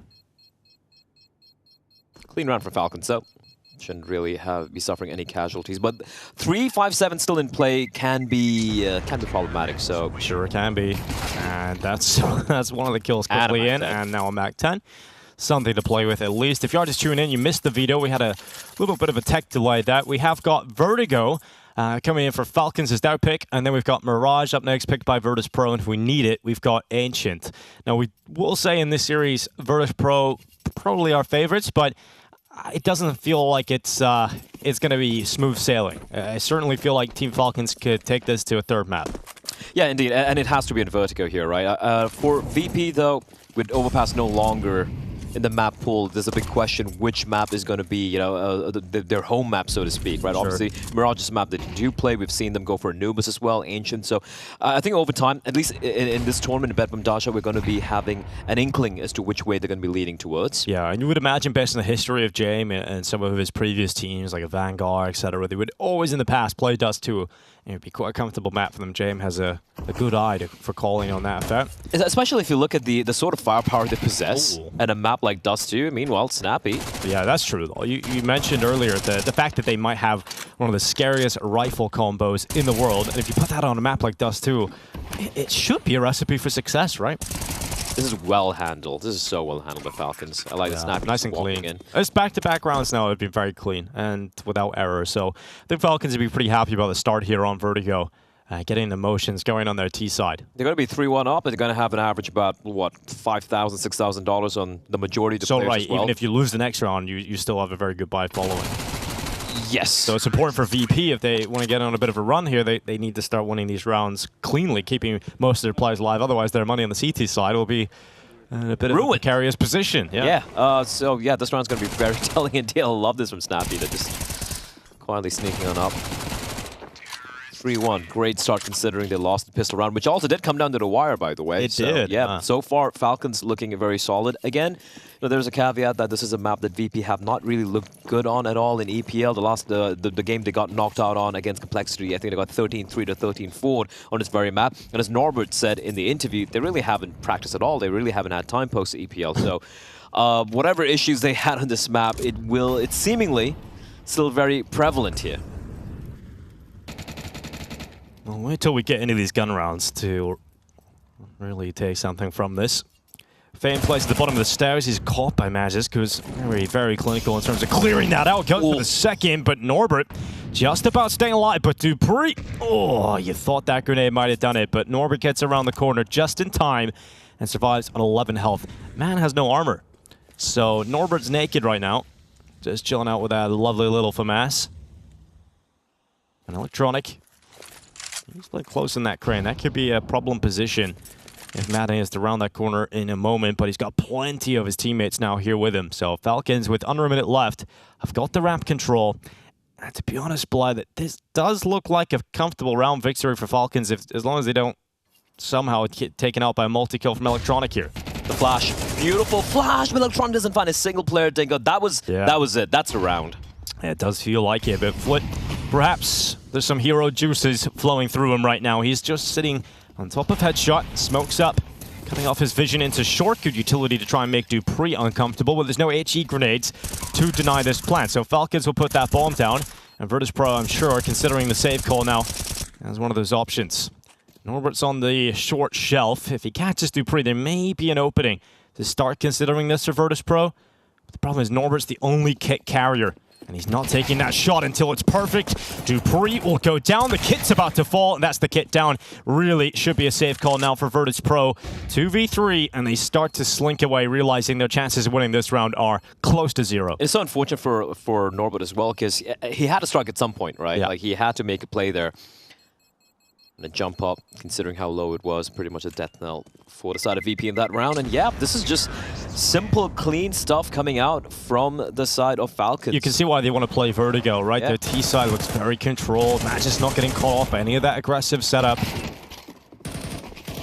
Great mid-round setup towards the end, too. And Magis is just such a good player on the extremities, right? He just, with all the experience he has, also including the fact that he is just such a raw rifler. Yeah, such very reliable. Very reliable rifler. You can be so comfortable when it comes to this B stairs area that he's always going to be corralling the CTs, is going to be confusing them. He's going to be always good for at least one kill right there. And yeah, it's just been a rough start indeed for Falcons. We do have a timeout getting called with BP pretty early on. I think it's the perfect timing here for them. It's looking kind of rough. Yeah, the problem was you can understand, obviously, you feel like you have to go for the buy in the previous round, but You realize that if you lose that, your money's back down to the half-buy situation again. Luckily, they saved 2 weapons here, so there's a little bit of potency in this purchase still for Virtus.pro. You've got the MP9 for Norbert, M4 is on Flit and Jame, and a couple of 5.7s. Now, that can sometimes be a recipe for success play. It can be enough. It can be enough, but I think Falcons have been very clean so far, right? And Fame's having a rough start. I mean, he's the B anchor, right? And then he's 0-4 right now, and we've seen quite a bit of the action actually transpire on the B bomb site. I know it's still kind of early days, but MR13, it have to just fly away very, very quickly as pressure will be exerted by the T's here. And again, you spoke about the buy, Denko. It's not really much apart from just a couple of saved rifles. The utility is also very sparse indeed. 1 smoke has been used up already for VP, so utility, not really their friend. And I like this from Falcons. They slow it down. They try to tease out whatever smokes or nades VP might have saved. And Fame yet to open his account. Yeah, you got to really build anything of value. Snappy, it's awkward. That's certainly a start for Virtus.pro that they would have liked. Norbert in the chaos, gets rid of Snappy. Forces the in-game leader of the opposing side out of the round already. And with 50 seconds left, Madden has decided he wants to put a little bit of pressure on this A-bomb site. He's getting ever deeper into the bomb site itself, and Flit is caught unaware completely. And that has opened up this round once again for Falcons. That A-bomb site looks absolutely tantalizing. Now with 35 seconds remaining, you've got Dupree still in middle. Lots of options available to this T side. Dupree's got to try to catch a timing here. 3 CDs lying wait. There's a molly you can put down on default, but it's too late. It's not going to stop the plant. It will help out getting rid of Magisk. Jame actually threw a Molotov at him, and that was enough of a connection to get rid of him. But Madden stays inside of the site, and they try and overrun him. But Sampaius is there alongside of him, and safety has been found. It is just Norbert left, and there's not much the man can do here. He'll climb up on top of Xbox, peering towards the AWP of Sampaius. He's trying to be sneaky about this one, hoping he can pick off that op towards the end and hope that it doesn't go back into the hands of the Falcons. Good damage on Madden. That's another kill added, and Sampaius is sprinting away from Norbert, who's ever closer, but not able to get the job done there, not able to get rid of the AWP. And it will be the 5th round now for Falcons. It's so painful for the side of VP, but I love that defaulting coming out from Falcons, right? They had Snappy, the first casualty in that round, and they're like, wait, Snappy's usually not the B lurk. That's Magist. It's probably going to be B hit coming in. They rotate 3 players back towards B, and then Madden on the ramp, perfect timing, just pushing on in. Dupree's there as a contingency towards mid as well. He didn't really even have to activate. It's a great round from Madden, great calling, and just great work manipulating the rotations coming out from VP. That was, however, kind of a bit of a bonus round there for VP. 2 saved guns and a couple of pistols, so this one's really Here's the AWP, though. Jame, close quarters. Madden sprinting up short and instantly dead to the chest of Jame, and now Snappy coming closer. AK-47 in behind Electronic, but the smokes keep him alive for the time being. And Electronic, like the Bond villain he is, slips his way through the smoke and gets back to safety. He's got Jame there to protect him now. Dupree, he was passive in middle in the previous round, now has to activate as he moves through and catches Norbert, rips him off the top of the sandbags in middle. Minute 15 seconds, numbers now even. Falcons going for this B-pop, and Fame was close to getting that kill, but not enough damage to bring down the attackers, and the B-bomb site has fallen. Electronic and James sprinting back over to this opposite side of the map, trying to get there in time. They can't deny the plant, despite their grenade being perfect, but Electronic will remove the head of the planter quite quickly after. It's Snappy down, Electronic and Jame with the superior health. Electronic's dead though, and it's Dupree's mid-flank that's still coming through. Jame considered it, he looked back to it, and Dupree not going down, so it's difficult now for the pistol to get the job done, and Dupree stepping up for Falcons. That's an uncharacteristic mistake from Electronic right there, right? He had no idea there was a player towards white. Just goes for the spam, gets caught out with the without any bullets in his gun. And again, despite the fact that it was a good start coming in for VP, James getting the opening kill, Falcons are just abusing this B bomb site again and again and again. Now, that was just such a mistake from Electronic. This looks incredibly composed from Falcons, right? Like, even when it gets a little messy at some period in that round, they were able to find the answer very quickly. And I feel like the individuals on Virtus.pro, a couple of them don't look really switched on. Not yet. Still early in the series. It is a best of 3 here. Map pick of Falcons. Virtus.pro won the pistol round, Blatt. And that's it. Yeah, which came down to James sticking it with 7 HP remaining. Yeah, this could easily be 7-0, but and live Falcons looking very, very calm and composed. When I think it was Zonik who said, you know, we've been putting in some prep. This looks very prepped. This looks very, very well-oiled. It looks so clinical. Even individuals as well, just like playing so well. But James. Creeper from Madden. I wasn't expecting this. Molotov coming in. There's no fallbacks, but here is the double push. Flit and James move out together, and a couple of kills picked up from that aggressive maneuver. Magisk can snap you instantly back with the responses, though, but this fight, look at Fame. He's undetected. Sneaky in behind Magisk. Brings him out of the round. And now dupreeh is forced into the clutch. Now, he's always been spotted towards middle. I'm sure that will be a calm that is flowing through Virtus.pro at the moment. Be aware of middle and all the little places that dupreeh could have gone based on that information. And with 30 seconds left, dupreeh has to make the move.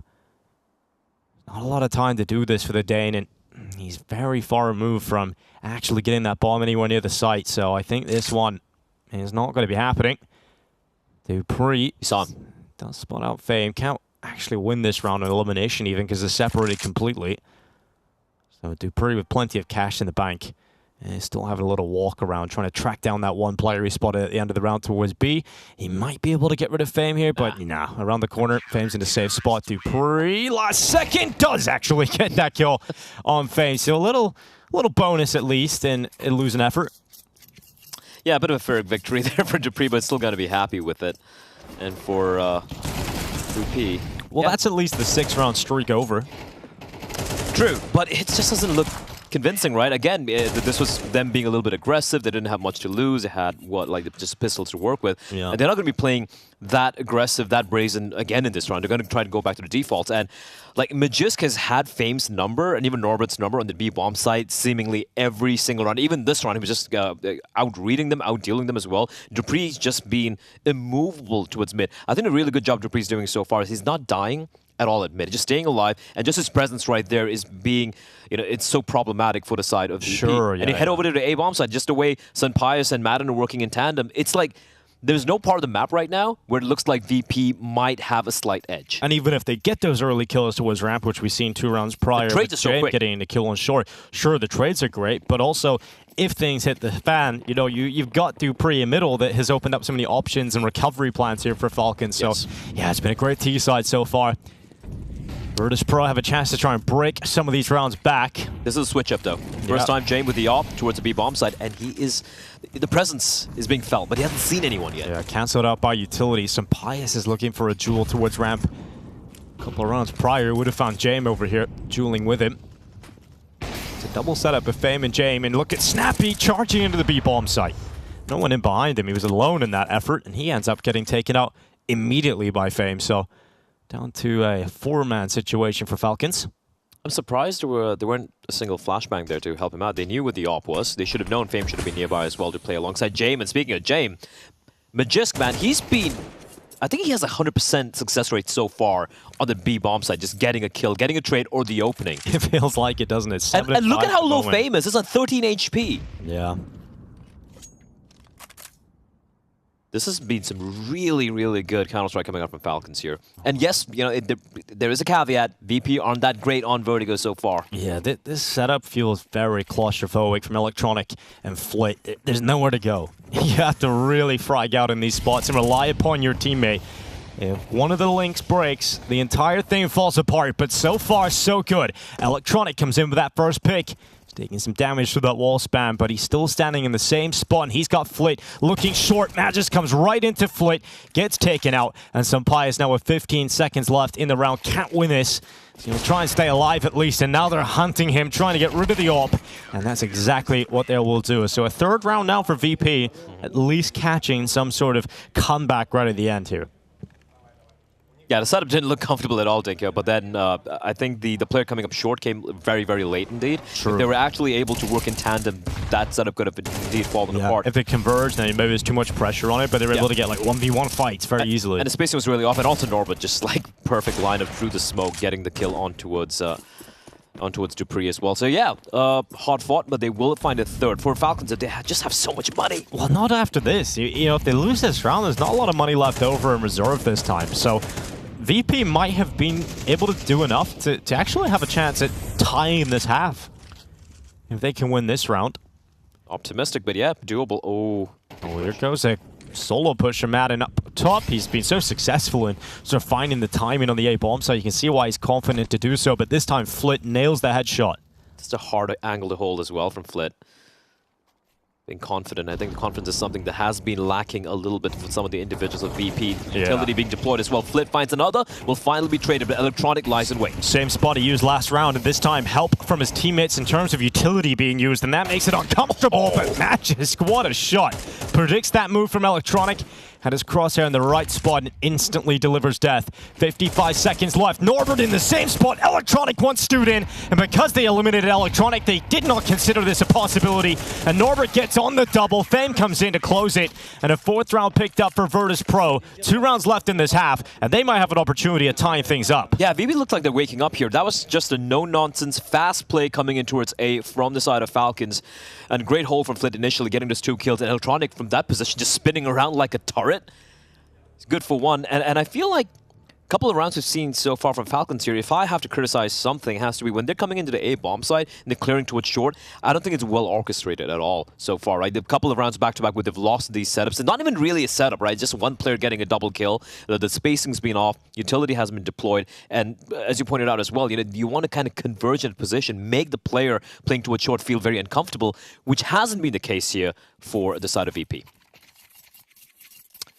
If I'm Falcons, just go back to B again, dude. Well, they've bought up here, and you can see that the economy certainly is on its last legs. If they win this round, it can still be 8-4 for Falcons, right? Because the money is looking pretty grim still for VP. They had just 3 players stay alive. So swing round of what we can expect then here. One of the bigger ones, absolutely. But if VP are able to withstand this particular buy, absolutely a real chance VP could mount this comeback. But yeah, I would like Falcons to end B. I think that's where they've been finding a lot of success. Also, the opening kills, the way they've been able to manufacture it by Magisk has been great. Snappy will fall early. And again, sometimes I feel Snappy, he's just a little too sacrificial. There's no one right nearby to trade. And what's the information you're gaining there? There are 2 CTs lying in wait, and it's a 5v4. Sure, we've had that maybe a couple of times in this half already from Snappy, but that's a missed shot from James. He is going to send Electronic into the middle of the bomb site here with him. Oh, his rifle is everywhere James looks. A bit of a pause now for Falcons. They didn't find that initial success they wanted going around the corner. They've got plenty of time still left in this round. Dupree's still holding towards mid, by the way. Yeah, still there. Very passive, but him just staying alive there could potentially catch rotations and maybe, activate very late if they're able to get the B bomb site, which looks like it's going to be the case. For VP, they seem to be very comfortable going for this retake. They do have a player advantage as well, barely, however.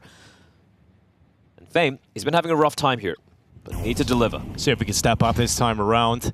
Flash. Behind the generators. First opportunity is given and take it. Magisk is dead. Fame plays disciplined behind generator. No bomb plant yet to be even committed to. Now Falcons will go for it. Madden tried to defend that planter. Was successful in allowing the plant to go down, but he's dead. And so he has to rely upon Sampaius to close the clutch.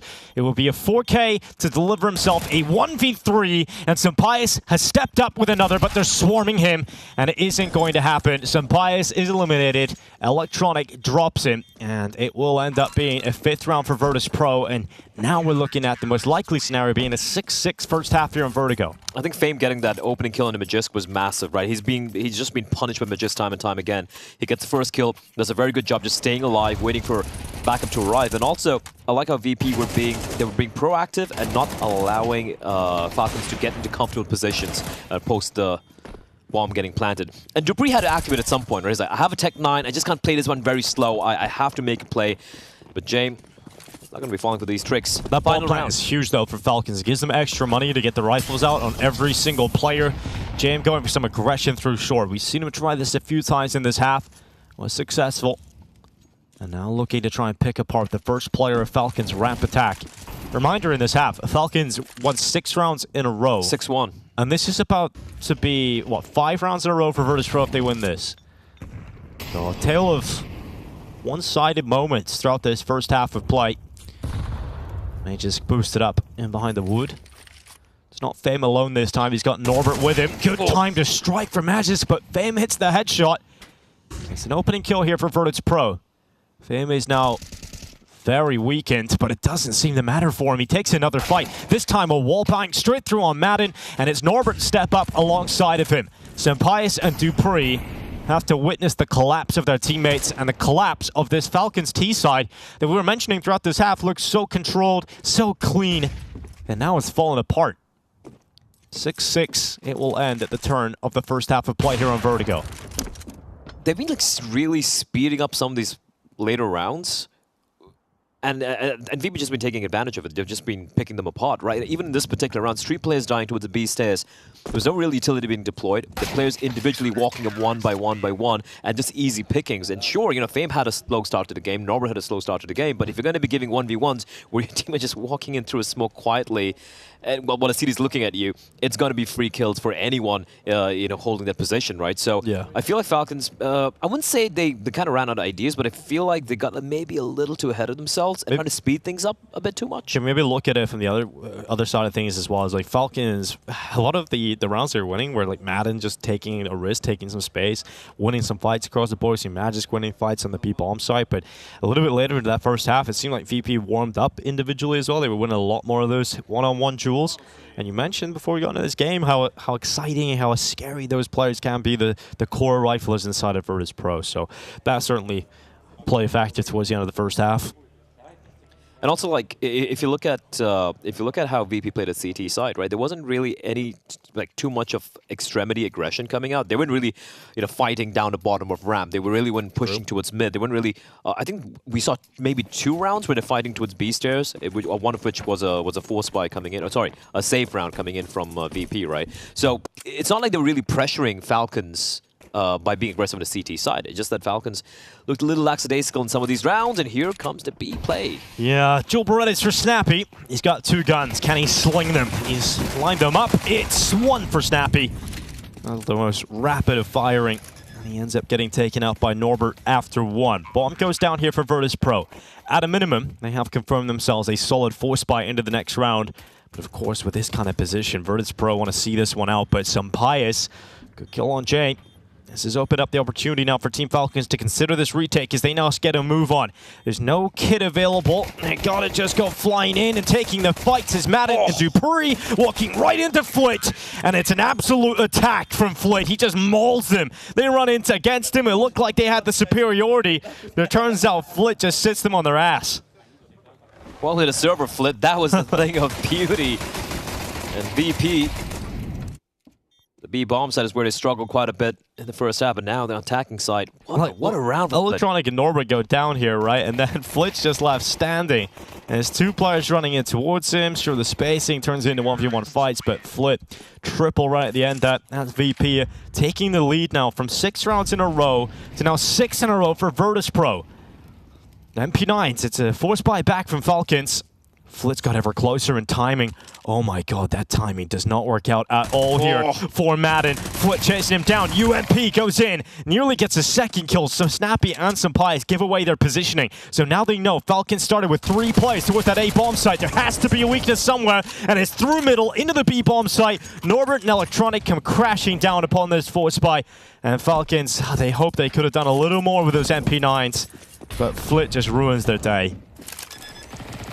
And you go back, I'm just trying to remember the complexity game as well, where it was VP CD side, which was non-existent, right? It was 10-2 for complexity on VP CD side. And this time, you know, putting up 6 rounds already way better than what they did in their last game. And the T side, we didn't really get to see much, but we know how VP like to play, well, T side on any map for that matter. And Vertigo is a map where I've actually seen them play some pretty solid Counter-Strike. So suddenly, winning the pistol round, converting this without suffering too many casualties. And also having Falcons force into this round. It's looking good again, suddenly, for Jame and his men. Yeah, it's looking fantastic here on Vertigo. It's going to be a recovery mission suddenly for Falcons.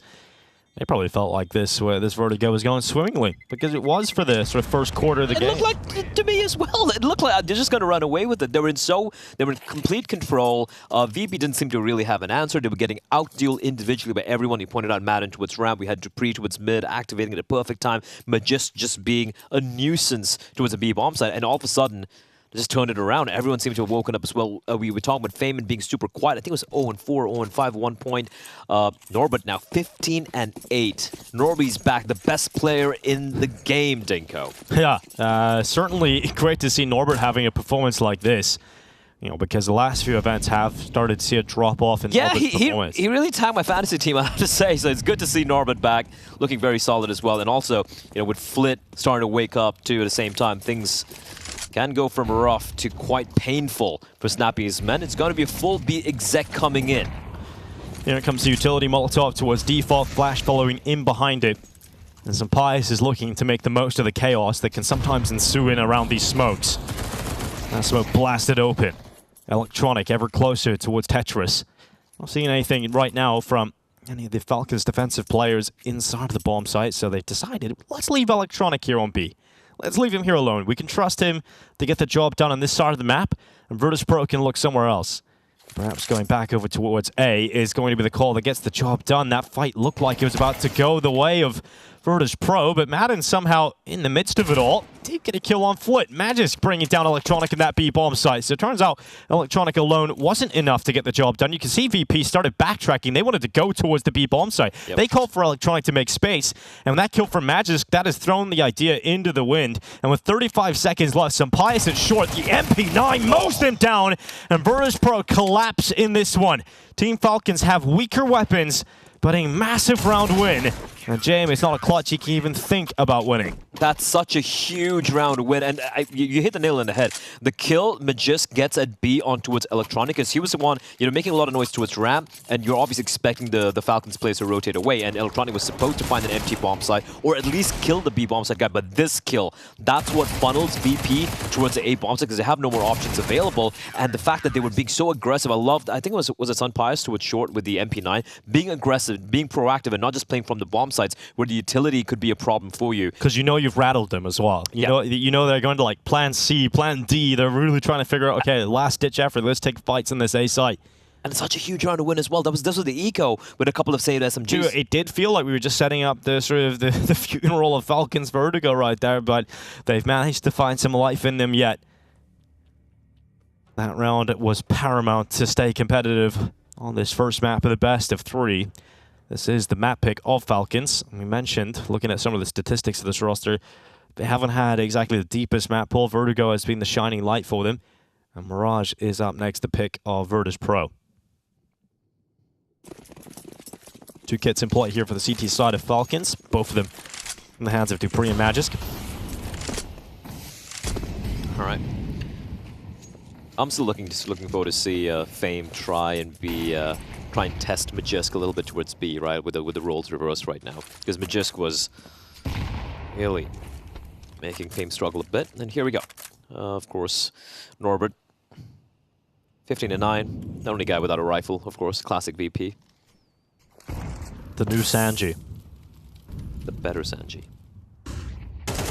Good shot from Fame. What a read. You mean you asked for that? You wanted to see that? You instantly get it. And there's a bit of a revenge arc here. I'm calling it. This season is going to be a bit of a revenge arc coming in for Fame, because he was just getting bullied by Magisk, and now, again, they slow it down, and that is exactly the right call here. 5v4, still a minute on the clock to work with. And at some point, Falcons, they have to go for some info play, right? But look at where they're holding. Electronic waiting towards mid. We have ramp in control by VP as well. Flashes, Molotovs being used up. 45 seconds on the clock, and utility is very, very sparse for the CTs.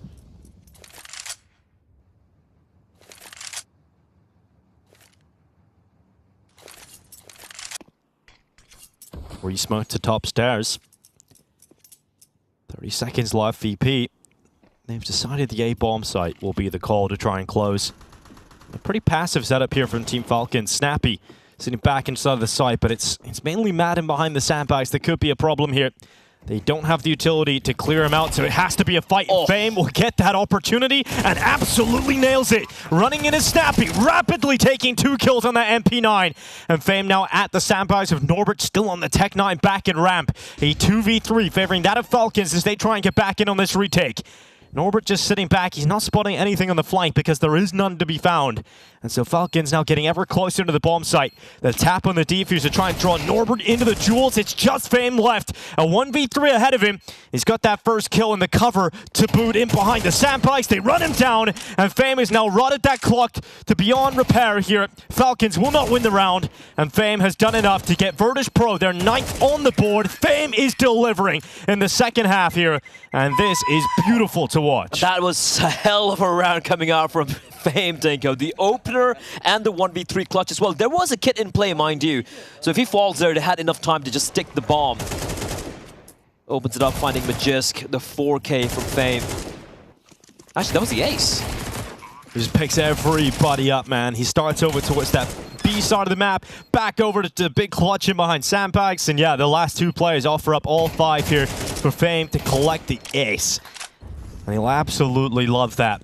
1v3 and the ace, and you pointed out as well, Madden, I thought it was going to be unchecked with sandbags and he would have just guaranteed the round for Falcons. But Fame, oh, he's come alive here. Oh, Snappy, good timing on that push, and up with a distraction, and Snappy, he just mauls them. That 3rd kill, he was completely blinded. He just continued to spray. And that garden hose absolutely blasts away the Virtus.pro mess. Jam and Norbert left in a 2v4, and this round does not look easy to recover. We'll give it a good go. They get her closer inside of the bomb site. And Jam is the man to try and punch those digits through. So extra money, if nothing else, collected here for Jam. Re-smoke. That's from the T-side perspective to try and buy a few more seconds here. And instead of playing passive, they realize with the numbers deficit, they actually have to stand and fight. And there is a risk involved in this for sure. But if they're effective in terms of getting a couple of these kills, then it could be huge. But Norbert, blind after blind, coming in with those flashbangs. And Jam has to clutch it all on his own. And once his teammate goes down, there's just no way he's going to be able to pull that off. And Snappy with a hero round. He gets 4 in that one. I love how composed Falcons were in that retake, right? They're 4v2, they didn't rush things out at all. And yeah, Snappy, I don't know how he gets a 3rd kill there. Yeah, Norbert's just waiting for like the swing to come through. But it was just flash after flash. And he's just standing there staring directly at it because he wants to be looking the right way and the push comes in. He ends up just getting tanked with the flash, max blindness. The spacing on his flashes was just beautiful coming out from Falcons. And a must-win round for Snappy. They will get it. Captain leading by example, a good 3K to open things up. And that was a, VP trying to switch things up, trying to be a little bit more pacey. So they will be punished for it. And despite getting the bomb down, you can see the money. It was not great here, Dinko. There's a couple of upgraded pistols I see, or maybe a couple of P250s. That's about it, and Falcons should be tying things up. This game has been pretty back and forth. Sure has. A tale of big streaks in the first half and very back and forth here in the second. Jisk is going to be aware. It's a good angle here for Magisk, but the problem is he could be split on 2 sides if Virtus.pro play this correctly. Yeah, they are going to encroach on 2 sides. Magisk gets 1. Good transfer out to the left side too. That's not easy. Magisk makes it look like it is. Now those pistols making their way forward. The bomb plant would be huge here. Norbert gets an AK-47, but realizes he's the man with the bomb on his back and would love to put that down inside of the site instead. And fortunately for him, he's got an in-game leader in Jam that's willing to stand and fight for him. But Norbert just gets clotheslined through the smoke. Perfect bullet perforating his head. And now Dupree's turn over the top of the smoke on the flip this time. Of course, the Time Master himself, Jam, just hiding around these smokes, looking for a better weapon, but not finding anything. And the man has to play the rest of the round with a Glock. He has vanished, and like the wizard, he is sometimes called, but he is taken out by some pious in the end. That could have been a lot better for VP. They would have loved a bomb plant there. That would have tipped them right up into the better territory. Everybody would have had an AK. That was so unlucky as well for Jame and for Norbert. Again, just great opening 2K right there. And Jame just not able to find that AK-47 in the smoke. If he was potentially could have gotten another kill. Nice kills coming out from Madden, however. I think Norbert just needs to sink the bomb plant that. Yeah, the bomb plant could really have helped Electronic with the MAC-10. Galil's for Norbert and Fame, and just a solitary AK-47 for Flit. Jame with the op. I think he saw him there. He did, but he couldn't take the shot. It's disciplined there from Jame to not ring out and give away the AWPs in play.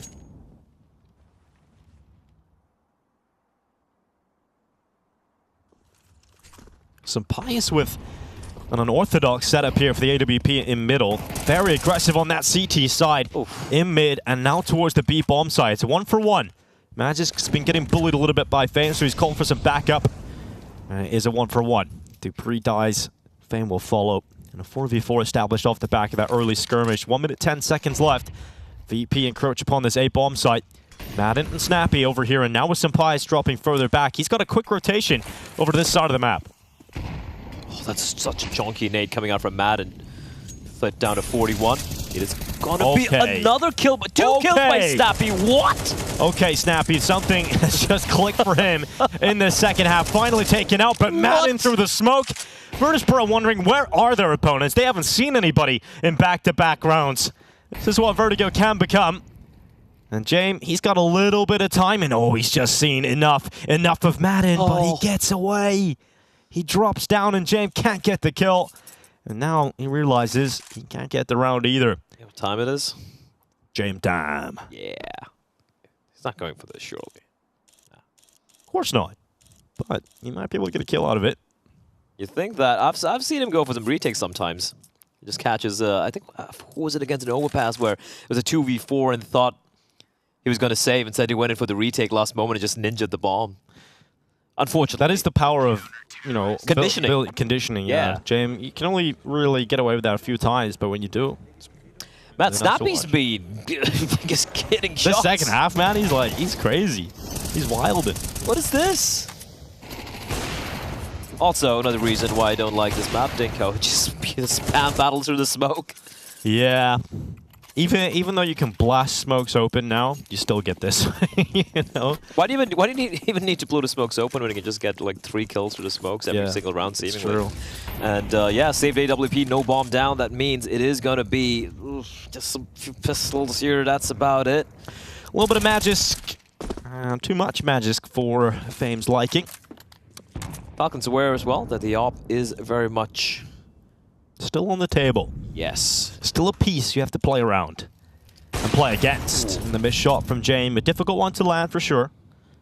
It has now given the information to Falcons where that AWP is currently positioned at the start of this round. James boosts Electronic up onto the wood, and we've seen VP be willing to leave Electronic solo towards the B bomb site.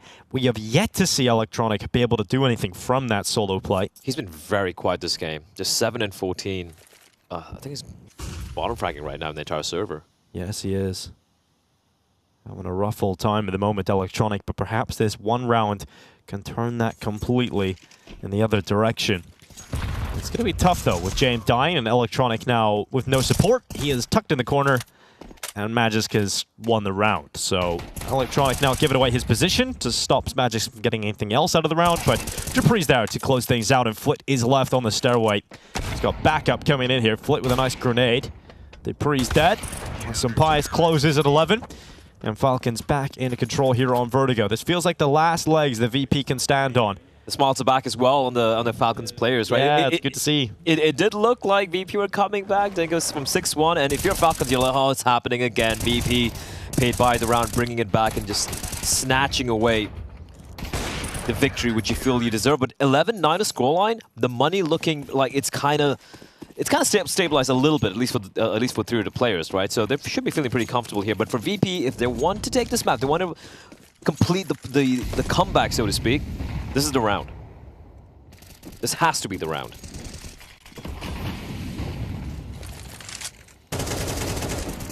Grenade lands onto Electronic. And a shot again onto Flit. So it's some Pies that opens things up here for Falcons. Frustrating start of the round again for Virtus.pro. I think that over the last few rounds they've become scared of standing behind smokes. Snappy decides to drop further back into the bomb site now. He's got utility being juggled towards him. But Virtus.pro shaping up for what looks to be a little bit of pressure to be pushed onto Magisk towards this B side. Yeah, but again, you know, Magisk has been so really solid. When he's had an extra player with him. He doesn't have help this time from Dupree. Dupree's right, very nearby. At some point, he's going to peel away. You can see the rotation's already taking place, right? 50 seconds on the clock, Senpai's going to be holding towards mid. And now the two players waiting towards B. They know VP like going for these 30-second hits, and Magisk, the re-aggression, finding fame. Yeah. Snappy out-dueling his counterpart in the form of James as well, and it's all gone wrong for VP, Dinko. Yeah, it doesn't look like VP had enough in them here on Vertigo to get the job done, and Falcons will be heading to 12. And the most likely scenario now is Falcons close out this game 13-9. The CD protocols from Falcons, once they started getting the guns in their hands, have looked very, very good. I love how, Magisk and Dupree, if you've noticed, every time VP are heading in towards B bombs and when looking to go for a late aggress in the round, they're facing off against Dupree and Magisk with a crossfire. They just have the perfect timing. They have a perfect read, and they clearly have been doing their homework as to how VP like approaching this T side. Right? They seem to know the exact timings as to when the hit's going to be coming in, and just brilliant work. Also, really helps that Snappy's, I think, is having his best game in months. Yeah, at 70, he's having a great time at the moment. Was sick multi-kill rounds on the CT side. You get to see a few of those highlights from Snappy now. 12-9. Get your is that your Arnold press going on in there in the That's not an Arnold press, Dinko. Oh, yeah, Arnold's a little bit further down, right? You go all the way down. No, Arnold is like when you do the with shoulder press and then you put your and then you twist your arms in front. Yeah, that's just a shoulder press. These are just shoulder press. I don't know why you have a shoulder press for a technical timeout, but hey, because it's like a gym. It's like swimming pool. It's like a locker room. That's pool gym. day. Yeah, man, I've spent so many days in pool day just playing Counter-Strike in pub. I haven't. Pubs. You haven't? No. It's a bit after your time. Yeah, I think the map's older than you. Yeah, I think it is. It's not something we really played that much, but I know of its existence. Man, you missed out, dude. Pool day's better than Vertigo. Unfortunately, there's going to be a lot of new Counter-Strike fans experience Dust 2 for the first time. True. A game that's never going to die. It looks like it might be death coming for Virtus.pro here. Electronic, not the Molotov you would have hoped for that. This really hasn't been his map or his day. Hitting 15 at the moment, Electronic. Might close this map with that exact stat line. Dupree dead first. So Virtus.pro finally getting on the board with an opening kill. Something he couldn't get in the previous. Snappy has been a real threat and nuisance towards short. He's here again. Falcons look to try and close right now. They don't want to have to extend play and allow VP back into this because we know they're probably the most tenacious team. Ooh, that's a bit of an overreach from Snappy. Yeah. I was trying to get that trade. The fame. Shot landed. Somehow alive. Yep, shot connected with the AWP. Now Electronic moves into B, and this is what he's been hoping for the entire game. Right? I know. It's like finally, B is empty. Finally, we've forced the rotation away. Yeah, well, yeah, because it's a 5v3. Exactly. Yeah, but yeah, this should be the round for VP. And now for Falcons, they can go for this. They can, because they have so much money to work with. Yeah, but they're so far away. I just say go for exits and just punish them. Take away a couple of the AK-47s, take away a couple of these, the Galils, for example, and make VPs. It's looked like it feels like VP's T side, even though they said T side economy is a little bit more forgiving. I don't think we've seen them go for a full-fledged 5-rifle buy even once. It's always like Norbert on a Tech 9, yeah, it's Mac 10 compromised. Electronics. It's always compromised every single time. But this could be the round where things turn around. You know what's great about this for VP, though? The fact that they kept 5 players alive. Because even if they lost a few extra players here throughout this round, Falcons would have had a far superior purchase despite losing the round because they got so much left over, whereas VP probably would have had to take another hit and have a weaker purchase. But keeping all 5 players alive means you get all the utility back in, and you can even get an upgrade if you wanted to a better weapon here. So, skipping rope this time, Blair. Gus, skipping rope. All the activities. You know what? I can't skip ropes. You can't skip? I can't skip. I just cannot get a timing right. Every time I try you just whip your legs? Yeah, and it hurts. It does. And then I trip over and I fall. When I'm doing skipping, I feel like I'm in a Rocky movie, but then after 10 seconds, I'm done. It's just, it's exhausting. Cardio sucks, man. It really does. I really need to, but it's like, I kind of need to start taking care of myself, with advancing age and everything. But cardio. Head down to the pool day, man. Yeah. All right, now we're going to get into the late stages here and test the cardio of these two teams as we're heading into round 23. If VP win this round, they're right back on track for a possible overtime showing here in Vertigo. Second game here of BetBoom Dacha Belgrade 2024. Look at the pace. Flit climbs up on Xbox. Madden peeks into him. Good shot from Flit. Another opening picked up here for Virtus.pro. Electronic was the man to follow it up. And fantastic work here from the T side. It is now dupreeh and Magisk left in a 4 versus 2. And this is not a round that Falcons feel comfortable in because it's not like there's limited time and VP have to sprint to the site. There's so much time. The round just begun and now it's over as dupreeh is the last remaining player. It's 12-11 Blah. Overtime is certainly on the cards now. Oh. Wow, okay, Elytra's like, hold on a second. Wait a minute. Did I see that guy? Is that a barrel? Yeah, he goes back. dupreeh's dead, and now we're here. Last round of regulation. Now, the positive aspect of this is for Falcons, they still have money for pretty solid. But I think dupreeh's money was a little bit compromised, but I think he should be okay. Yeah, there. He's going to be fine. Off in the hands of some pious there.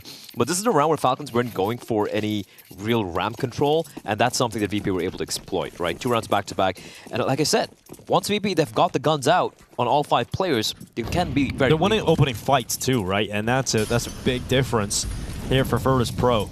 They've been finding a lot of success in those opening duels, in particular towards the ramp. Again. Oh, Electronic, was he spotted just a little bit there perhaps by Madden? They know where Madden is. They have to know. Yeah, but now Snappy's getting aggressive. He's activating, trying to assist Madden. He gets aggressive. Electronic will fall to the in-game leader of Falcons. For the first time in like 3 rounds, Falcons finally get themselves an opening kill. Could get traded back here with James boosting up his teammate to look for the fight, and oh, it's so sick. It's so well played, and Fame catches Magisk. His head now topples off his shoulders. Fame keeps moving forward, and he drags Virtus.pro into the player advantage and into the B bomb site. Sampaius drops down just in time, connects the shot on James on the other side of things, and with a minute left, that bomb yet to be planted, Virtus.pro attempting to stabilize. The final 3 players at the B bomb site. And a flank perhaps could be the key to the puzzle here. It's so fast from Snappy, but the speed is caught, it's considered. Flit looks back, Norbert aggressive, catches Sampaius, and Madden with it all to do, needs to make this moment happen. He gets into the bomb site, but that grenade connects to his chest, but Fame swings into the fight, and now Flit has to clutch, and first, he has to grab the bomb. He'll tap and try and draw the fight, but Madden, he's composed. He's been in a clutch many a time before. Limited time now for Virtus.pro will start to be considered for Flit. He taps once again. Madden starts to bite, starts to get ever closer, and Flit hits the headshot to close the 1v1.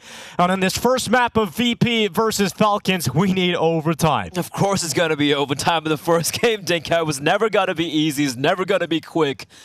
And what a round from Fame. It was a 5v4 and perfect boost coming from James there to open it up, but a second kill onto dupreeh. That has been the thorn in the side of VP's T side. This dupreeh Magisk double wombo combo on the B bomb side, and Fame solves the problem. And Flit, mid-air headshot on Madden to finish it off. I like the way you said double wombo combo. That was great. You didn't even stutter. That was sick. Thanks, man. Yeah, I like that. That was nice. Double wombo combo. Yeah, this late in the game as well. It's impressive plot. Let's get into this though. VP, you never doubt, man. You knew it was overtime, right? I knew it from the very first round, Dacha. Even though Falcons are like 6-1 up, I'm like, it's gonna be overtime. It's like, yeah. Then instantly, 6 rounds in a row back from VP. They may not have been able to get much work done in between Pro League and now, but they're certainly getting their practice in at the moment. AK-47s, finally for Virtus.pro. They got some good buys more consistently now. That was something you mentioned at the start of the second half. They weren't able to get going, but Flit aggressive and he's done successful in the opening fight. Snappy commits through short and ends up getting absolutely annihilated by Electronic. Yes, Snappy, some of the fights he's been taking has been so ballsy, so brazen, and he's been getting away with it because you obviously don't expect him to be so aggressive there. But I feel like the last few rounds, VP they've had his number. They're like, he's going to be playing short alone, and if you get the opening kill, he's going to be pushing in to force a trade. Boom! This Jane that comes out on top of that AWP duel. Oh, individual plays. Magisk. Yeah, it does feel like you need Such a hero moment from Magisk, otherwise this one is completely done. Timing. Oh, he goes to the wallbind to finish off Jaime. It's good work, but they make their way into the B-bomb site. Fame will take out Magisk, and it's all Dupree now with an unwinnable situation ahead of him. It is Virtus.pro kicking into another gear. The speed being set by Flit towards A, I don't think Falcons have had an answer at all the past 3 rounds. I mean, this is proof, you know, that it's not the same old VP that plays slow all the time, right? Once you've got this many options in terms of sick riflers, you can just accelerate. You can pace change. You can look sharp. And that's exactly what VP have in their locker. Yeah, especially with, you look at Electronic, he's having a quiet game, but everyone else is delivering, well, you know, for VP, and that's always a good sign. That's what you want to have when a floor is that very high. Right now, what we're waiting for this team is a ceiling. Where's the ceiling going to be, right? But we know the floor is so incredibly high. Now, for VP, did they go back to this fast A again, Dinko? Because I feel like Falcons have to react to this at some point, right? They might be, you know, putting in a lot more resources towards this A side, and that could be the call coming in for a faster B hit from Fame. But one thing I like from VPC sides, and we've seen on every other map, they don't go for a full overcommit. They never go for a full overcommit, apart from maybe 1 or 2 rounds and a half. So they kind of like burst for the opening. Look at how deep Fame is already. Already up on the wood. Very powerful position, but has decided to descend from his platform. Flit looking for the attack again. He's caught some good timing. It's Fame this time stopping Dupree at B, and there's no trade potential for Falcons. Flit's positioning is just so good already, isn't it? This is insane timing he found. Yeah, I don't think Madden's going to be ready for this, but the smoke comes up and kind of negates the problem of Flit being close. He now has to consider the fact they could be very close inside of the bomb site. So it's passive from Madden. He's calling for the rotation of extra Falcons to come and help. And Madden, through the smoke, lines up the kill on Flit. Bomb is now down for Virtus.pro. We're about to watch a 4v4 post-plant. Falcons attempting the retake. They've got a little utility on Magisk, but that's it. There's no real options here for util. So it does feel very good for Virtus.pro to close out this post-plant. The smoke has to be everything here. They come back in. Electronic doesn't get the multi-kill. It's just one for him. Missed shot from Jaime. We'll see if that comes back to bite VP here, but time is ticking. Only a quarter of the time left here on that bomb. Falcons not on the defuse. They've got to get on it now, and Fame is just mowing them down. A double kill as VP will turn into a 14th round victory. They are starting to look like they are going to steal away Team Falcons' map pick. And the rest of the series from that point onwards would look very good for Virtus.pro. This has just been seemingly the Fame and Flit show for VP, right? You have Fame Flit towards A, bombs are cracking it open, and now Fame. How many times have we seen him get the opening kill towards B and then end with like a 2K or 3K towards A bomb? It's true. We've seen that. I see that a lot. And it's the push and pull effect that they've got on both sides of the map right now. It's so difficult to deal with for Falcons. They're just being pulled in all directions and thinned out. And they're losing the deals as well. That's a hard part, right? Despite the fact that VP are going for double extremity aggression, they're coming out on top every single time.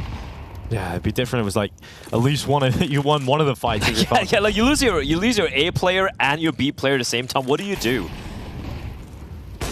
VP, they're a sort of team that's gonna make sure you have every leak filled, every potential leak watched, right? And that's where they kind of like abuses rotations. And once again, you know, Fame deep up. Nice find by Dupree on towards Flit. And now with Flit being taken down, oh, Magisk, he needs to get this kill, but no. Once more, Dinko, Fame, the hero of the hour. Electronic standing on default. Fame in front of him. There's still 1 minute left on the clock. It is looking so good for Virtus.pro here. The bomb hasn't even been planted. The bomb hasn't even arrived yet, but they only have one smoke though for this post plant for VP. Yeah, it's used up. That plant will start to come through now. Oh, that's a deep molly. That's a great molly. Prevents the lineup for the nade. Yeah, that's really cool. Grenade goes on the default. Norbert dropping back into quad. Team Falcons have yet to show us a successful retake yet in overtime. They get back into it. Electronic with the first kill in that post plant. Sampaio is able to trade it, and dupreeh is just waiting for his time to strike. He knows he has to get this flank going, but he's the only player left. And surely soon they will consider the possibilities coming in from the stairway, and they will, just at the right time. James goes for the shot, and now it is map point here on Vertigo for Virtus.pro. A flawless first half in OT. That was such a sick take towards B. I loved everything about it. The fact that they were able to just bide their time, be calm and composed, wait it out for the bomb to make it through. And that Molotov to prevent the nade lineup for the planner, I don't think I've seen that. I don't think I've ever seen that. That's really cool. And it looked very intentional. Oh yeah, absolutely. It's hard to throw a Molotov that far without having it lined up. And you can see, like, for Falcons, they had the nade ready. They're like, wait, I'm boarding the line. I was almost thinking, was it a miss volley from Team Falcons, like, at a certain point? But interesting. Could be as well. Yeah. But I like to believe, I want to live my little headcanon that was VP with some incredible utility use. Let's just see a replay of it to really know what went on there. But 15-12, it is now Virtus.pro looking absolutely poised to take the first map of this. And if you are just tuning in and wondering whose map pick this is, it's Falcons. And we said so many times coming into this game, you know, you look at the map stats, you look at the recent performances for Falcons, they clearly don't have a deep map pool yet.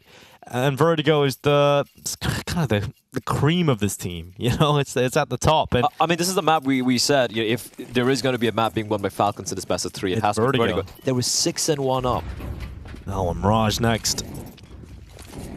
We'll see if that'll be any better here for Falcons. It would be difficult to assume so.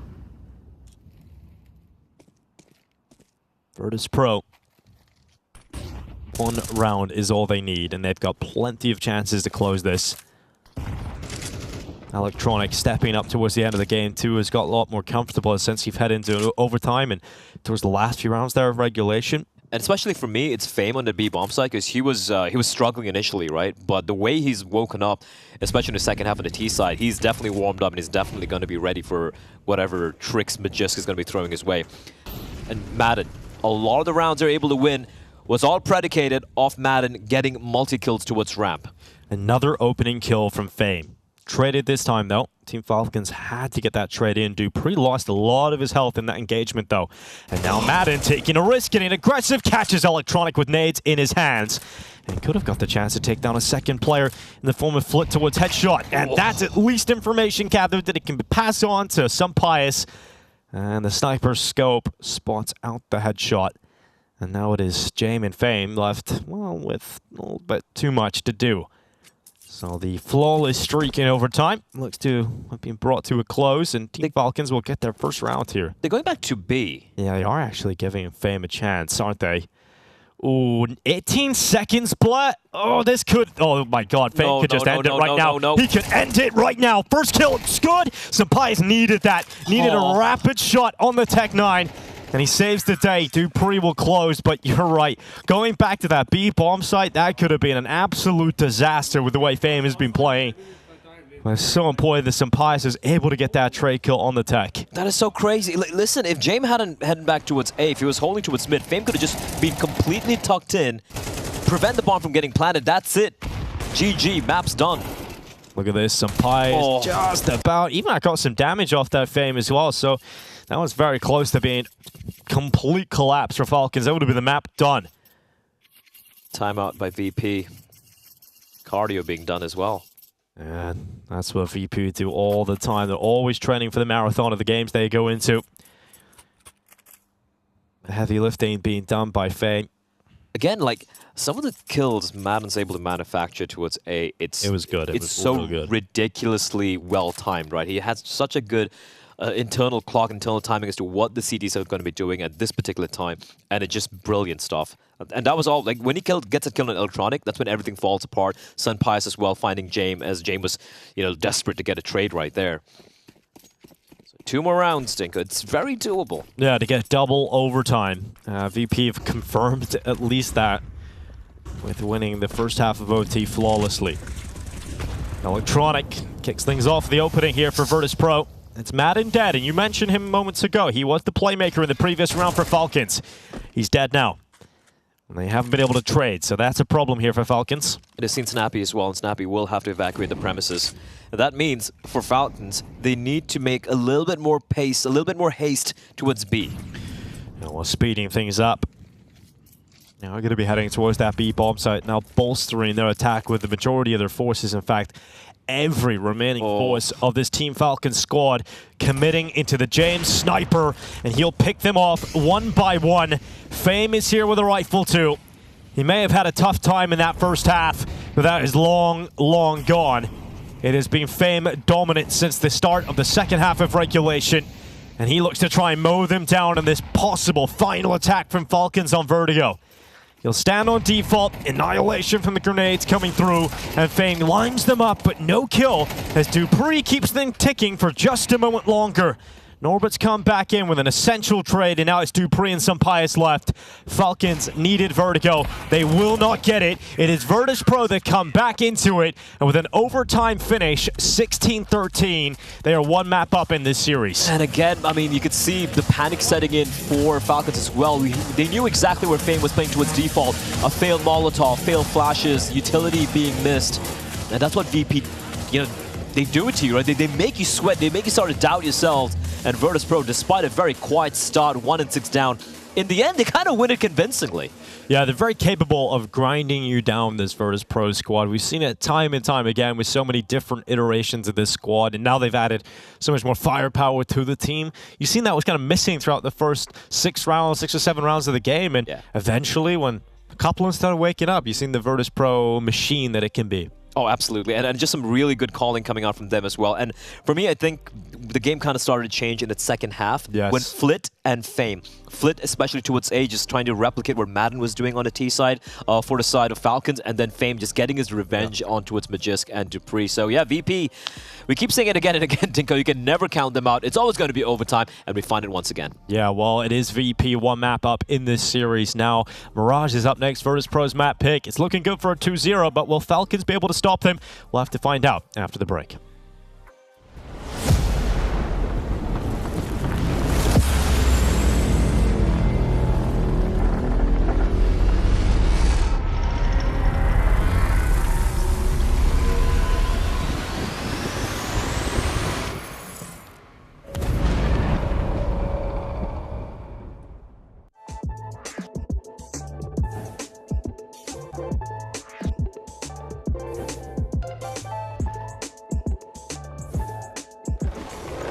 Всем привет, это Virtus.pro, и сегодня мы будем играть в настольную игру.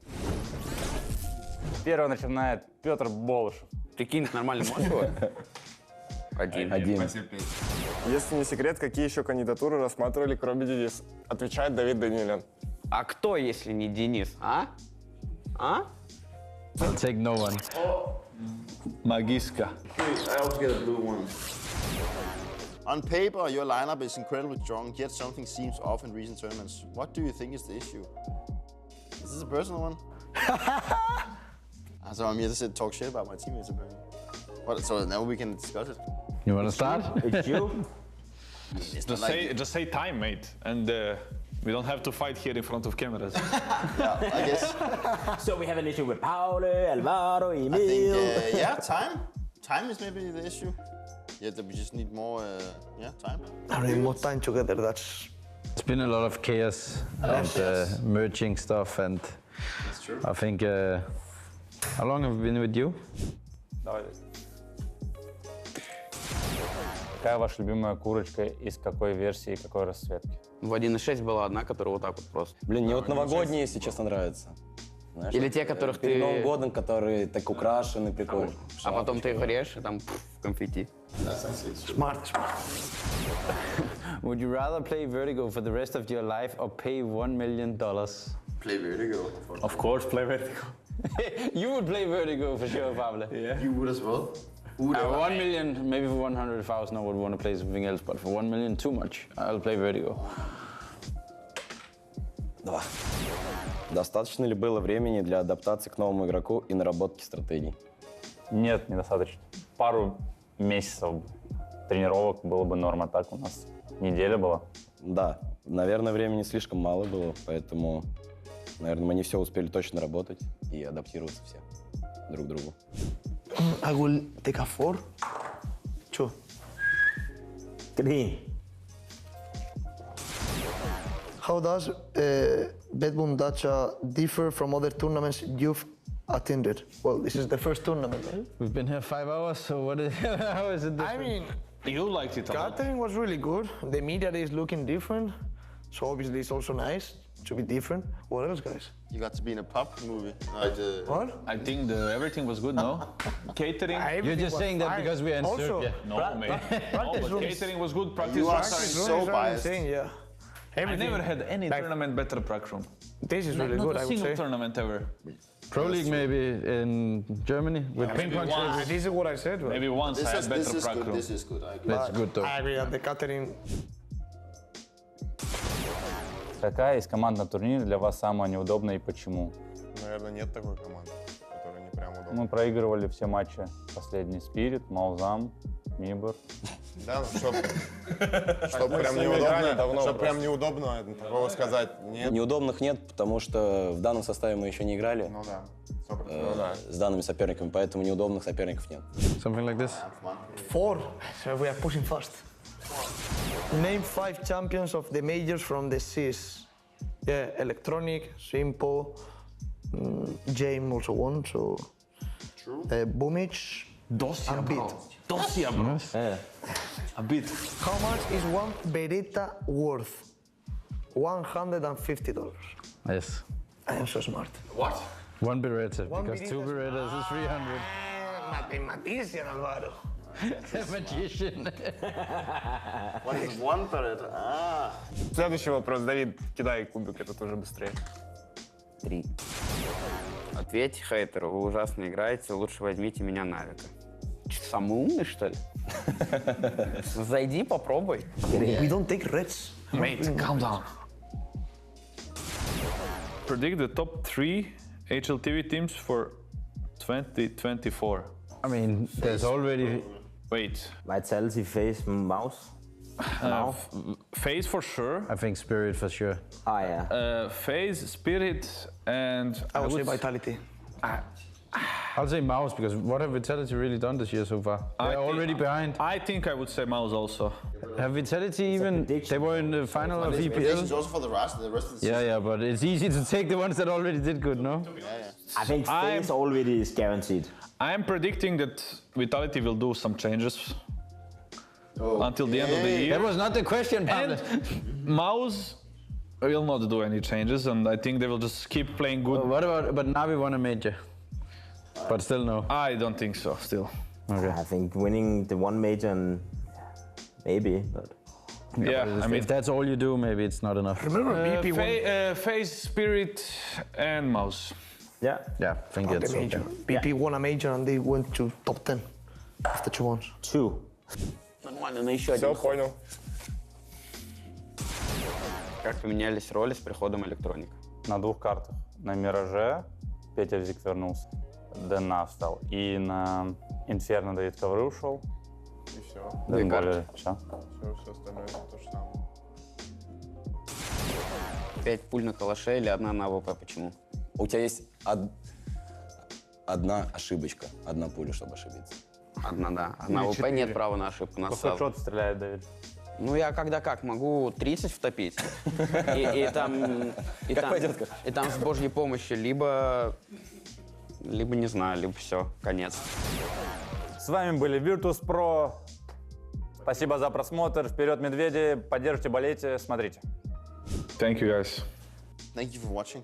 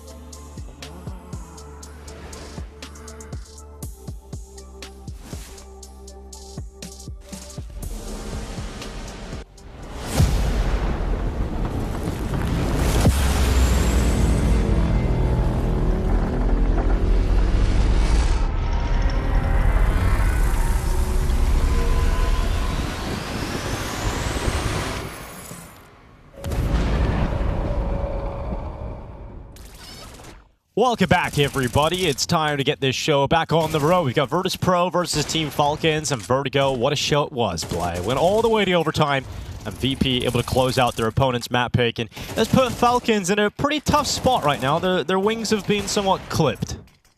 Clipped. I think that's accurate. That's pretty accurate. It's what we saw there coming out from VP, because like 6-1 up, it did look like, you know, not just individually, but overall, Falcons just had the number of VPs. But then once we saw that turnaround happen, like five in a row to tie things up in the first half, and with Flit and Fame just getting activated, it did look like Falcons were kind of running out of questions. And you could see the switch up in pacing as well for VP, which is one thing I was enjoying quite a bit.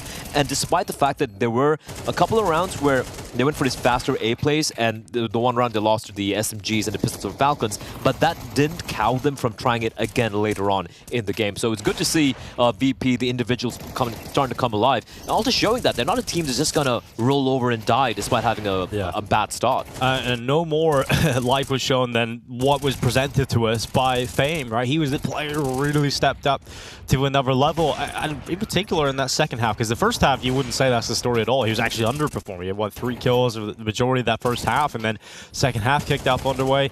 His T-size showing in this game was just incredible. I feel like in the first half, firstly, you know, a lot of the individuals for VP looked kind of half asleep, right? Sure. And I think Magisk was 4-0 or like 5-0 in duels with Fame on the B-bomb side. And once Fame switched over to T-side, it's all right, I'm going to teach you how to do this. I'm going to make you suffer a bit. And you could see so many times for Falcons, we were actually praising some of the CT side setups where it was Dupree and Magisk, and they were playing in tandem. And how many times did you see Fame basically single-handedly getting an opening kill, not getting traded, and even at times finding both those two players? So yeah, I think Fame was absolutely instrumental in VP closing this out. Yeah, we've seen that a lot. We did see that a lot throughout this. And even Electronic, who had probably the quietest game for VP throughout the majority of the first map, really started to step up in the last 2 rounds of regulation and then in overtime as well. And I think that is just what we always talk about with Virtus.pro, is they always have that tenacity to stay in whatever map, despite it being their opponent's map pick, despite it being Vertigo. We've said VP have maybe had some troubles recently. They're still able to stay in it long enough to get the job done. And now we're moving into Mirage. It's their pick.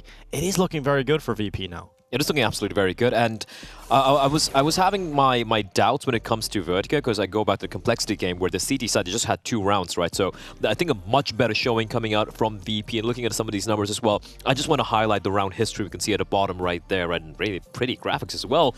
Yeah, 6-1 for the side of Falcons. These were very convincing rounds being won as well. And then the 7-round streak that VP went on, that's when it started to get activated. But what I really liked was, despite Falcons in the second half managing to bring it back on their own, the final 3 rounds coming out from VP were just great clinical stuff. And it was Flit and Fame and James being like, all right, guys, you go A, you go B, and you have backup in the form of, you know, of Norbert to kind of help you out. And you have myself as well. I'm going to crack it open. And they just absolutely destroyed that ramp defense coming in from Falcons, and Fame was just such a problem towards the B-bomb site. Yeah, definitely the MVP of this one for Virtus.pro, and 24 kills he finished with, 88 ADR, 1.36 rating. He was 0-4, 0-5 at some point to start the game, and just completely turned it around. Yeah, really impressive to see that from Fame, and it just keeps adding to that narrative that many people have been saying. You know, this fact that now with Electronic being added into the team, that Flit Fame Electronic wombo combo, as you mentioned earlier. The double wombo combo. Yeah, but this is the triple wombo combo. Just even better. Yeah, it is. It's even better. You know, that's the finishing move. That's like the Mortal Kombat finish them, you know? It's Stone Cold Stunner. Yeah, exactly. And that's exactly what they've got. And Mirage, that should really help in aiding that as well. It should be, right? I'm still a little disappointed we didn't get to see Dust 2, because I feel like that's a map where... We will at some point. At some point from VP. It has to be, right? You can't lose your best map and be like, yeah, we're not going to try Dust 2. It has to be a map they should be playing.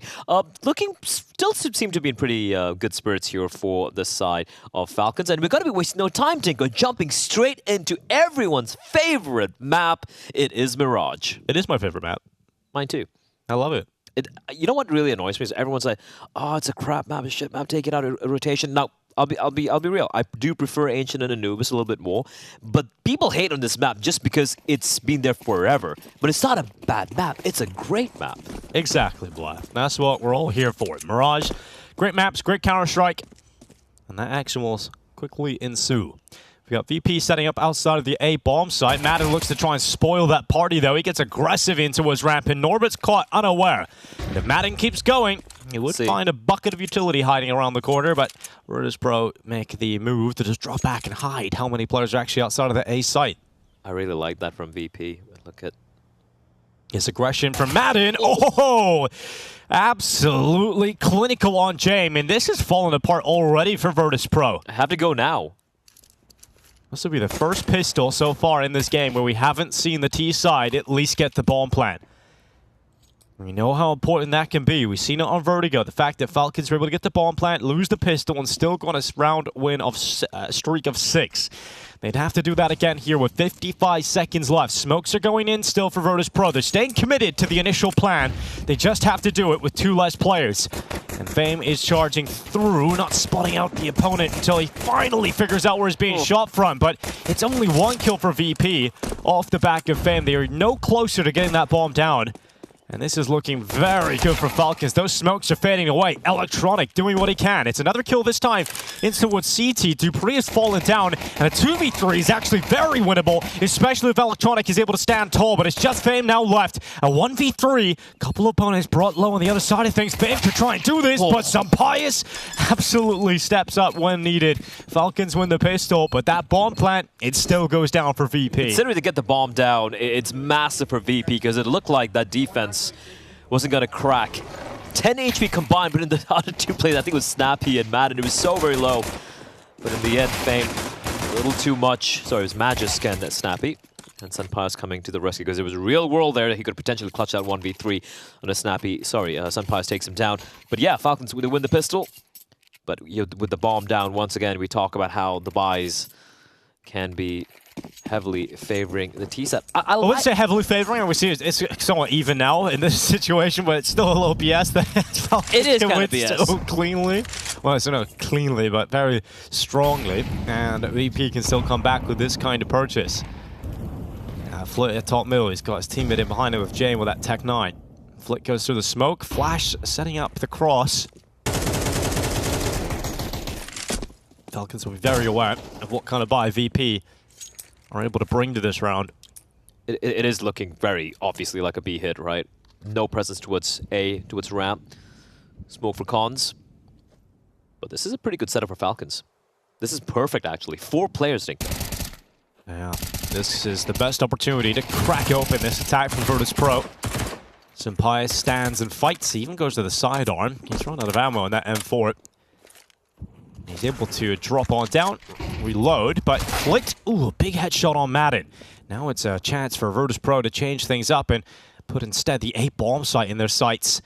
Magisk has been very disciplined, hiding underneath the wood, and elsewhere Electronic has fallen into the mighty hands of Dupree. Snappy in jungle, welcomes Flit with open arms, and James left with a 1v4 ahead of him, one that he will not win because he will not attempt. Yeah. And fair enough. This is such an insane read from Falcons. 2 players short, 2 players towards B. They knew that looks like it was going to be a hit coming in. And VP, they didn't really get anything done there. Very vocal right now is James. What are you guys doing? Guys, now I have to save, and everybody's going to be spamming the Twitch chat. It's all your fault. To be fair, I think he's got so much mileage out of the memes. Oh, yeah, absolutely. And James is a guy, you know, he's going to plug in his YouTube channel. I wonder what he's doing in that locker room, though, in between games, when that door closes. I don't know, man. What do people do in locker rooms? Well, in particular, James. Yeah. I don't know how many people remember that interview. One of the greatest interviews of all time. Yeah. Well, Electronic did get kind of caught out by Dupree there at the other side of the smoke. And it has put Virtus.pro into a position of weakness. That weapon that James saved actually goes into the hands of Flit. That's pretty nice of James. How often does the saved weapon go into another player's hands? I mean, he knows how strong Flit is on that rifle, and so allows his teammate to make his way forward with it. And expect Team Falcons to come out on top of this battle. Although, you never really can feel too comfortable. You know, you see Falcons win 6 rounds in a row at the start of Vertigo. And then Virtus.pro were able to come back into it. A good start doesn't always mean it's going to continue that way for Falcons. And it's a great start in this round in particular for James with that Tech 9 ripping the head off the top of dupreeh at short. Yeah, this should be a round where Falcons just shouldn't be hemorrhaging any players. With VP, we know what they can get done with very little. And this looks like this is a perfect call because Falcons going to be trying to gather some information towards mid. And it's all going to come down to Snappy. And think of this as something I've always expected VP to go for, the punish on towards Snappy, the B anchor. He's going to come out on top though, finds one, and backup has arrived. So far, this anchor has sunk the ship of Virtus.pro. Sampaius comes in and crushes them. A 4K in quick succession from the Spaniard. And that VP play to the B bomb site does not work out. They don't break through the plant at all. And despite getting the opening kill, they don't really leave with too much of value.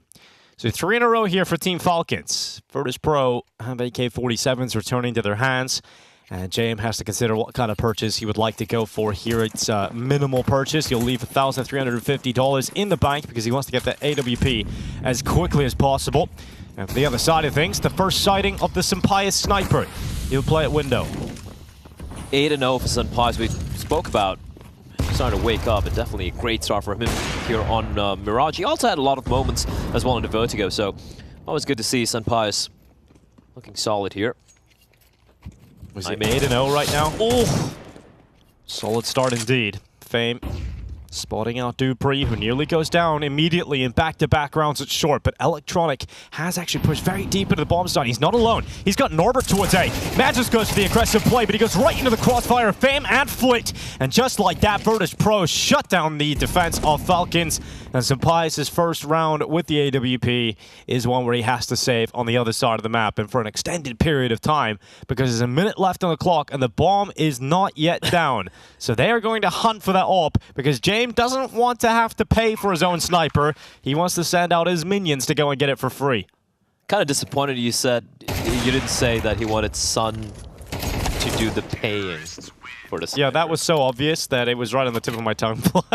Man, sometimes you gotta go for the low-hanging fruit. That wasn't, it wasn't obvious. Anyway, he didn't have to pay for the op. No, he didn't. Sampaius paid for it. So he's got all the extra money left over. I really like what VP did here. We could see the two players towards mid. They did a very good job not giving any free fights to the mid players. So you could see Falcons starting to feel a little edgy, not feeling super comfortable. They go in for the play, trying to get that mid control. But at that time, VP managed to sneak in towards A. It's a great default coming out from VP there. First round on board, just a 1 casualty as well. Well, Sampaius gets this AWP out again. He's obviously at 8-0 at the start of the last round. So he's got plenty of money, and no longer does he have plenty of money. He's down to $50 in the bank, and it can be said about the majority of the Falcon forces here. So if they lose this round, VP back into the start of Mirage. And advanced setup here inside of ramp for Madden and Magisk. A bait and switch setup. Madden will draw the initial attention, and then Magisk can be unleashed. That is if Virtus.pro decide to go into ramp, which right now does not look to be the case. They can peel away from ramp right now because of the forward positioning coming in from Snappy here, right? Smoking himself deep inside of B apartments and getting forward positioning. That's going to allow dupreeh to bolt to the A bomb site. But the hit is going to be seemingly coming in once again towards B. And this is going to be... I'm going to be keeping a small little chart, Dinko. How many times are you going to try and abuse Snappy? Here's the second crack of the whip. Snappy with the MP9 crashes open on Norbert. It is one back from Fame. Snappy goes for 1 for 1. That can be enough if dupreeh can step up. It is going to be quite difficult with that little gun, but it's all about positioning when you've got this SMG. And dupreeh is undetected, denies the bomb plant initially, and then James with a wall bag somehow takes dupreeh out. But remember, Flit is still inside of jungle, and he could be the backstabber. Timing is perfect. Madden backtracks right into the AK-47, and Sampaius once again has to sprint away and try and save the AWP, but he's a player that likes a clutch. A challenge presents itself, and so instead of keeping that AWP and cowering away, he pick up the AK-47, but no mistake from Virtus.pro. then it looks like Sampaius will have to go back, pick that AWP up again, and this time save it in the next round. So Virtus.pro, second in a row, and money in the bin here for Falcons. And I'm really surprised why it took so long for the rotation to come in from the A players. Like, they had ramp control for so very long, and it felt like they really felt like it was going to be B fake coming into an A hit, seemingly, but unfortunately it doesn't quite pan out. I'm still wondering how James got that wallbang kill onto dupreeh, but great start from him. And VP, they're going to get a second on board here, and yeah, money is looking so great for Falcons. No, it's looking quite terrible, in fact, isn't it? Well, Jane went down to the bomb, so that's a little bit of extra cash having to be taken away from his bank account as the AWP is expensive. He's fine. He's got to be fine. Sampaius saves the sniper, and that means he is the only real talking point for Falcons in this round. If anything is to happen, it must be off the back of that sniper or TP walking into a stack. I like this sort of like when you're in eco, you have to kind of like have a saved gun. This particular set of Falcons have going, because a lot of teams will see, even in like Tier 1 Counter-Strike or top tier teams, we're just trying to play defaults with pistols and just try and work with the AWP. Instead here they're like, listen, Sampaius, we know what we can do with the AWP. Just solo towards A, we're just going to stack towards B. Try and maximize what you have to work with, and that's what I've done. He's joined him towards B though. Yeah. He's now over on this side of the map. Every single player were over towards the B side of the map, but that is now being changed up. But this is where VP's T side is so, it's such a perfect counter to these sort of gamble stacks, because how methodical, how bloody slow and methodical they're going to be. It's like a boa constrictor, like slowly clearing every little nook and cranny and finding the right bomb site. That's what VP excel at, and that's why they did a perfect counter. That being said, time kind of running out of it, but here we go. Perfect empty bomb site for VP. Yeah, there's no one really close enough with a weapon relevant enough to unravel this round for Virtus.pro. And that plant is going to be successful. And in doing so, will confirm this round victory for Virtus.pro. At least Sampaius has a bodyguard squad to try and protect him. Electronic hears a footstep, is like, oh, that's a free kill. This is like Shaquille O'Neal with his bodyguards, you know, Sampaius is the big gun. All right. I've always wondered why Shaquille even needs bodyguards. No, it is pretty funny watching him walk. Yeah, it's so massive. Like, oh, who's a bodyguard? Are tiny. I love Shaquille. A legend. Who would be a Shaquille O'Neal of Counter-Strike? Snacks. Yeah, cool. I can see that. Yeah, he's like the biggest guy. Like, yeah, physically really big, and also like personality-wise, you know, he is. He's an interesting guy. He's a cool guy. He's a funny guy.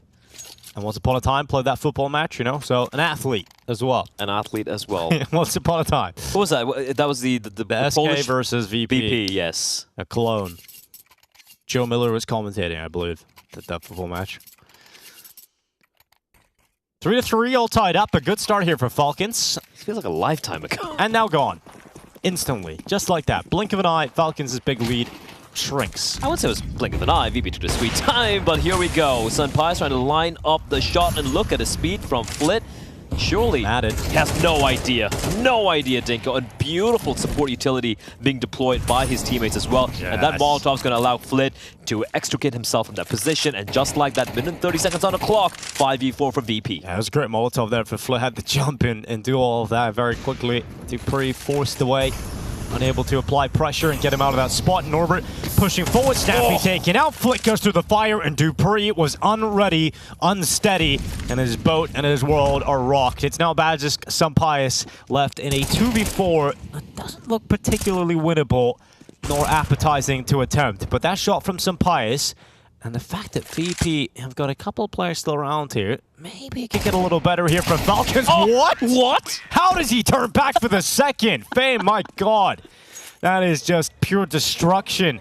Kill towards CT is fine, sure, but that flick back to the ladder, that is so stupid. He slapped him away, dude. Just like, what was that? Also, I love how well orchestrated that was from VP towards top mid. Like Flit getting the open kill, pushing in deep. Again, like, you know, the moment you lose Snappy, you know that dupreeh's gonna have to, you know, focus on the B apartments, pushes in, gets the kill, and then Fame, which is just a bit of bullshit there. I don't even know what the second shot was. But VP, They quickly taketh away, Dinko. It was 3-0. It was looking great, and now they're broke. Feels like Sampai's has had an AWP like every round as well, even in these sort of pistol situations. He was 8-0. Yeah, he's got in the first 3 rounds, and ever since, and once VP got their guns out, it's just been the pain train. Ever since he got his AWP out, it's been the pain train. Maybe just do what Nikodos did. Stick to the rifles, I guess. What? Get kicked from Heroic? Yeah. That's pretty sad, man. I know. He's a nice guy. I like him.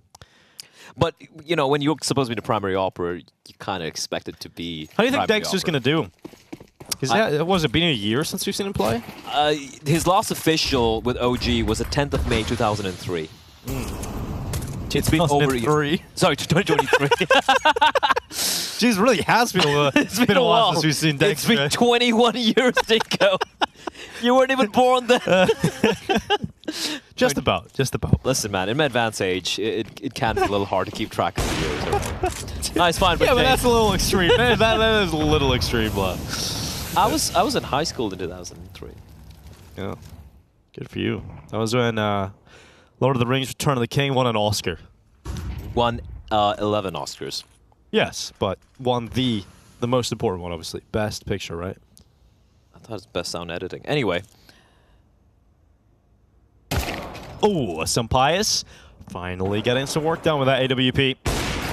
There's a little bit more where that came from, though, in this awkward fight for the P250. Dupree will best Jame, but cannot get past Electronic. 50 seconds remain in the round, and not exactly the cleanest of affairs here for Virtus.pro, but that bomb will now go down, and it should confirm victory here. The thing is, within this 3v2, if you're Falcons, you're not going for this retake. Because you've got the AWP you want to save again. It was a force spike coming up. Sunpaz was trying to go for the hero AWP, so the best case scenario here is save that AWP and hope Snappy's able to pick up another rifle, and the rifle is another op. Double op set up on the CT side.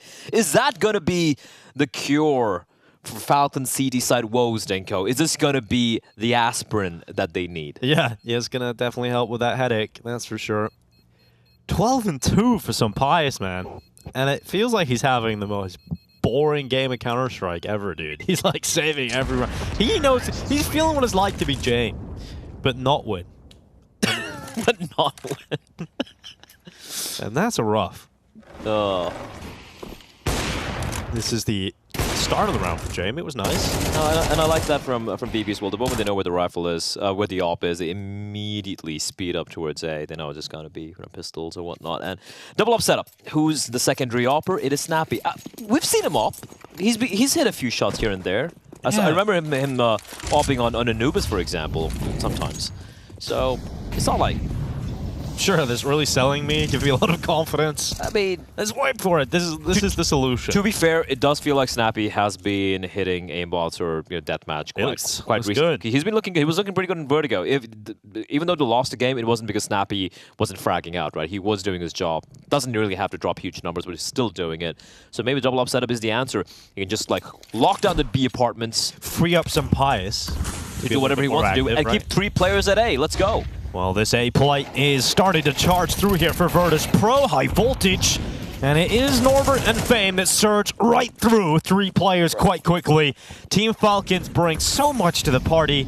And it's still not allowed to be around. It's Flit just running through the smoke. What an asshole. Yeah. He's just walking in straight up. Boom. Get out of here. Oh, man. Dupree's like, what can I do in this game? He's like, he's just playing short every round. It's not been a good time for him.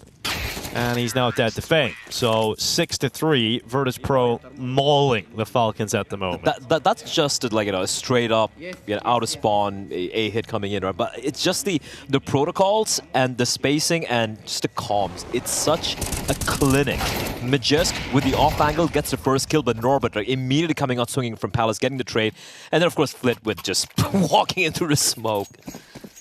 I guess we are finding out who would win in a fight, a bear or a Falcon. Quite a one-sided fight. Okay, maybe a red panda is a bear, right? I think a Falcon could kill a red panda. Sure. Or just like a normal panda. Be too lazy to like move.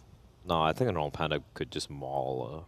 I don't think I've never seen a panda be violent. I need to see it. I'll have a couple of videos I could share you. Yeah, that'd be interesting to look. look at. Panda's gonna be terrifying. The only videos I've seen of pandas lately is like people dressed up as pandas, helping the panda make other little baby pandas. But it's like humans in panda suits. Some people really like that. But watching it or like the job? Both. A little bit of both. Yeah. Well, couldn't be me. I like Falcons. That's cool. You're a bird man. The fastest bird, the fastest animal in the world is the falcon, right? It's a peregrine falcon, Yeah, which hits 400 kilometers an hour. In a dive. That's Pretty insane. Cool. Yeah, it is really cool. I've seen one of them before. Not diving, but just on some dude's hand. And now Pius at default. The sniper. Ready to strike. Spotted. Ooh. And now under so much pressure, you can't run away from default. You cannot hide. Fame has delivered death upon him, and Palace is considered. Magisk is burned away, and there will be no royal party for Magisk. So he'll just have to hide in Palace, and it's frustrating, as you can see from the body language of Dupree. There's a little sigh and the head tilt backwards because Team Falcons not really getting into these rounds at the moment. They're saving. Yeah, I mean, the round feels done, right? So it's yeah, over. You have to. Because Magisk, with that Molotov coming in, he's wondering, is that, all right, I think they know where I am, so like I really can't do much right now. I really can't activate. And Norbert's already on the hunt because they smell blood in the water. And it's going to be Madden defending his life against Fame. Oh. But look at Norbert. It's very sneaky. He's got it behind him into the market. Oh, the back of the bench nearly transfers back to Snappy. But it does not look good for Team Falcon's chances of saving many of these weapons because Flit's now over here too. He's yet to really connect though, and Snappy will stand up and actually get an upgrade. So at least something there for Falcons, but man, this was 3 in a row. Fame's at 16K. This was 3 rounds in a row at the start of the game, blah, and they have lost every single round since then. And even a switch up in the positioning, right? Like they had Sunbias playing towards the A-bomb side, we had Magisk pushing deep towards Palace. So all Sunbias has to worry about is that ramp position. But because of the way the setup was, he had to also consider Connector being another point of entry. And just the timing absolutely ruins Sunbias. And VP, they seemingly do no wrong. Mid-take going to be coming in, and every time Falcons have been trying to go for these mid-fights, VP have come out on top every single time in these buy rounds. Playing mid, Dupree dead once again. Through short, he's just had a horrible old time here at Dupree. Electronic to take him out this time. Man, the delayed hit as well towards mid. There was no way. Connector fight now. Madden walks through the smoke. Fame will annihilate him. Nothing going the way of Falcons right now. Snappy has to fight on 2 fronts because his teammate, his network of support is removed. Veto B's empty. Dupree's dead. Snappy's dead. The only awkward situation there is for James, who has to just kind of throw a smoke down and maneuver around it. Once he's done that, he's back to safety. Falcons have not been able to fight here on Mirage. They came in looking so positive, so strong at the start of this map, and they immediately fell off. Yeah, it looks like VP just needed the guns. And yeah, as soon as they got guns, yep. It's been pretty easy for Virtus.pro. And also, like, just the, you know, their default approach on the T side. You may love it, you may hate it. A lot of people are not a big fan of it, but it is such a good counter to these hero rifle buys, or maybe a stack, or, you know, just the aggression. You don't really catch VP off guard, right? You never catch VP off guard. And that, so I know some people hate to watch it, but if you're just a student of the game, if you're looking to approach this game from like a Moneyball standpoint, or just looking at the numbers and minimizing risks, it is almost perfect CS. That's why all the rounds we've seen, there's only 1 round that VP in this series have, again, the flashes.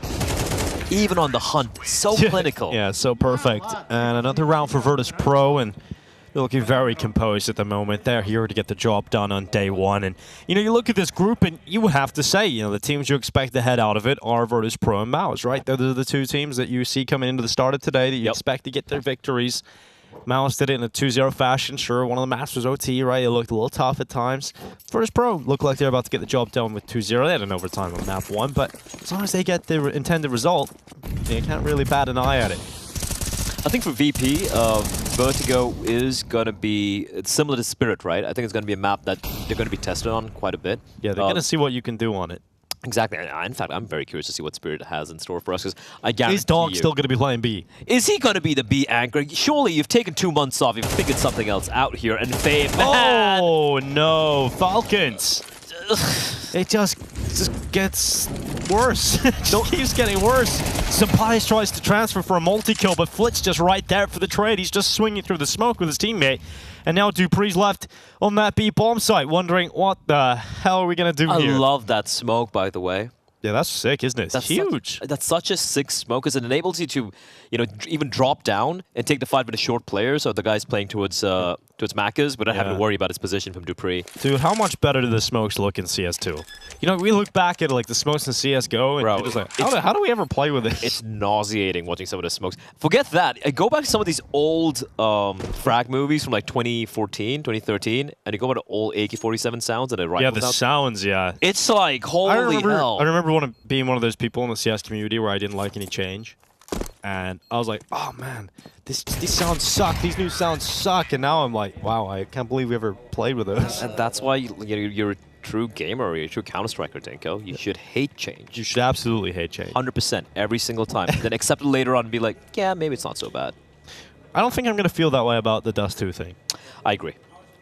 I just feel like we shouldn't either have Dust 2 or Mirage, right? Like stylistically, thematically, I think puggy. I mean, Mirage has the layers. whole pool's too puggy. Mirage has lots of layers to it, but I feel like Dust 2 goes against the current trend in Counter-Strike maps which are being introduced. Like Ancient, for example. Look at Anubis. These are highly tactical maps. We just need to start the train movement right now. We need train to dock in the station. Choo-choo. Let's go. Get on the tracks. Lay it out. I hope it's ready.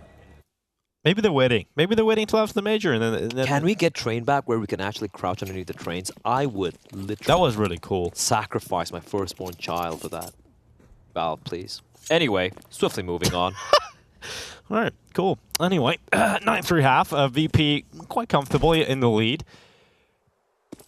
I don't have a kid, guys. Yeah, just for legal reasons, Blood does not have a child. And when I say sacrifice, I mean giveaway. Yeah, and that probably would be better for the child. So here we go. Round 13, well underway, and Team Falcons quite aggressive through short. Norbert looking to take that first fight. And the B push. He's taking it, but he's not hitting much, is he? But fortunately, Fame lands absolutely everything. And it's 3 for Fame. Just like that, it's completely collapsed here for Falcons. They're doing their best to pull it back, but they just won't be allowed to do so. It's Fame with a triple. Norbert steps up with 1, and Snappy left inside a connector, nowhere near the bomb. So he's just stuck, and now dishing out some damage at least. Constellation frags. Maybe. This is done. I hate to be that guy, Dinko, but I will be that guy. This one's done. VP are... Yeah, I think it's okay to be that guy in this scenario, Blah. I think it's fine. I mean, I think we all did expect VP to take map number 2, right? It's just the fact that Vertigo... Maybe not in this fashion. I'm actually pleasantly surprised that it's in this fashion. I thought it might be a little bit more labor. And ladies and gentlemen, he said it. He said the words. What? That VP are going to win this in a very lopsided fashion. Yeah, they are. You sticking with it? Of course. We're like 3 rounds away from closing the game. They're going to do it right now. Falcons are going to win 3 rounds at the start of the game, and that's all they got of Mirage here. Fame is sharp. It's so Fame is very sharp. Also, I think Norbert did a very good job. Despite the fact he whipped a lot of his shots initially, he was distracting them, right? And just great work. Also, James was already on the B bomb side. That hit was going to be destroyed no matter what, even if Fame just got 1 or 2 kills. See, I think that was the first pistol where T-side didn't get a bomb plant, right?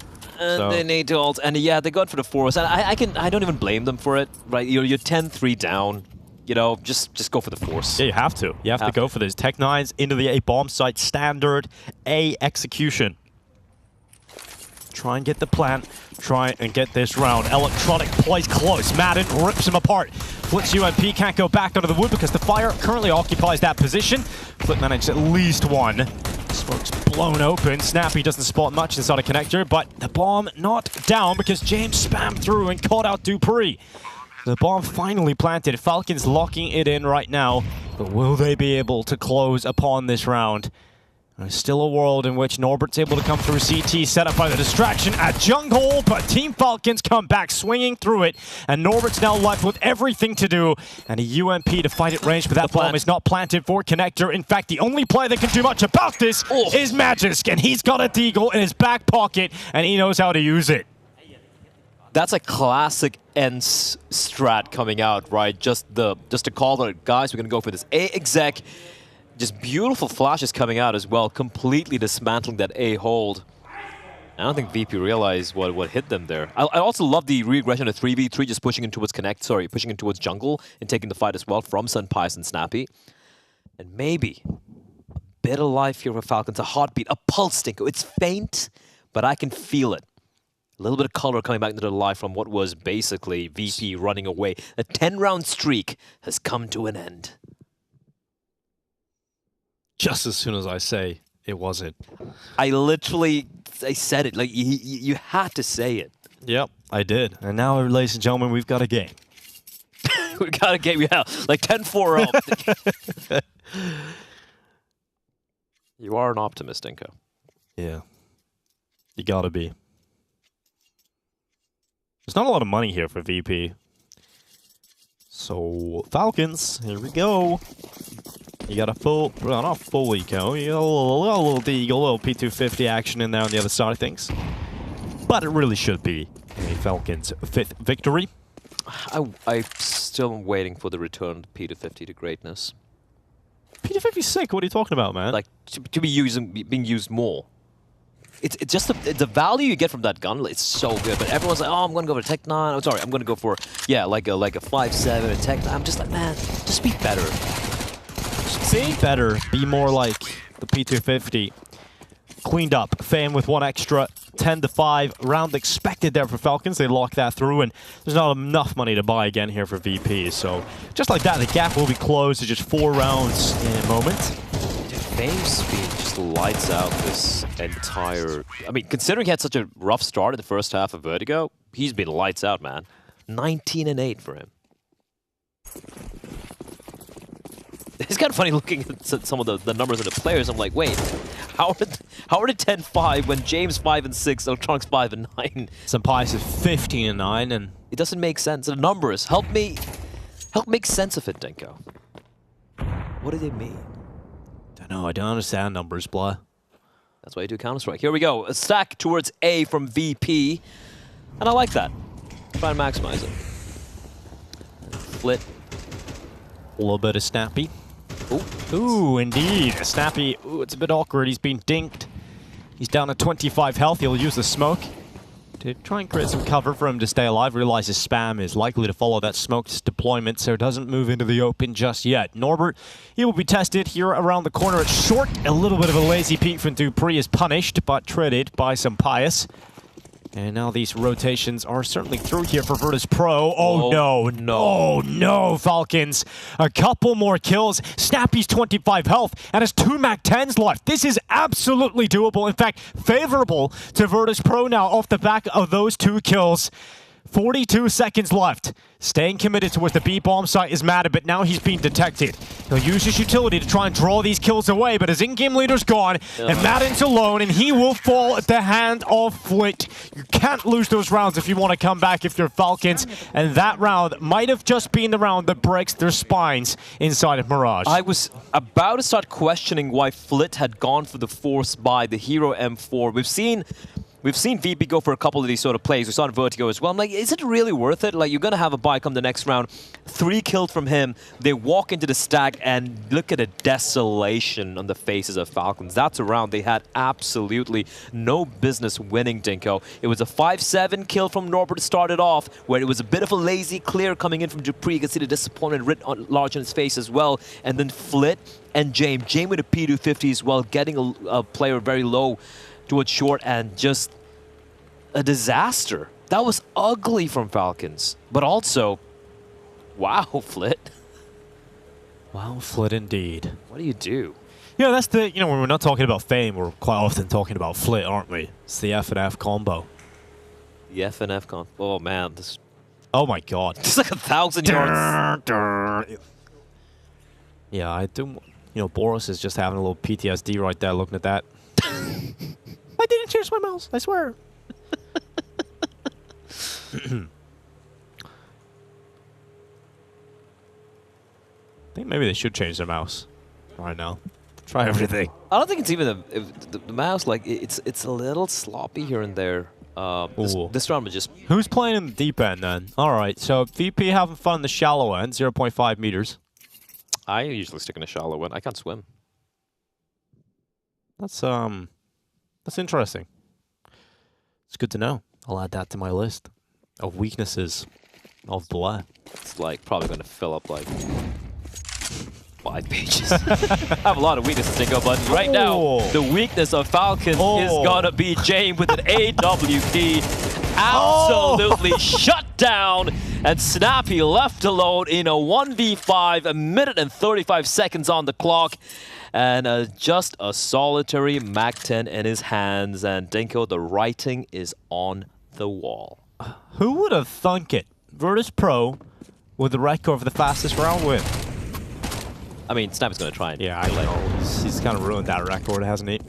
He'll do what he can, but it is not going to be much here for the Danish in-game leader. They are coming right for him. Look at the squad! Oh God, Snappy! Oh, fortunately, he didn't turn around that corner and see the absolute legions of Virtus.pro coming at him. That's actually even worse because Norbert gets a kill with a MAC-10, does even more money. And that was just, yeah, it was just going to be a fast mid-take. This is a buy, by the way. And I'm sorry, but apart from the windows, there was nothing. There was no utility. It's like walking in straight to the firing squad and be like, here we are, guys. Like, wow. That is... Pistols. That's what so they've got. Painful. That's all they got here, Team Falcons. Virtus.pro about to go ahead and take a 13-5 victory. Magis will attempt to move his Deagle into the B-bomb site, receive some initial damage, and then it's finished off by the HE grenade. Dupree able to make the trade happen with that Tech 9, but it's not enough to really give Falcons any foothold in this round just yet. There's still 2 players to worry about. It's the Fame and Jam combo, and it is so brutal to try and deal with when you're running at them with weaker weapons. Just a moment before the end, as Madden is spotted. Virtus.pro coming into the first day of BetBoom Dacha 2024 in Belgrade, and they have found themselves successful in taking down the Falcons in a 2-0 fashion. The first map was overtime, but Mirage was a one-way street. Yeah, one-way street, and look, I don't want to take anything away from VP. I think especially considering the very slow start they had on Vertigo, they really woke up. Individuals looking very good as well. And even here in Mirage, they just had the number. Just some great calling coming out from VP. And look, Mirage, I'm not going to be dissecting that much for the side of Falcons. I feel like they just clearly didn't have the right protocols. They didn't seem to have enough reps on that map. But you're coming into this tournament after, what, like they had so much time to prep. Zonic said they're feeling great as well. And it's going to sting, right? Just getting absolutely smacked on Mirage, a map which you know how to play, despite it not being one of your better maps, so to speak. And then Vertigo, considering you're looking good, you still managed to let it slip by. I hear Trace and Jasmine down there on the floor. Let's hear what they're saying. I've done it. I've made my statement. I've made my claim. But I want to run it back to that Vertigo. Falcons 6-1 up, but unfortunately not able to take away their own map pick. And ultimately VP winning that series 2-0. Yeah, sometimes the fights don't go your way.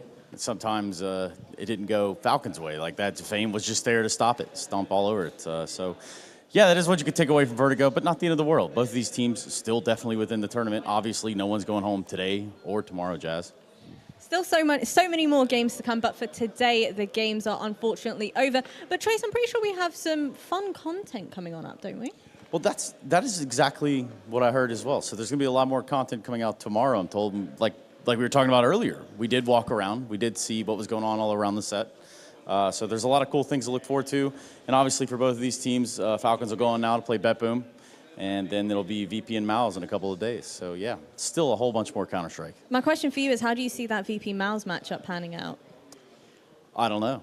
That's the thing. That's the beauty of it all. We're in the middle of this like crazy vortex right now. Did you see this? There's like it's no longer a pool. It's no longer a pool. And that's facts. So, you know, honestly, it's hard for me to tell you at this point. But I will say that the further down this rabbit hole we go, the more awesome it is to see just who's going to play Dust 2. I don't know. I just love it. I'm excited personally. Cena coming back, was it a nice little throwback for you? Yeah, but I obviously don't want to play Fame on Dust 2 anytime soon because he had the business and he gave it to Falcons today. Anyway, yeah, tons of content coming out tomorrow, tons of things to take into, and this is just the first day here in Belgrade. Jazz, you want to tell them good night or something? Well, from my side at least, I want to say a very big thank you and a very big good night to everybody that's been tuning in. But do not go anywhere because, as we mentioned just a moment ago, we still have fun content coming your way. Fun content, Blair. Now, what could that entail? I would love to see just Traces dancing. I think that's great. Yeah, you want to see him dancing? I've seen him dance so many times. We've seen him. He's got some moves, and maybe that's the fun content that we've got going on. Now, the last time we had BetBoom Dacha in Dubai, it was a really fun set. You weren't there, unfortunately, Blair, but it had like hot dog stands, movie nights. We were watching like classic 80s movies. We had like what did you watch? I can't remember now, but it was some Christmas movies too. We watched Home Alone. Die Hard. Die Hard was there, yeah. Greatest Christmas movie ever made. I think Rambo was on. So that must have been more entertaining than what we saw here from Falcons, honestly. Yeah, definitely was. Definitely, well, I think Fame was kind of like Rambo in this game now. Pretty much. Yeah, he definitely was. But unfortunately for Falcons, it's a pretty bad start here to BetBoom Dacha in Belgrade. They're going to have to try and pull up their socks very quickly. A lot of work to be done and not a lot of time to fix these because, you know, it's not like the tournament we just watched. There's not a lot of chances like Pro League. You go out pretty quickly if you lose 2 games here. And they're going to be going up against, if I'm not very much mistaken here, BetBoom, who actually made Mouse sweat quite a bit in the opening game here today. They look much more comfortable. They look like, even the vibes look good, right? You're looking at some of the players, you're looking at Zorti, you're looking at, you know, Magnajaz, a new kid on the block for the side of Anapli, and they look way more convincing overall compared to Falcons. And you just look at the body language as well at the end of that second map. It was so...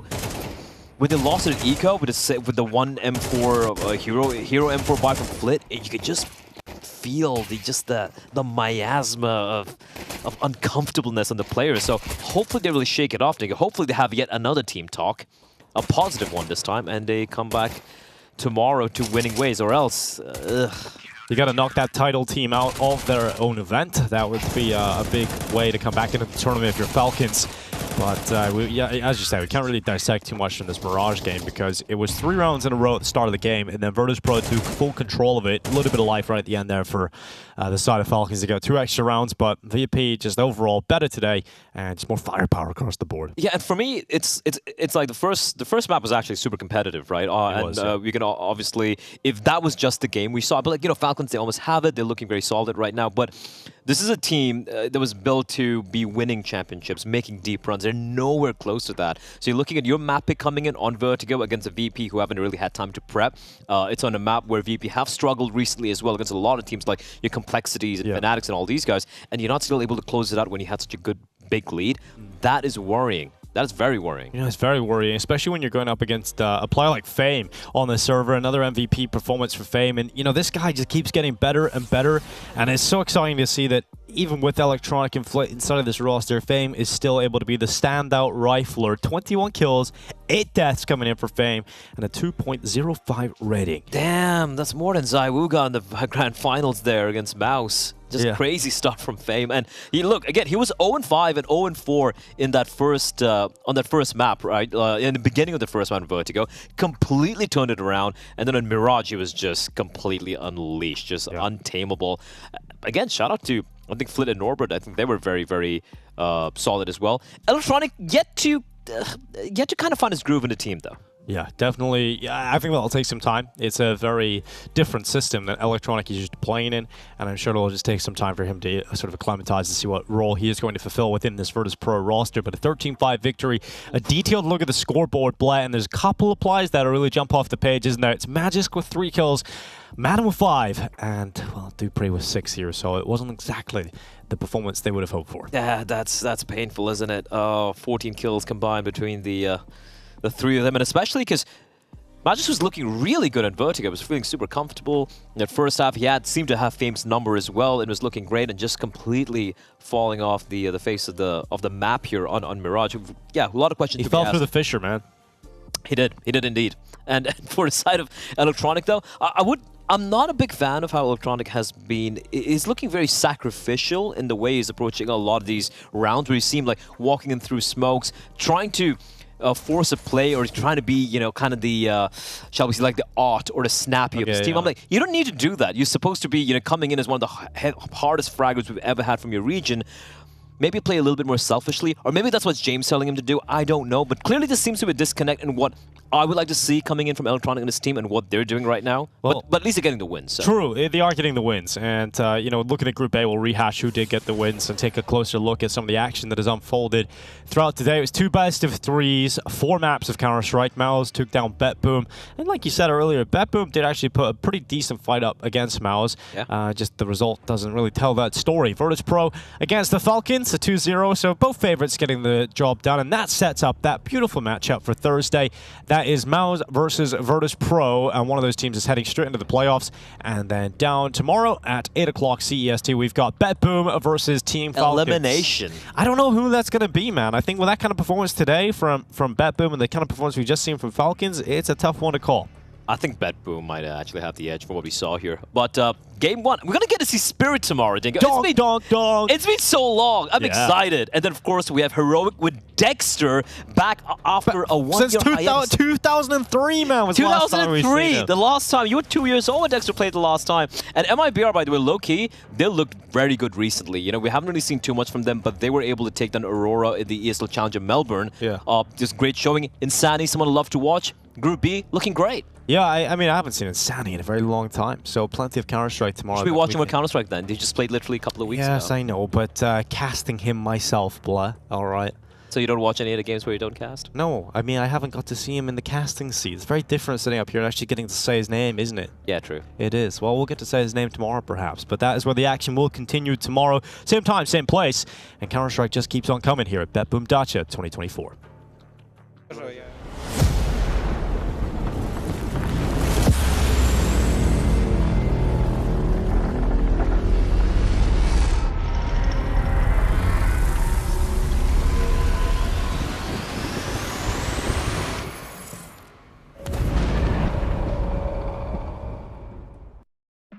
Which team was the first that won 3 majors in a row? Australis. Man. Oh, sorry. What was the first CIS team that won major? Fnatic. CCS team, bro. I didn't. Okay. Which team owns a win streak of 87 cards in a row at LAN tournaments? NIP, yeah. Who is the most adult player of the Tier 1 scene? Snappy. Hey! Good job. Name 3 cards that have been removed from the map pool. Train, Cash, and Cobblestone. How long do Molotovs last in CS2? I don't know. 10 seconds. I'm not even looking at this anymore. Name the part of the CS where you can buy a shield. Condition 0. This I cannot. What game engine is CS Source running on? I don't know.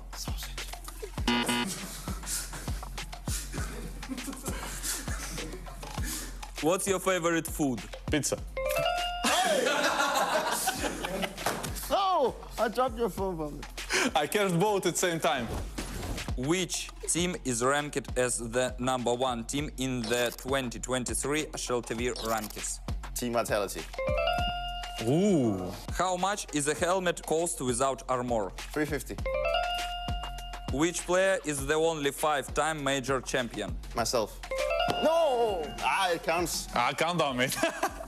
Name 3 maps with hostage release. That'll be Italy, Office, and Assault. No, I got it. Yeah, at least the answer was right. Name 2 game modes that were in CSGO but have not yet been added to CS2. Demolition and... I actually think Arms Race is in it, but fuck it, Arms Race. Calm down, mate. What weapons have 2 types of firing? Glock and FAMAS. Nice, Peter. I swear you're good. What map can you play soccer on? Dust 2. Which weapon has the least ammunition? The Zeus? No! How, bro? Yeah, exactly. I swear. This counts. How many times has Simple played in the final major? I beat him once, twice, maybe. Twice. He's been there 3 times. How much money does killing with a knife bring in? 1,500. You did well, bro.